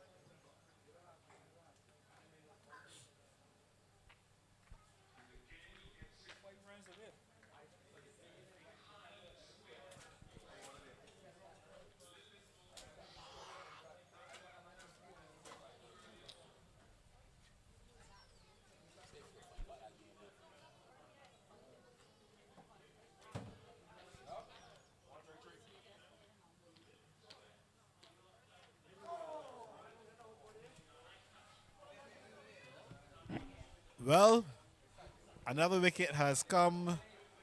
Boyce looking to swing into the onside, losing his off stump. But this may be a question of too little, too late, as Boyce is bowled. Yeah, boys hitting across the line and losing his off stump in the process. He batted well though, ably supported Blake in that partnership.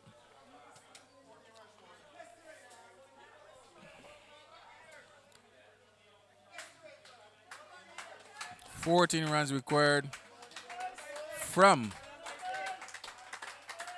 35 deliveries, Philip. 5 wickets in hand as the new batsman makes his way out to the middle.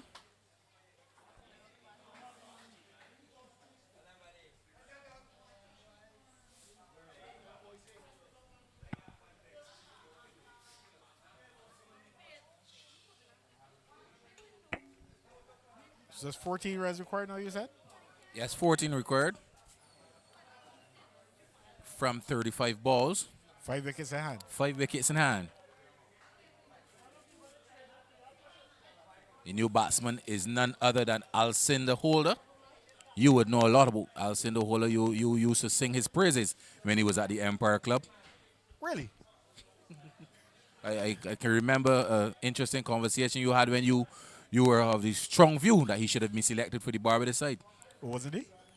Eventually. So you should praise me for my insight.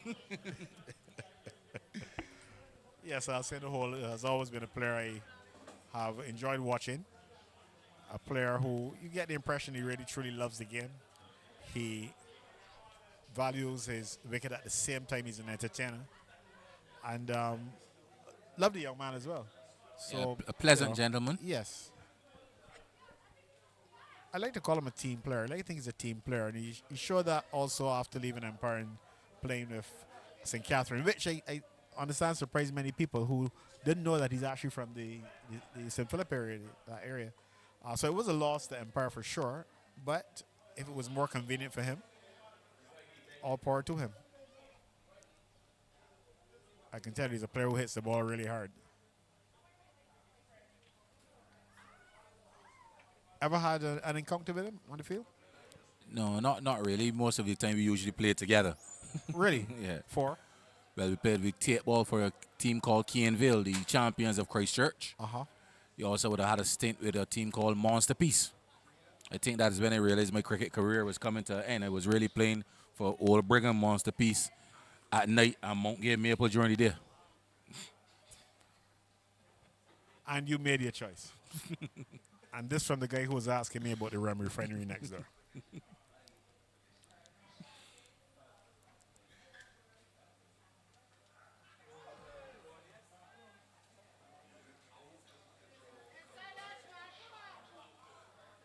A loud appeal. But for a moment I thought that the umpire had raised a finger. Our cameraman, Kerry Eversley, is asking for the third umpire. We are capable of doing that, as you very well know. But we weren't asked to do that on this occasion. Of course, we don't normally do it for the leg before. We normally do it for the run-outs. For the run-outs. Yes, the leg decisions, yeah. But who knows what's around the corner? We've got a technical guru on our staff, so nothing is impossible.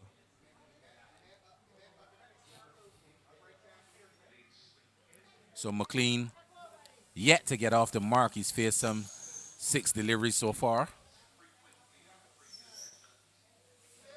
Made that 7. So I think there's a bet coming out of the Royals camp on whether or not whether they will get the remaining 13 runs, but whether Greg McLean will get off the mark. Well, he must have heard you. Raucous and loud applause for that single. Well, all he's got to do now is raise the bat.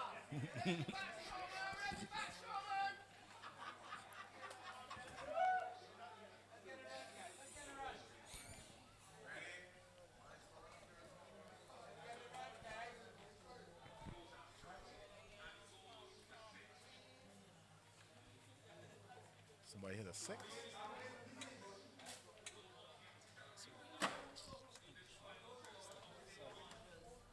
Huh?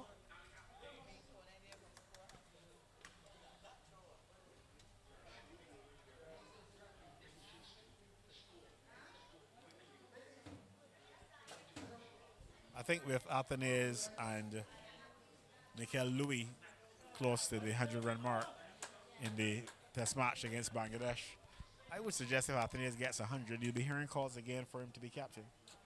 You know how we are in this part of the world. We're so easily impressed and influenced. I don't think that would be a good option for the young man at this stage I of don't his think career. so, but I've heard it before. And amazingly from one of his biggest fans. I think sometimes we should be very careful who we allow to be our fans. A fan should be someone who wishes the best for you. I totally agree. Yeah. I don't think that the best thing for Athenaeus at this stage of his career is the captaincy of the West Indies team.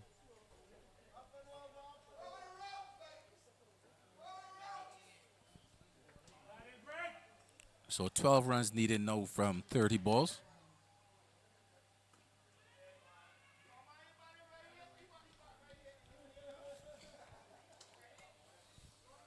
Well, you were right about one other thing too. The sun is gone. I don't think we'll see it again today. Well, at least I've got something right for the day. The light is good though, so we're not going to have a problem with the light. At least not before the game ends. You spoke about the light being good, but there was the batsman McLean getting a run in the dark. Some would call it the French cut. Attempted to punch it, delivered to the offside, narrowly missing the leg stump and going into that short fine leg region. And one more single inches his team ever closer to that magical target of 147. Well, some would say it's amazing he's gotten a run at all, because it didn't look as though he would get off the mark. He eventually did, and now he's got 2. He's doubled his score.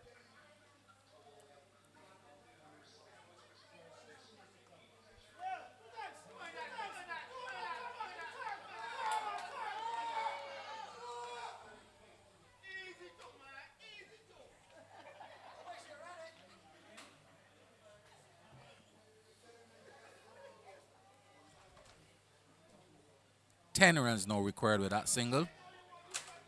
Got all of 27 deliveries in which to get there. I don't think they will use up all 27 of them though. Unlikely.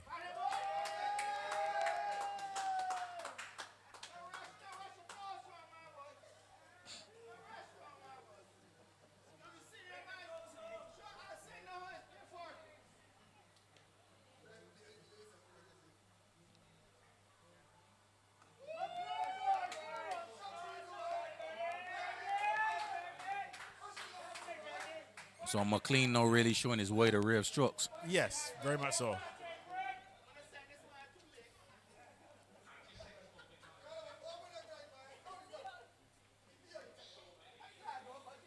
So single digits now, 9 required.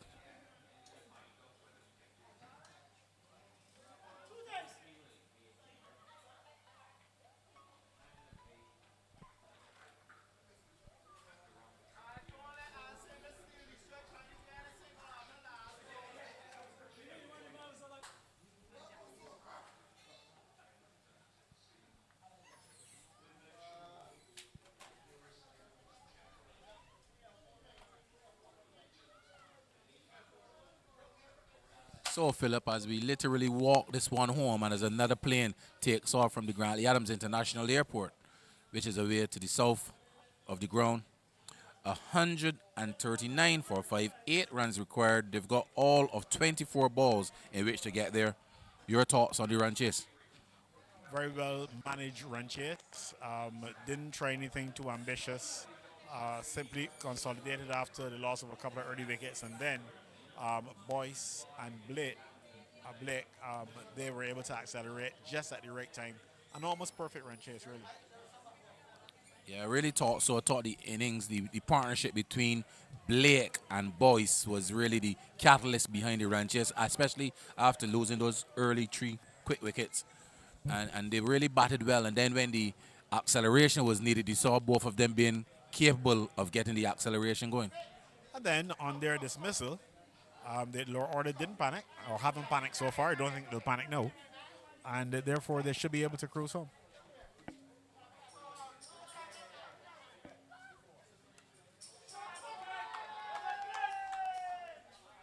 That has gone a long, long way out of four square. It was a short delivery, and Holder rocked onto the back foot and hit it high, hard, and very far handsomely out of the ground. And that brings the equation down to 2 more runs required, Philip. And if there were any concerns or if there were any worries, I can assure you that there were no more. Yes, 2 more runs to win and lots of time.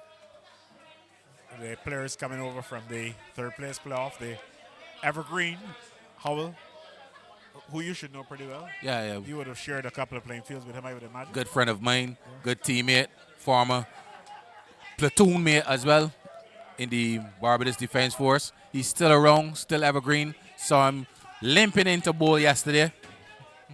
Well, he's not going to put it down, so he will have to limp. He will limp or be wheeled into bowl. He's not going to give in. Up to last weekend, he got 7 or 8 wickets for the BDF side against the Lord's team in a game that they lost after bowling out the Lord's team for 56. Wow. So scores a level? They're right, how many there?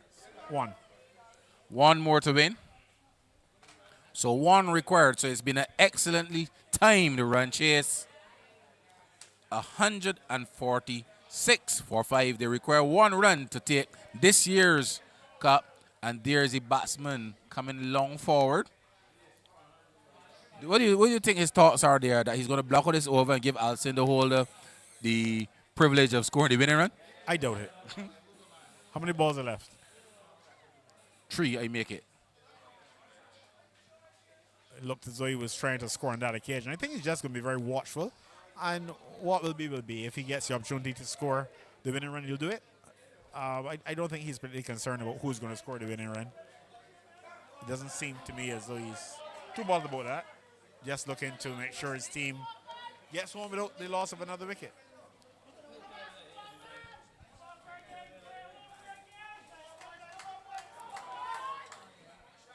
He didn't really capitalize on that short delivery angle down the leg side. So just 1 legal delivery now remains in the 24th over.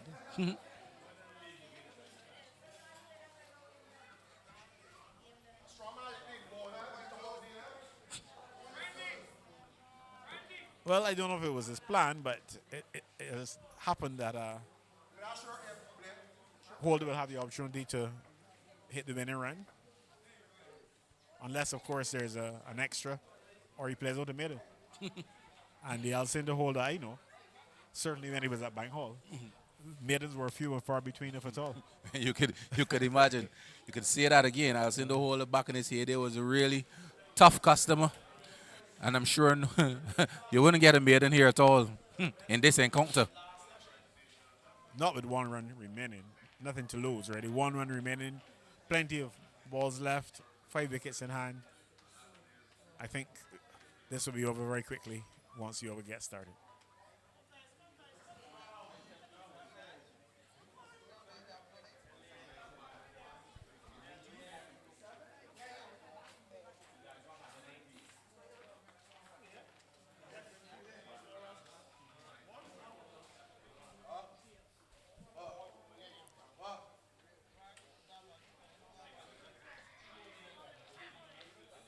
I don't know if you can get a word with Andy Payne or Hall or one of the guys around to get their view on how the competition has gone. After So the game that is the winning run. And the 2024 Cricket West Indies Masters champions are the Royals team, having gotten home by some 5 wickets here up against the Warriors side. And the celebrations, Philip, have started directly in front of us here.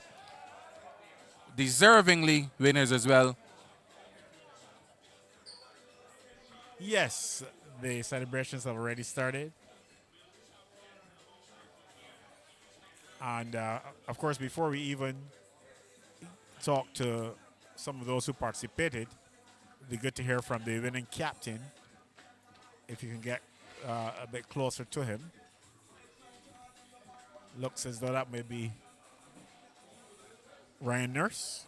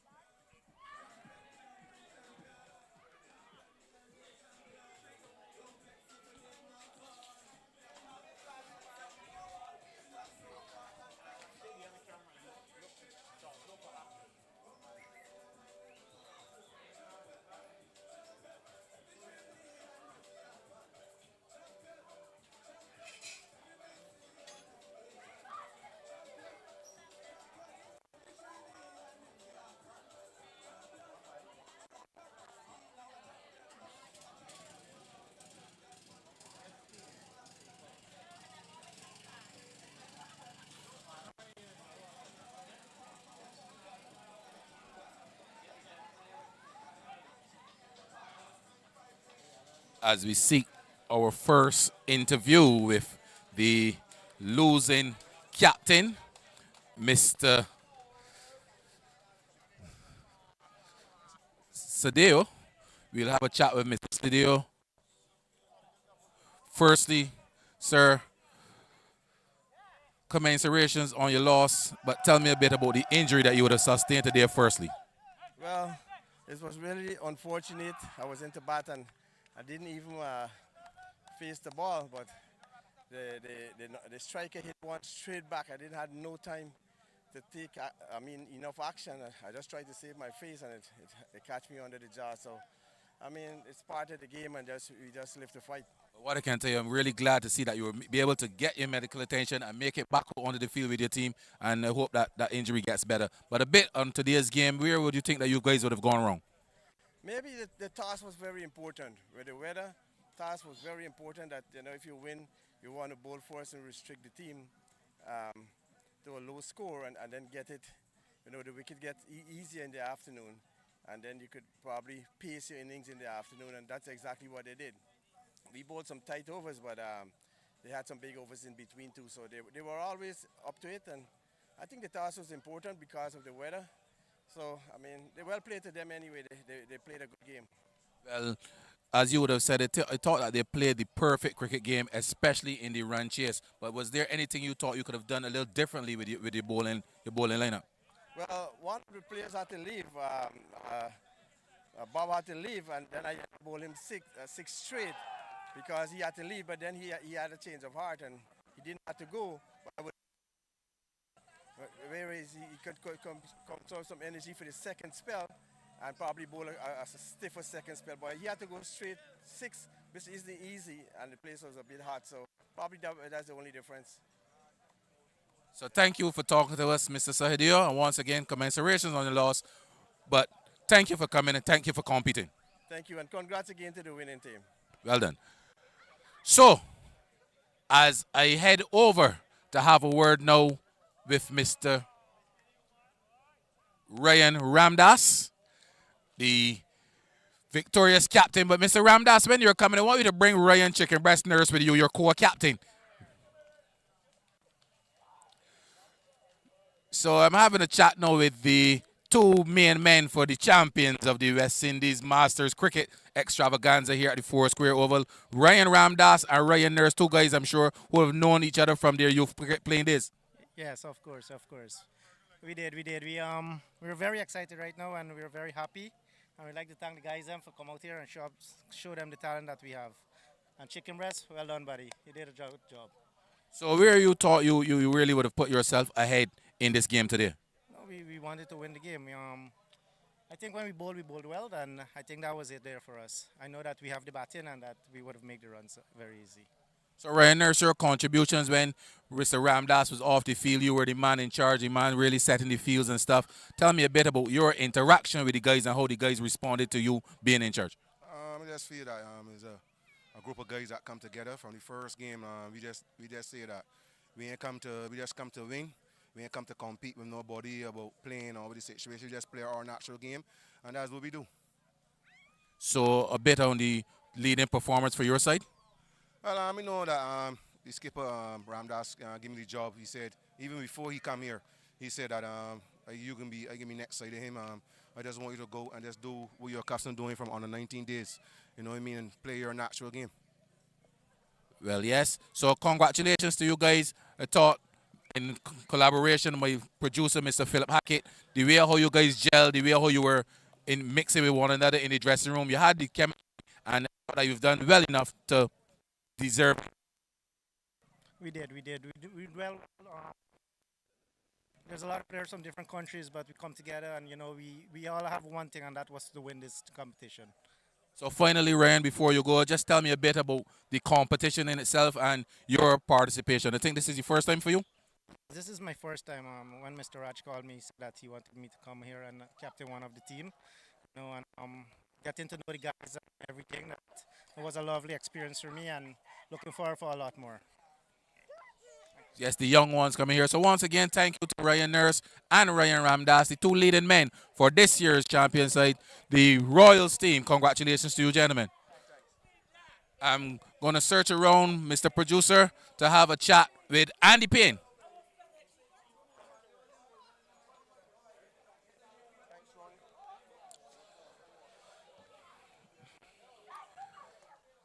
So I've got with me now Mr. Andy Payne.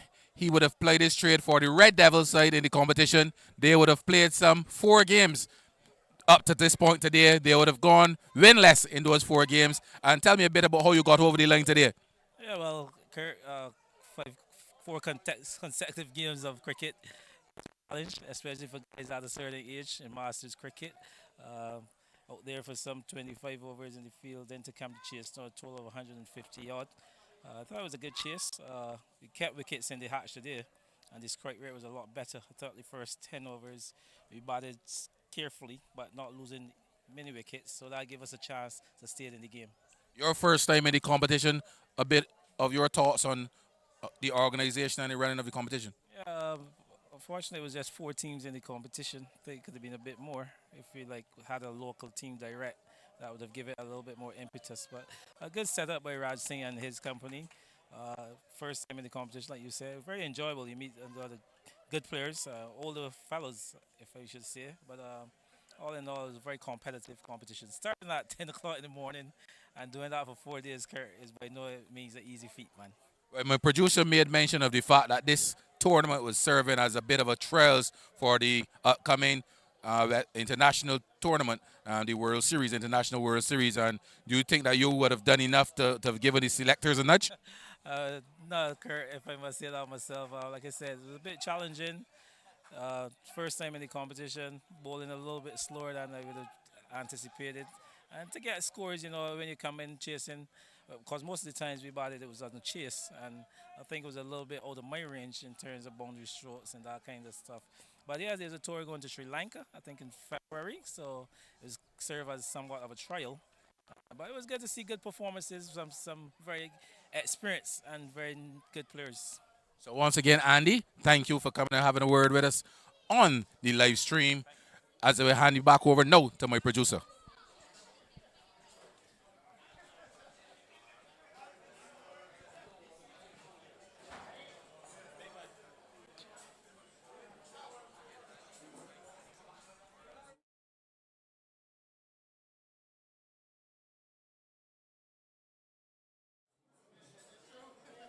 So, with the interviews out of the way, we've got one final assignment, and that will be the presentation. That should be get on the way in about 5 minutes or so you can stand by and rejoin us for that.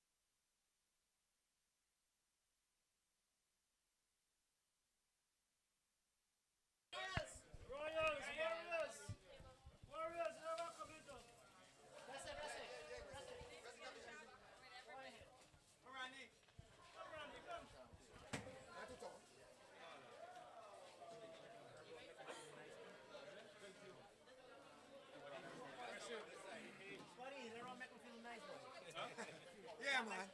Warm it.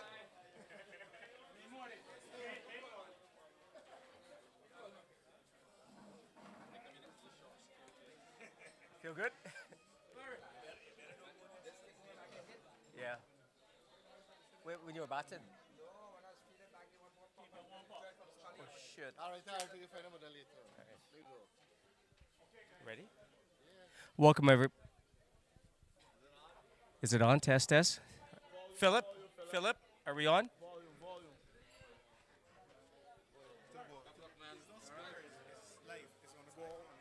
Okay. Good evening, everybody. What a week it's been. When we arrived here this Saturday, we expected a dry, sunny 7 days, but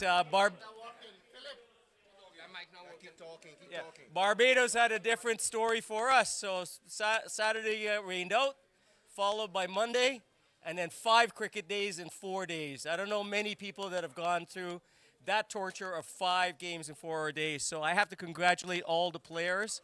I know some of you are nursing injuries, but you know you've done well, and it just goes to show your sportsmanship and your dedication to the sports. I would like to also start off by thanking both BNOC Cricket Club and Pickwick of hosting this event, and particularly the groundsmen. They've done a fabulous job, and they've worked tirelessly to get these games in. Right? So a hand out for that. Of course, no cricket tournament can happen without the umpires and their professionalism. I thought they did a fantastic job. Most important, they were non-present, and they were not part of the game, which was extremely important.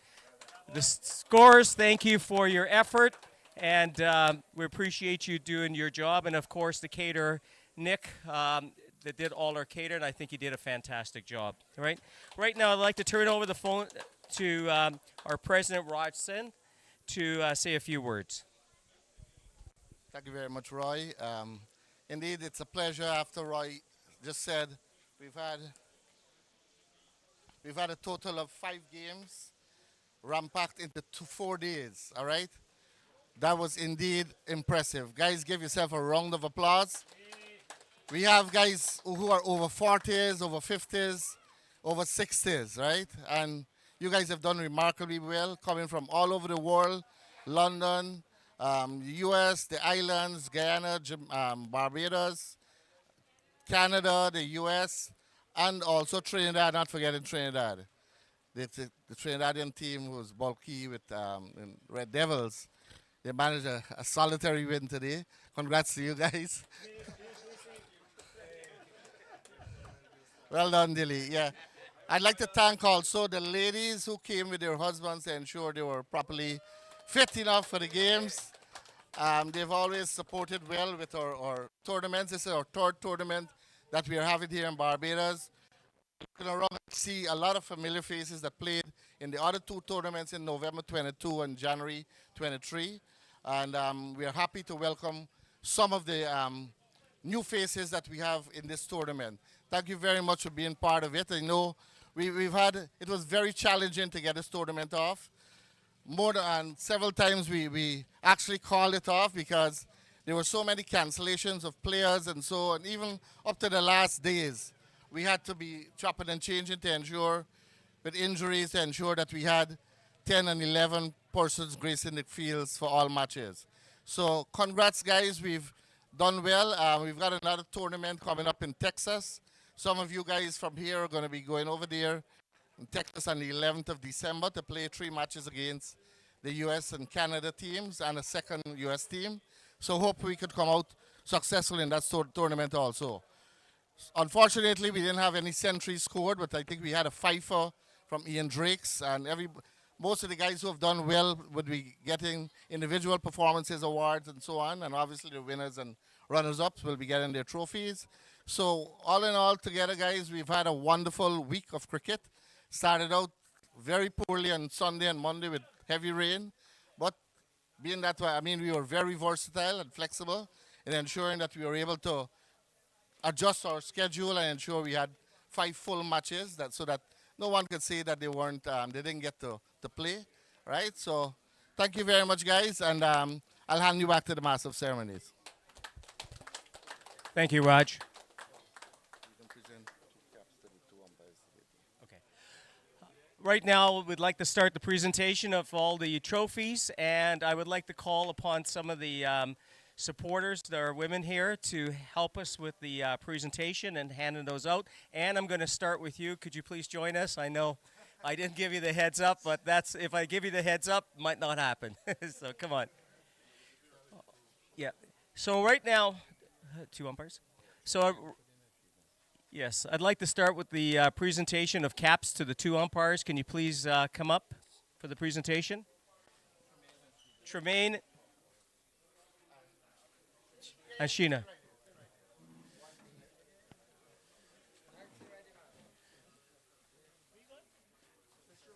Tremaine, on behalf of the Cricket West Indies Masters Associate, we thank you for all the work that you've done on this tournament. Thank you.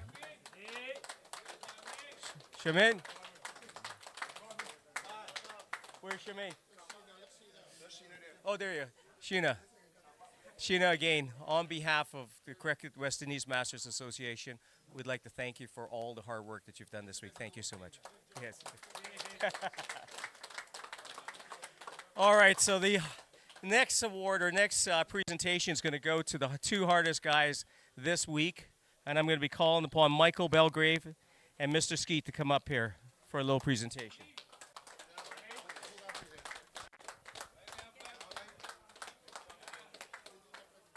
I don't. Yes, he's doing the first one.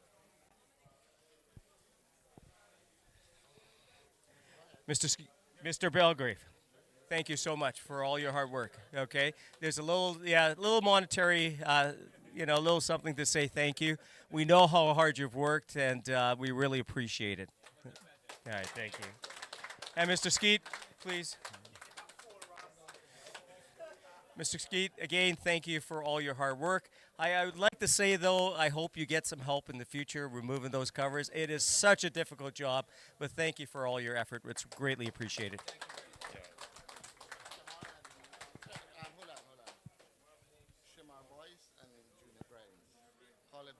Shamar Boyce and Junior Grimes, please.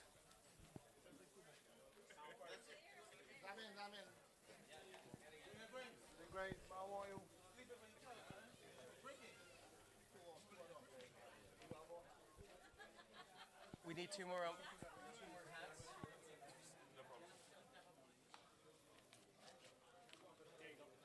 And two more.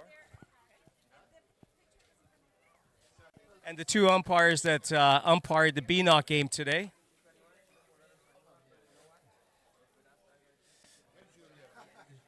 Shamar, thank you. Did a great job. And Junior, there we go. Yeah, there we go. Junior, thank you again for all your hard work. Thank you. Appreciate it. So at this time, I'd like to call on Mrs. Mohabir to do the next presentation to the best fielder. Mrs. Mohabir.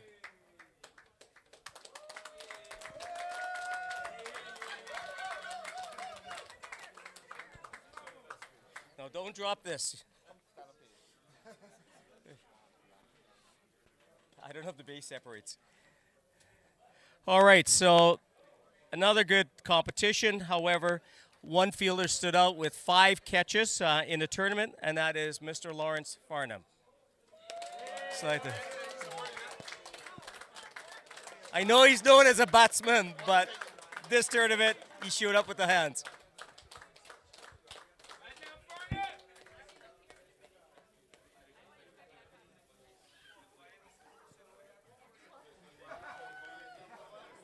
Now we move on to the best wicketkeeper. Lisa, can we come up, please?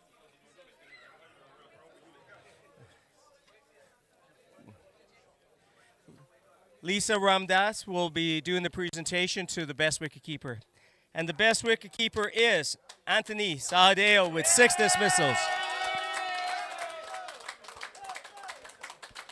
Congratulations, Anthony. Well deserved.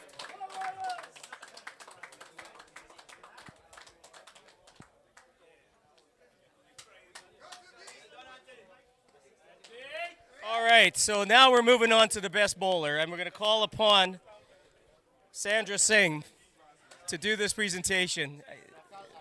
Yeah.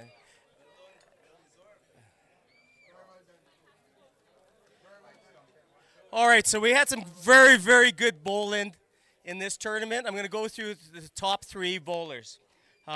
Number 3 from the Warriors, Vishan Lal, with 11 wickets, 69 balls, and an average of 5.26. Excellent bowling. Yeah. 69 dot balls. Randy Ramanan, where is he? Yeah, number 2, 12 wickets, 88 dot balls, and an average of 4.39. Excellent bowling. Yeah.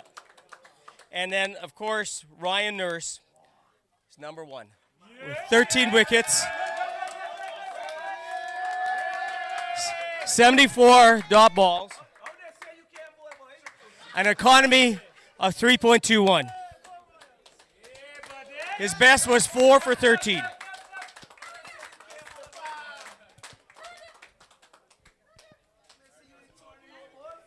Yes.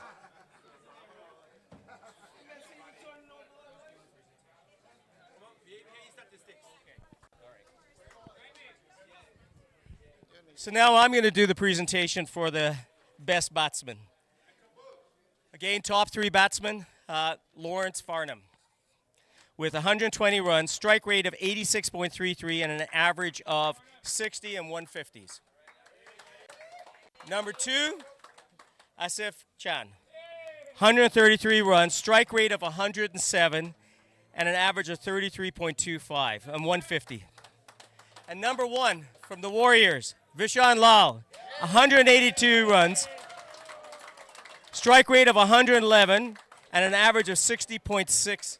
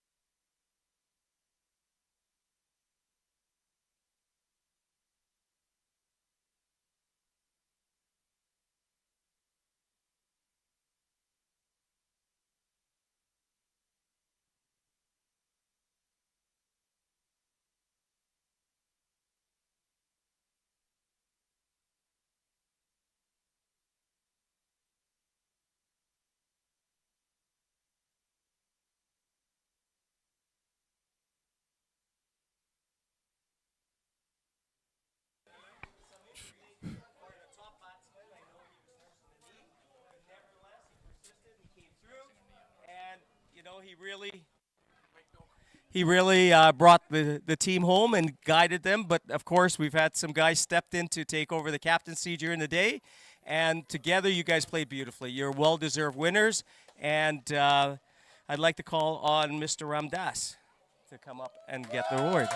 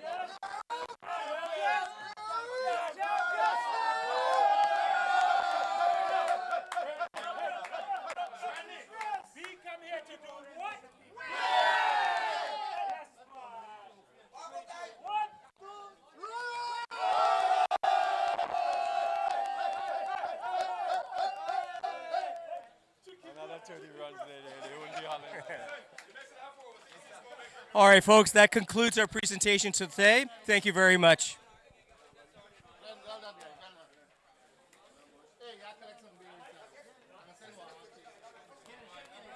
Philip?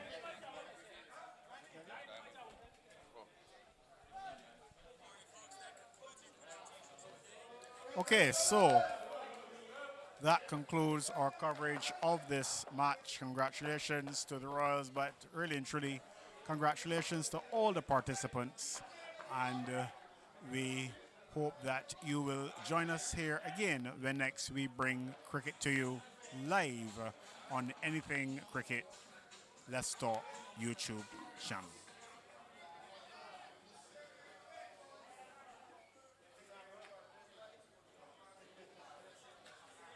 Big thank you to all our commentators, Kirk Strawn, Sean Braffett, and thanks to our technical crew, Kerry Eversley, David Waterman, our technical guru.